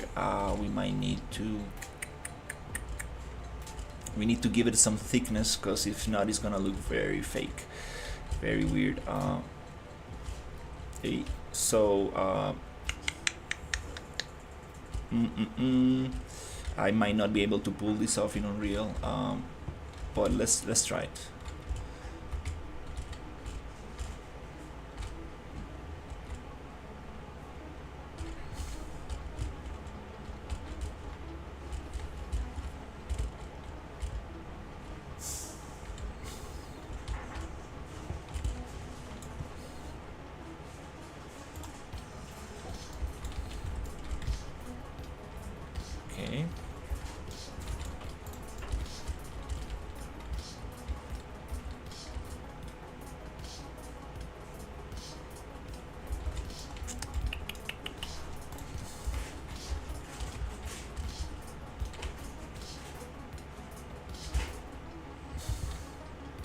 Let's try to find a better cut. I'm not gonna be able to get that sweet angle. That's gonna be part of the door. Yeah, I need to cut it straight. It's gonna simplify the process a little bit. I'm not a yeah. Gonna use that geometry for the door itself. Let me check how much I'm cutting off. I'm cutting off 3 pieces.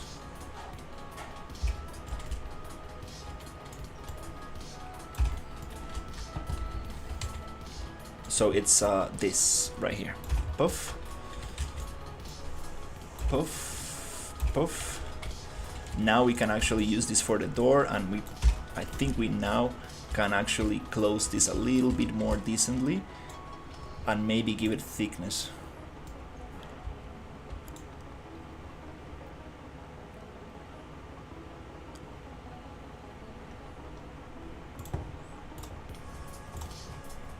Yeah. I just wanted to do something more creative today. So let's fill here.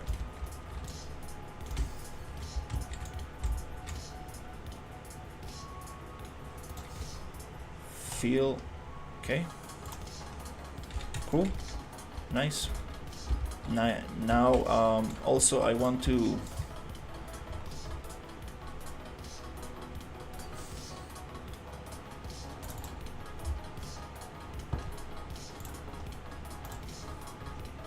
make these materials double-sided so I can like see what's going on. Okay. Okay, I see what's going on. Now I just want to give it a little bit of thickness, just a little tiny thickness to this, so it doesn't look flat. Now we're gonna get rid of these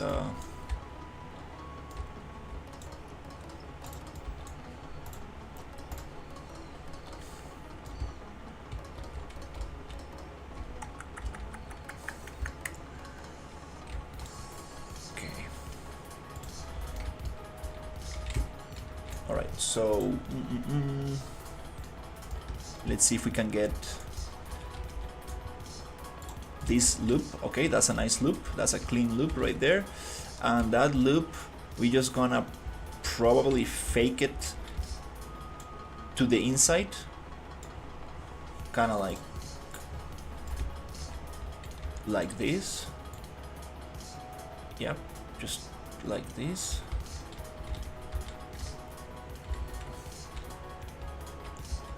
Okay.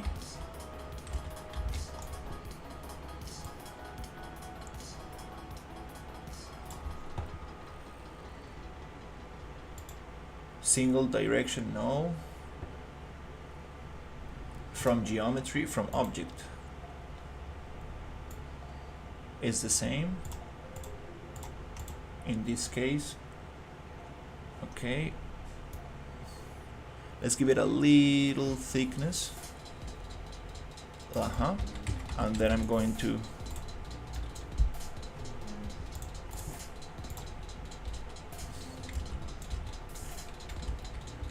get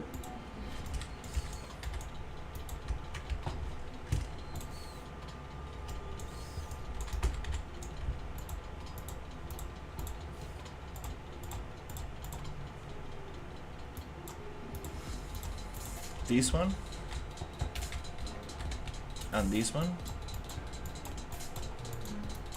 I wish we could get this with double click like Maya. I think that's coming for the editor, and then we oh no, we need to get it separate so we can actually scale it against each other to get it flat. Okay.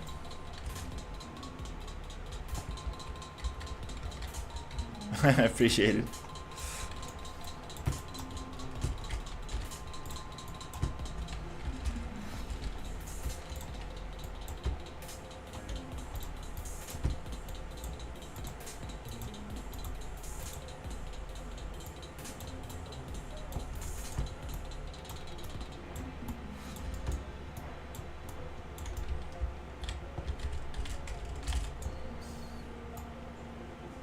Awesome, it's flat now.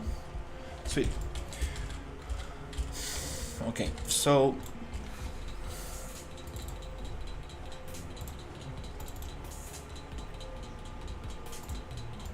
okay, let me get that there. Now from that little edge that I got there, we can make a bevel, as a how do you call it, an extrusion, so we can get some thickness.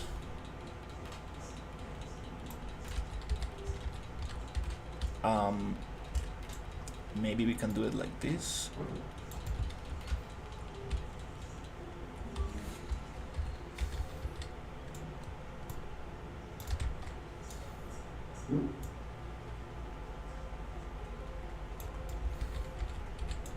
Tiny little thickness, so it feels a little bit more, a little bit nicer.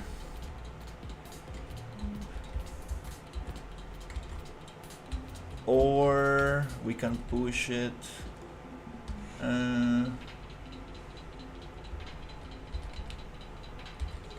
Let me think about what's the best way to deal with this.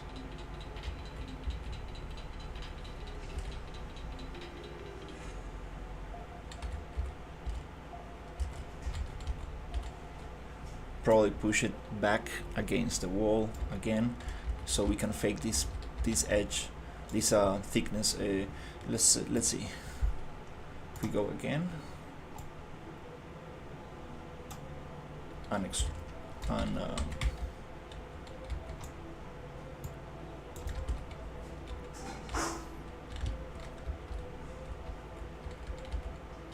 okay.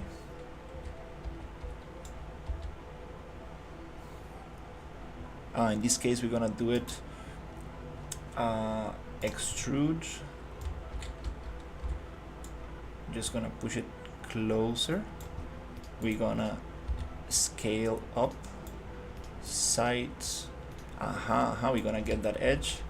You're gonna get that edge right there. We're gonna make it smaller, kind of like this.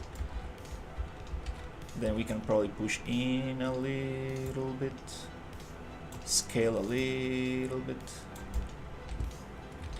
to the sides as well, tiny little bit, and then we can push back to the wall. Not too much, because if we get intersection, it's gonna look bad.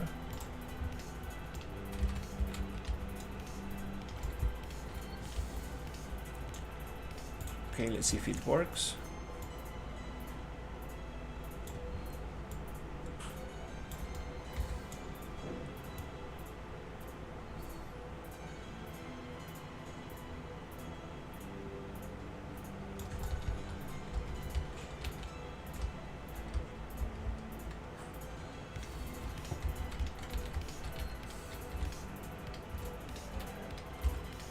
Yeah. Yeah, the idea is to make some kind of like exploration, sci-fi horror.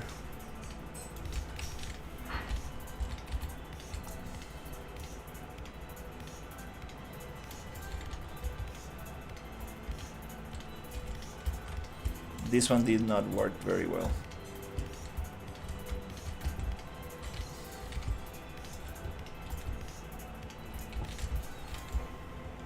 Oh, crap, I had all my... Oh, I thought I had it saved on different... Oh,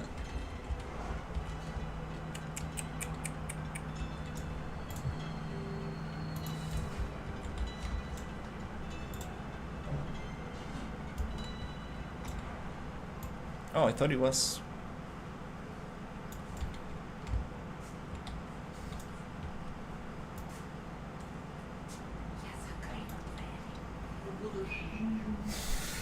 No.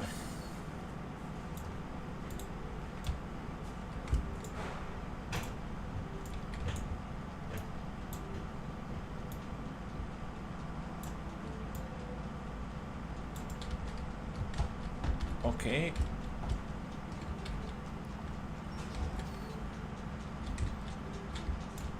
Yeah, those are so nice.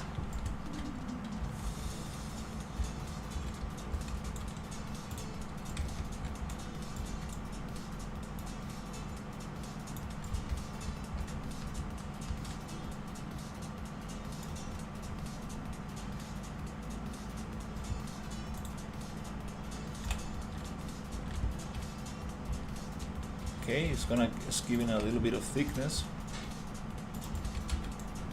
Extrusion.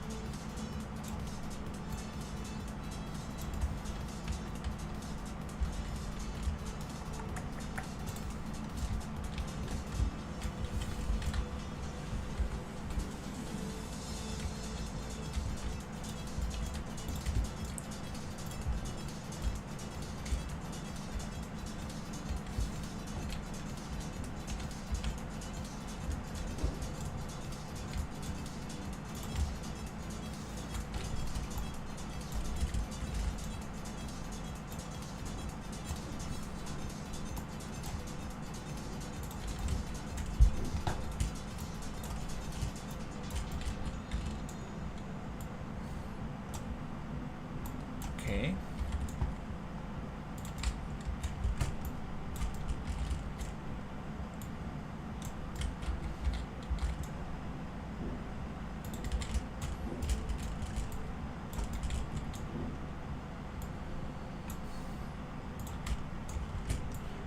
So yeah, I think I'm going to see if I can at least get it looking nice from the outside.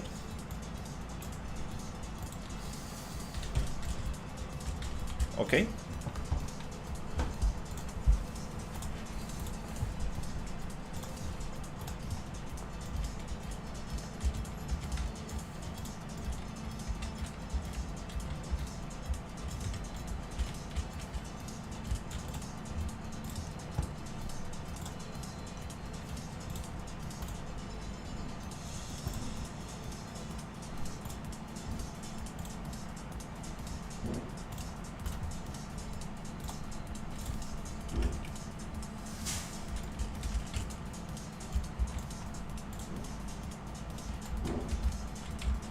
Hey, I'm making a crash site.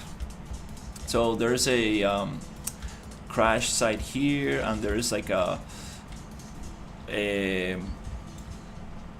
parachute, and I'm trying to make an eject capsule where the character is gonna start. So you kind of like start the game here. It opens up, and you realize that your ship is messed up.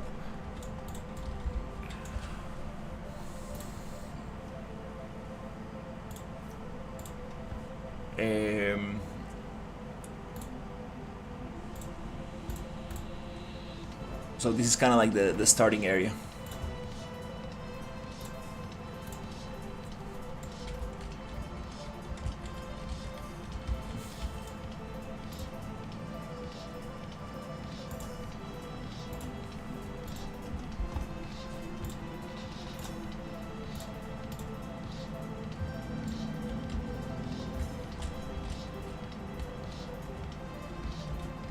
I see, okay.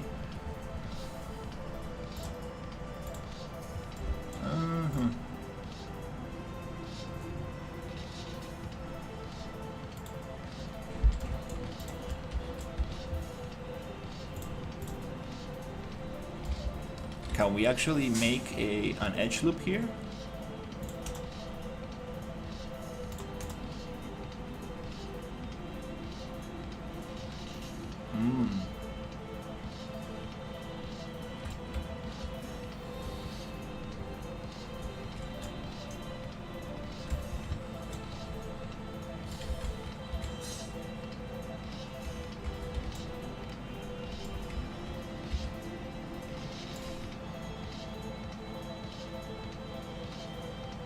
Okay, let me think about this one. I think we could probably get rid of that. then we can actually come here, extrude in,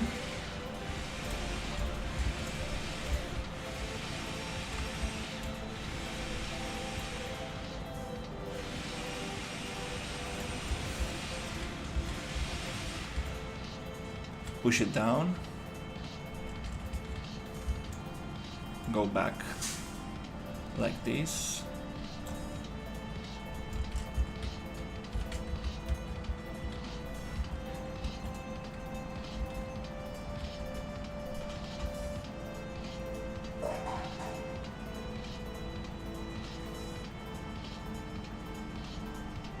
That would be very nice. Having them.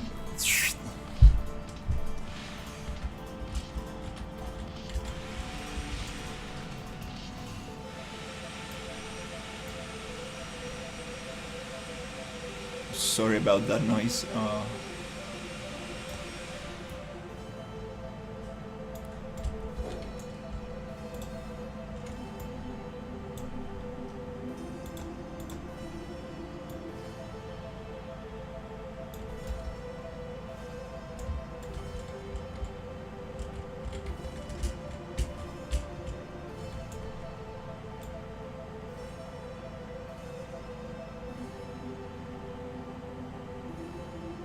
Okay.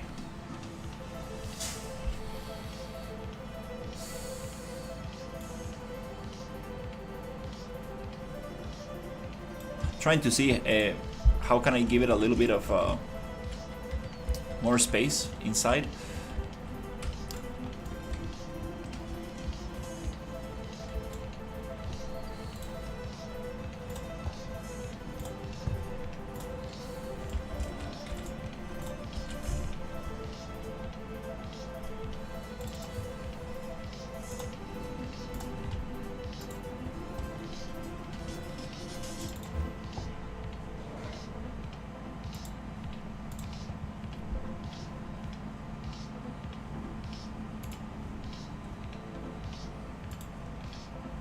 Inset it.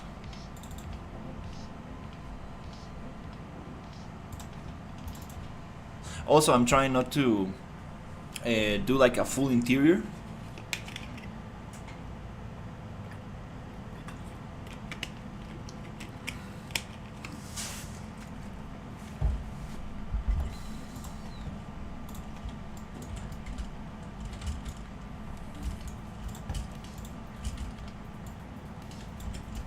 Okay.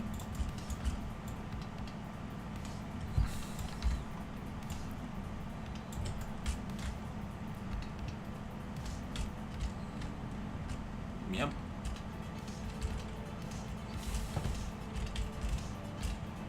You see, this is just like paper, but I think that we might be able to fake it as long as you cannot go inside. Yeah, I'm thinking like some kind of like chair. Have you seen like the military airships that is like a kind of like a one chair that straps you in? So I'm thinking like having one of those chairs there.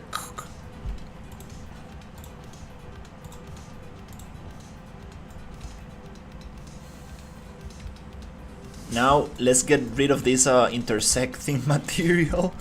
Let me think about this. That goes, that's the gray material. Okay, so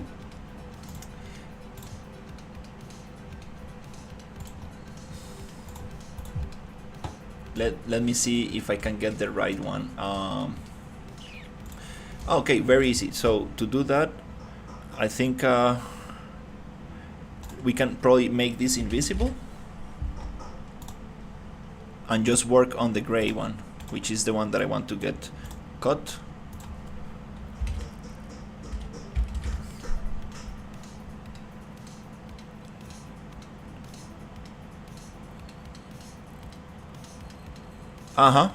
Yeah, yeah, that's kind of like the idea. She like ejected from the ship, and it's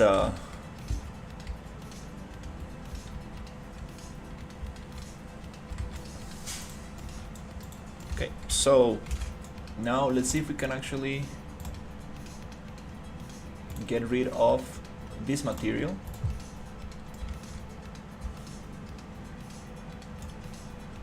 If I can actually get the right one.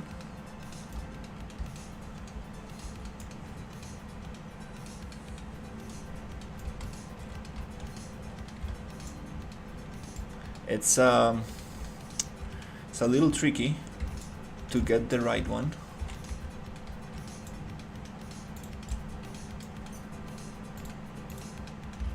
Okay, let's give it a little bit more space, and I need to be careful not to delete anything that is not going to be the right one. Is this the gray? I think so.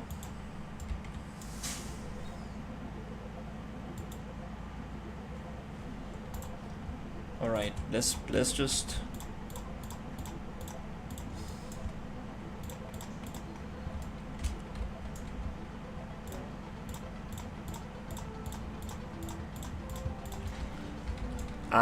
no. If I'm seeing intersection, that means that I'm not clicking on the right one. Can we do transparency selection? So transparent, it should not there you go, it should not select the transparent. Okay, so now I should be able only to select the gray one that I'm trying to get rid of, and I should not see any intersection.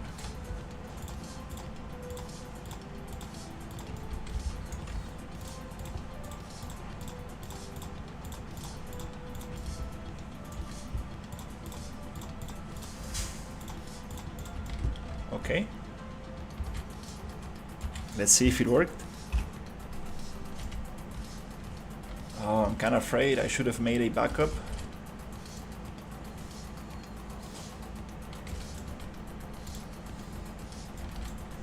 Now, let's see.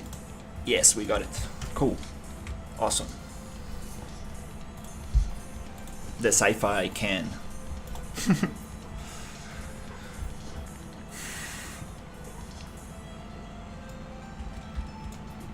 I appreciate it.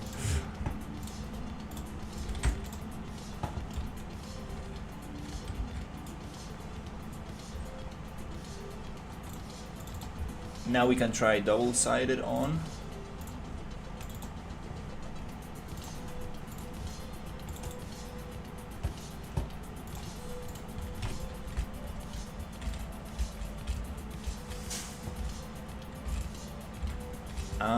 Oh, I see. Oops.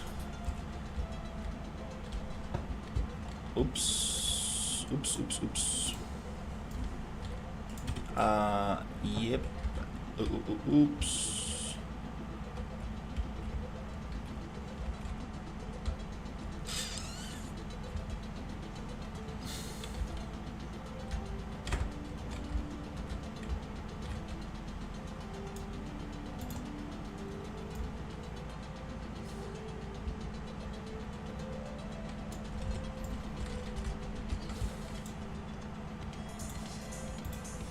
Oops, I think I got the wrong one.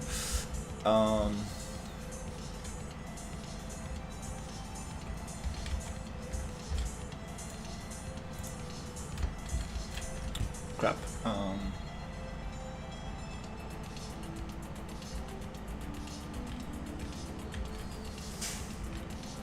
These meshes are built a little bit strange.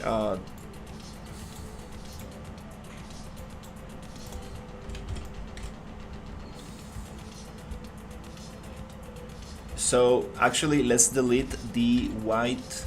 Yeah, it is the white that I need to delete. The white intersecting faces, so we don't get that flickering stuff. Yeah.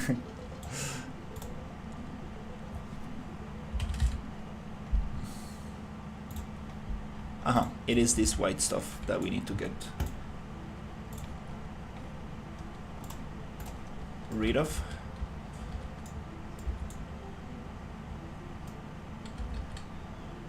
I believe. Be careful not to.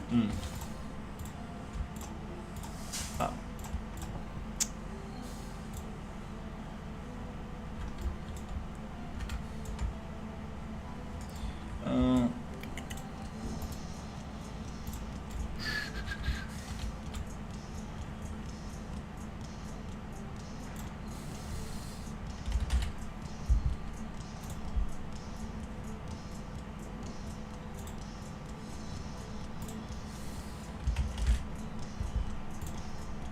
Okay.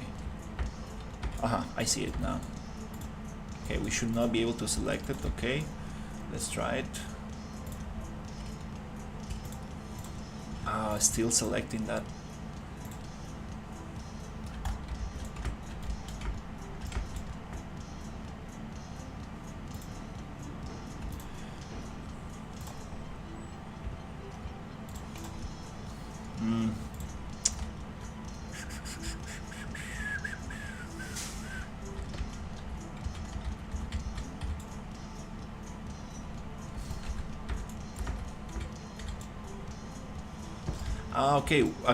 Okay, we can do something different. I know what we can do. We can separate by material, and then we can work easily on it. Yeah, that makes a lot of sense.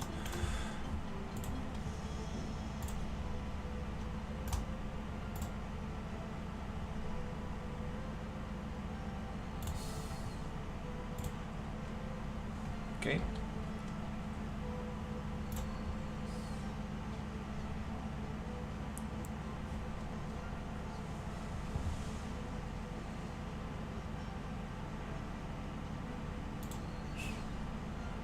Split from input. That's good because we have the material ID. Actually, yeah, by material ID. Static mesh or input from material ID. I think that's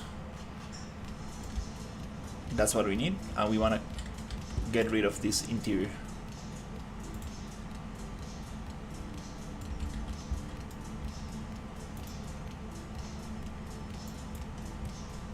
That way we can hide each individual piece and just work on that one.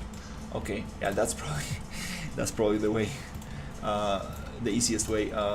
Find quads. No, find normal deviation. Yep. Now we can actually do this a little bit faster.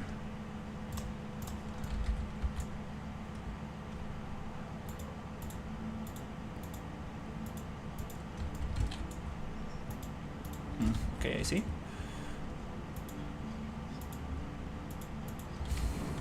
Just want to double check something. This one has the interior and the other one. Okay, I see. That's okay. Now we can actually do it easily here. Yeah, this mesh is built like this for easy texturing, I believe, for easy baking and texturing. They kind of like separated things like that. Okay, this is the shell. Before committing, we're gonna like build it back up, and oh, okay, this face we cannot delete.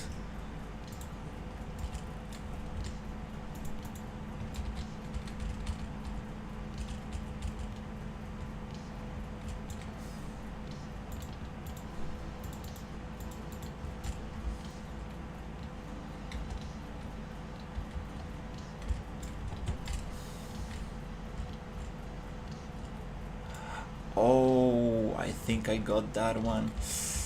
Delete it. Okay. Oops.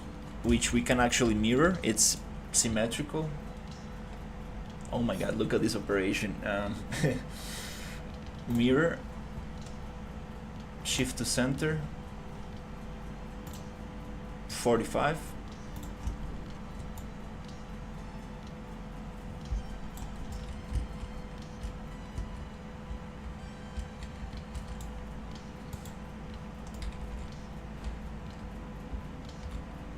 I deleted the other one. Alright, so that closes that gap.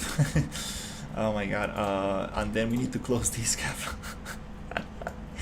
Oh my god, this is ridiculous. 45. Gap close, gap close. That's the beauty of symmetry. Yeah, nice. Okay, so height. And what we want to do is actually cut the right. Now I found it. So okay, now we can actually get this one.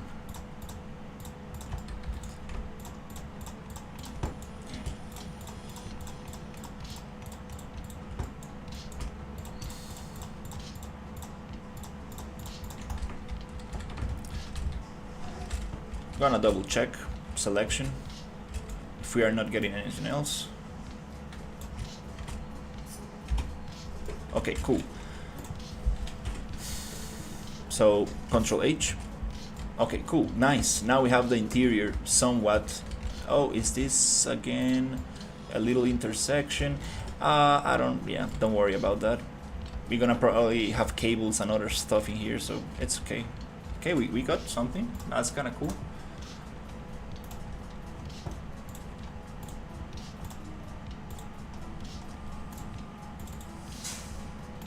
I like making interiors of assets that do not have interiors.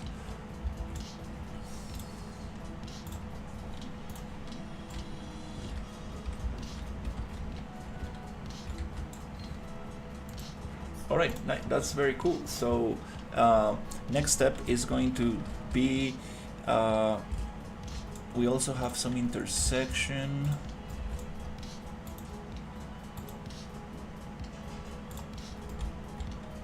Or no, I think we're good.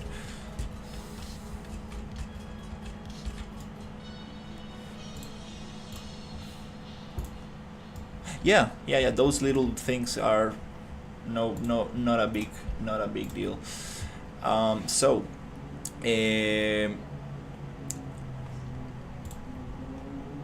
I wanna see if we got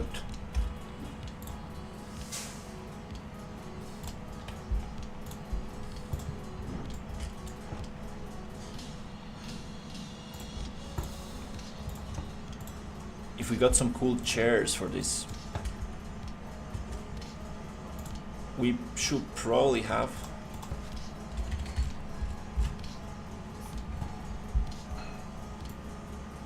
something.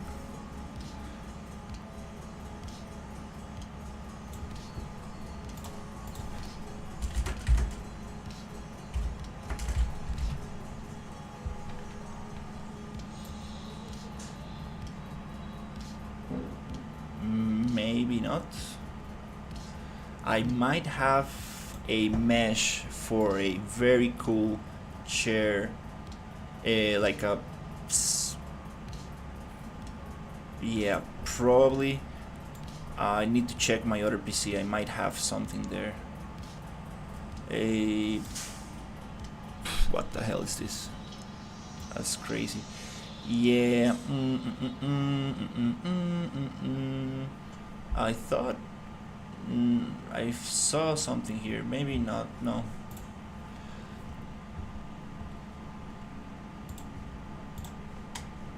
Thank you.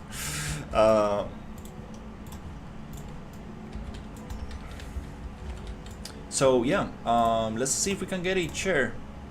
I'm gonna double check my other computer. I might have a model somewhere here from a chair. I'm almost positive.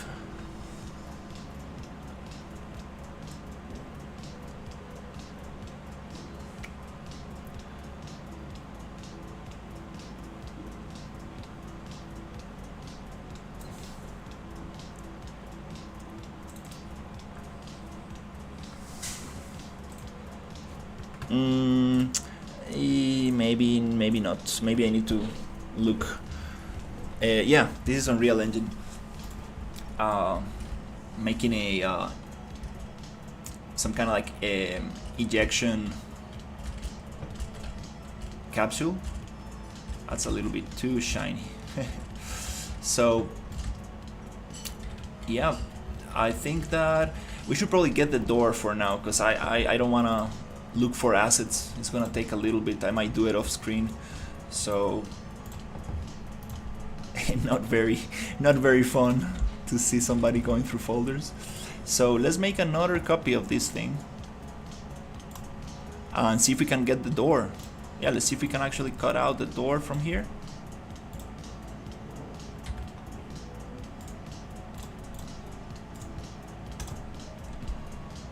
Okay.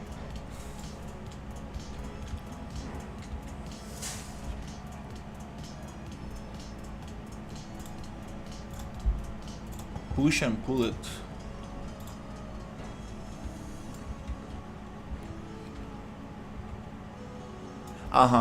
Yeah, that's totally possible. Maybe in Unreal it's a little bit more difficult, but definitely in Blender or Maya that'll be no issue. But again, I'm not gonna worry too much about interiors for now. Let's see if we can actually get the door. I wanna see where is the cut. And see if we can actually get it.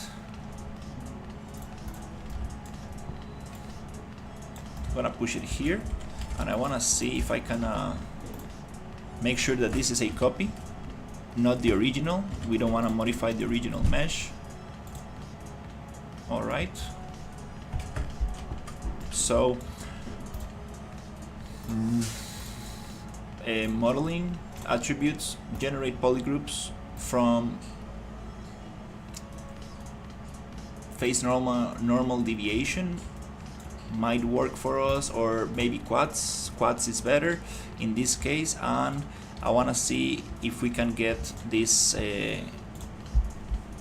cut out. So it is like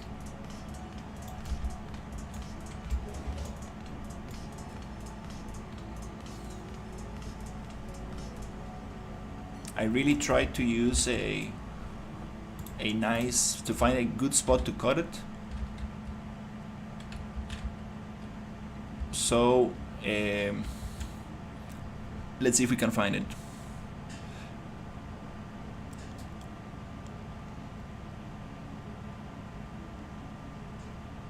So my crush just said it's none of my business.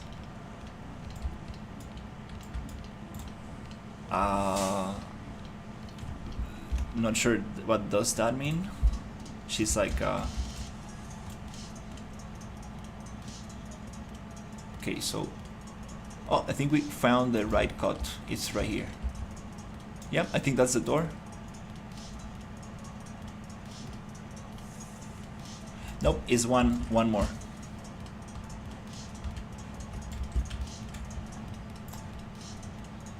It is not this. I think it is here.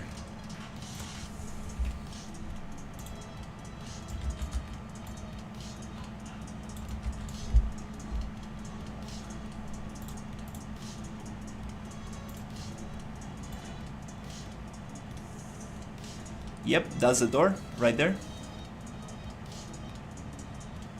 Okay, so we need to cut here.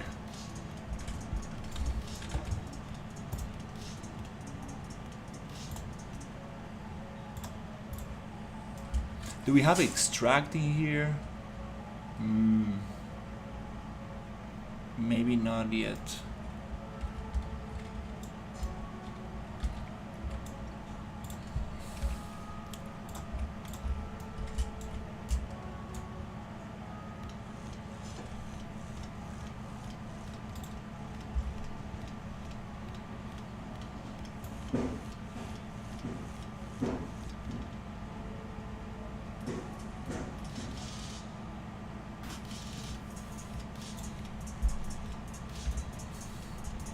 Let's see if that's the door that we need to cut. Yep, I think that's it.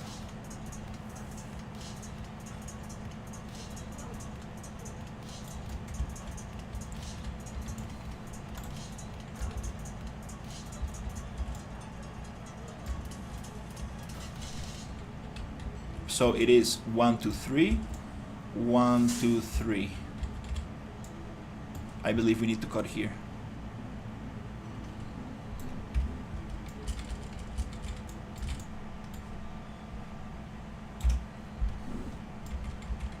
And the door, we might also need to get rid of this and this, and we might need to get rid of this one.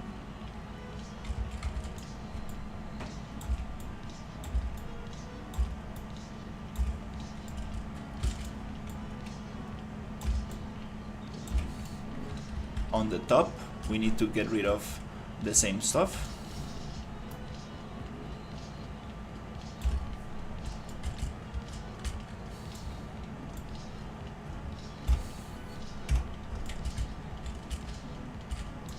Let's try to get it.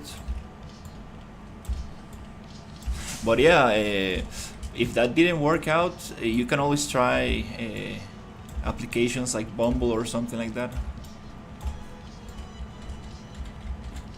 Don't let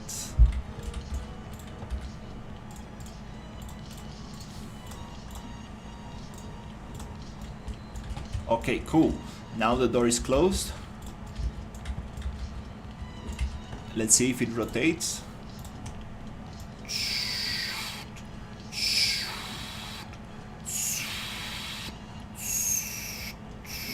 That's very cool. We have some intersection that we need to deal with. Let me think about this.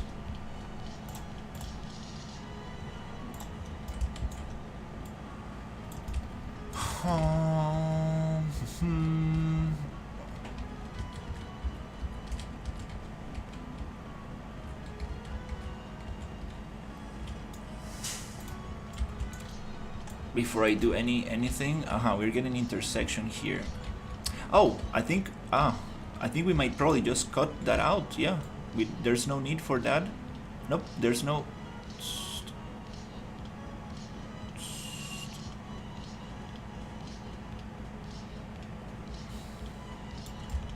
There's no need for that piece, I think so.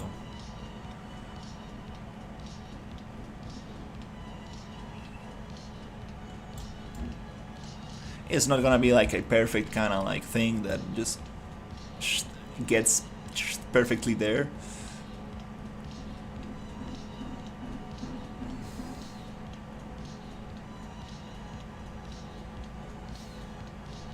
So let me think about this. This is what really is messed up. So let's see if we can actually cut right here.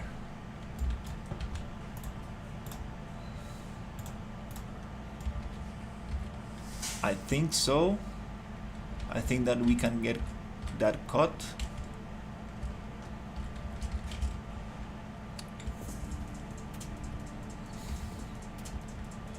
I think we can get that cut. Let me see. Right here.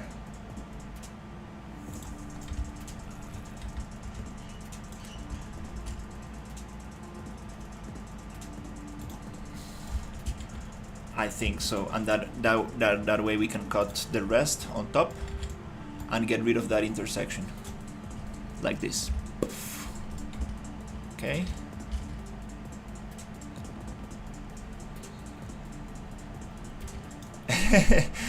I mean, yeah, I got woke up today very early.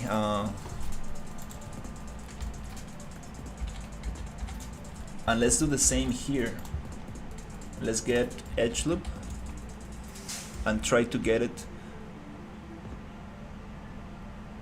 maybe somewhere there, trying not to intersect with it, with that stuff. So let's go and cut here.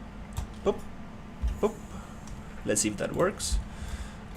Do we have that intersection? Okay, that's nice.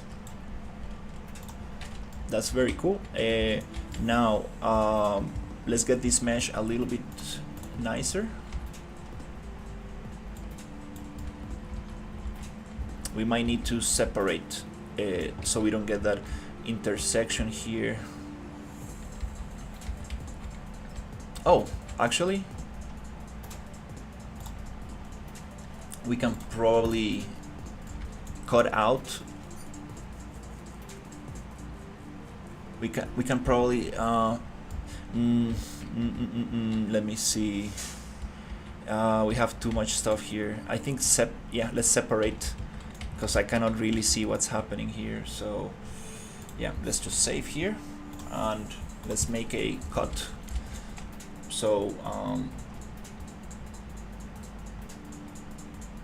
Xform, first of all, attributes generate polygroups by material ID right there. So it's gonna give us a clean cut depending on the material. Xform split static mesh by material ID. Yep, it's gonna give us this. And now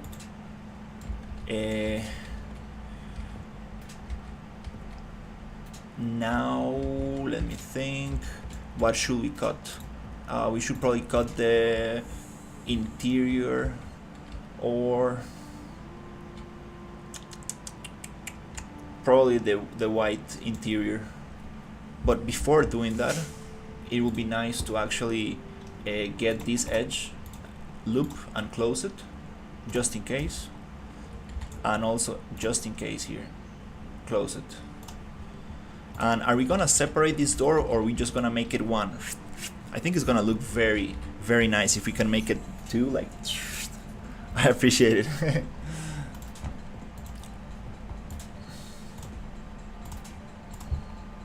I think we can make it two. It's gonna look way, way hotter than just one that goes around. So, let's see.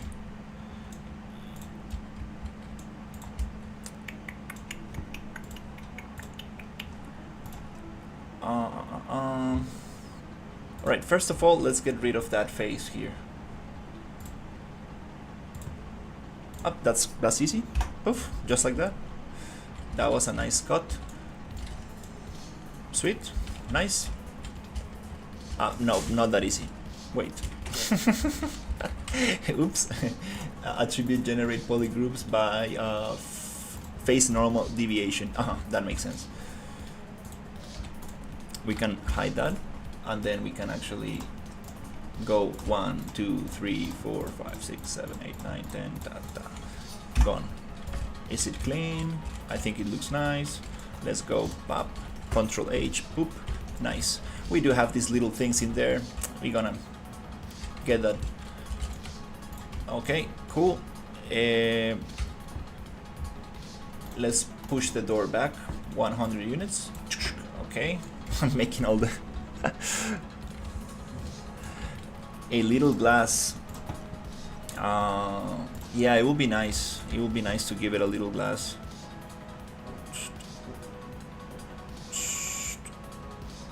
It could have a screen inside, so the capsule is more strong from the outside. It does make sense to have a little screen, a little window, but that's a little bit more work on my side, trying to think how can we get this.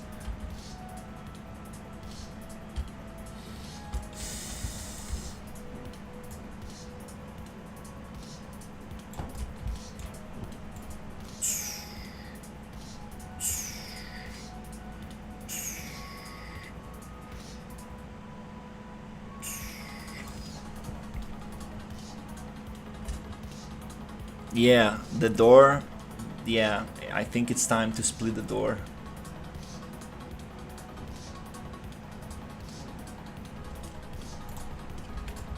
It's gonna look pretty nice if we get the door to split.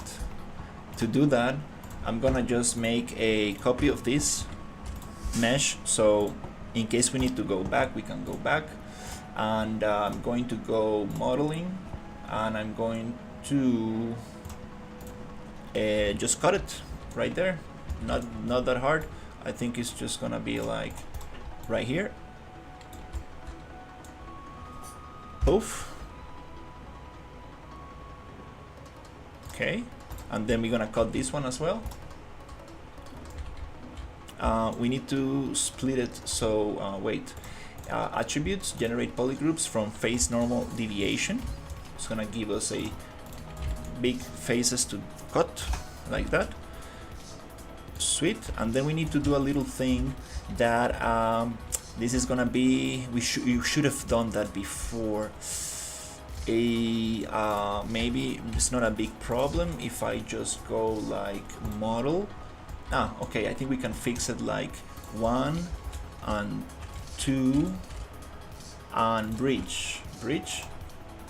Oh no, does not allow me to. If I select maybe the right face, 1 and 2 bridge, it's gonna give us that face.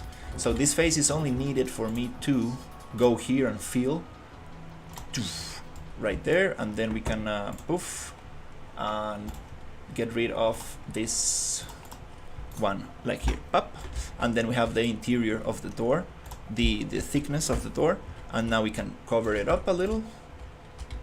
And this needs a little thickness, which I think is not a big deal. If we actually we could probably just go like this, extrude, to give it a little thickness.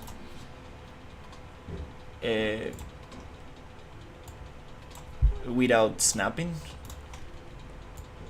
and give it a little bit of thickness, just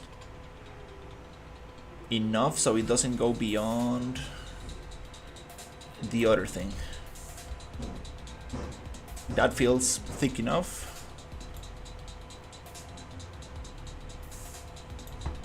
I think so. Okay.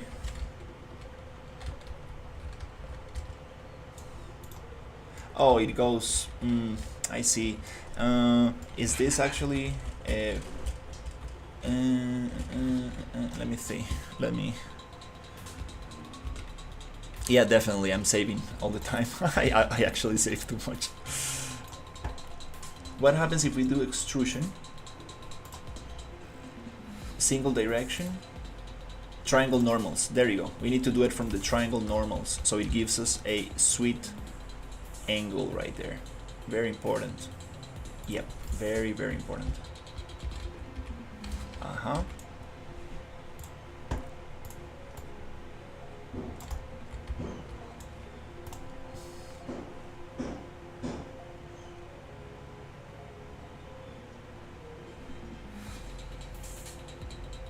Don't want to go too much.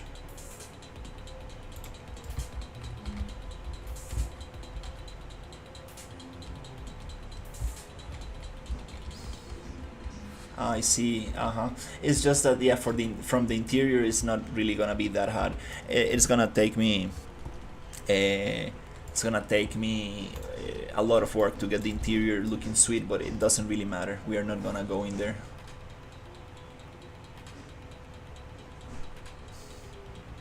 So it's okay. Let's give it more thickness. Makes sense to have enough thickness. Okay. So we have this door.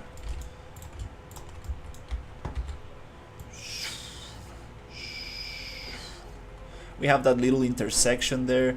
We could probably make the door a little tiny smaller so we can actually fit in there. But again, I don't really want to get into those details because you can really spend some time in there.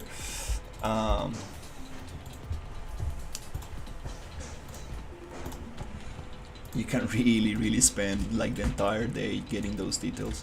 So to get this going, I think I'm going to should we merge this again? No, before merging, actually let's go and duplicate this, and let's go negative values on scale, and not on all of them, just on I believe X, so we can mirror that, and it should go like this. Okay.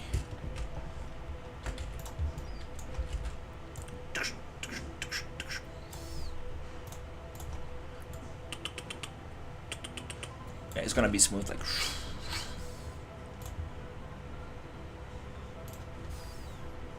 So yeah, that's us, looking very nice. Yeah, I mean, I cannot really get into those details because I mean, I won't finish the game if I get into little things like that. I do like doing some, you know, or like trying to like modify stuff and customize stuff and like that. But for example, today it's been 5 hours. Damn it! Wow, that time just flies through. And I got this parachute going, and I got the capsule a little bit going. So yeah, if I really focus on these details, it's gonna be very tough to finish or a vertical slice for the game. So I'm going to probably go and find the model that I was looking for, so we can get some kind of like seat or something in there. And yeah, I think I'm gonna probably texture this pretty fast, give it a quick texture, and yeah, probably get some kit bash for the interior, something like not very complex, and then I think I'm gonna probably keep working on the logic.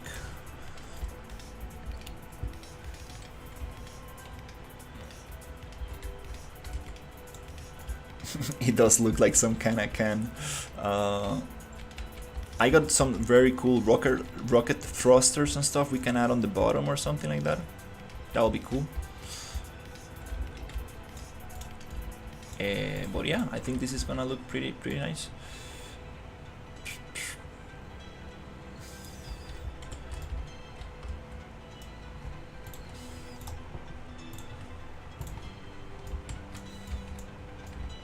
So yeah, I think I'm gonna go take eat lunch and take a little break and continue. Oh, I see something here. Oh, that's wreckage. Okay, I thought it was a one-sided material. Then we will make a little crater for this thing.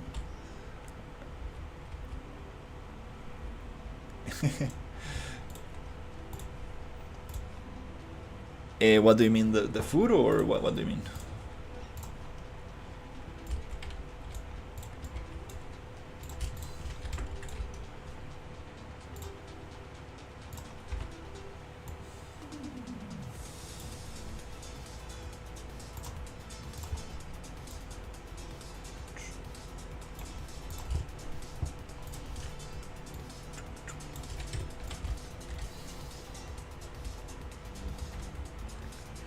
Yeah. I'm just gonna have some food and take a shower, and I'm gonna retexture this thing, and I mean texture this thing because it's not textured. And I wanna find a little. I'm pretty sure I have a spaceship sit, like a nice chair, you know, kind of like. I think it's gonna look very cool. I will try to find that one. And for the interiors, I'm gonna probably just get some cables or whatever, and yeah, I'm not gonna, and this is gonna be in the ground anyway, so I'm not gonna work on the thruster back there. Yeah, I need to think about how to use my time the best way possible. It's just that sometimes when people say like, oh, did you make those models? Oh, you like buying models? It's like, bro, yeah, dude, I'm trying to make a game, not a 3D model. But sometimes I do like to do like little things like this, to add a little bit of spice. But yeah, hopefully after we get like a nice vertical slice, I would like to yeah, after I get all the logic working, which is kind of like a it's a scary thing to say because there's always something to do, but I would like to really give it a nice customization pass, like really go retexture characters, kit bash stuff, really give it a little bit more of an artistic pass. So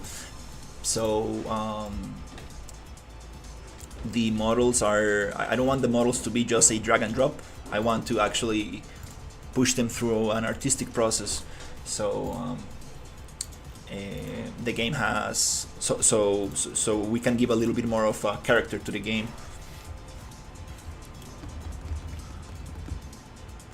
Folding tripod and thrusters. That's very cool. I do have some super cool thrusters and stuff like that, but I'm probably not gonna add it.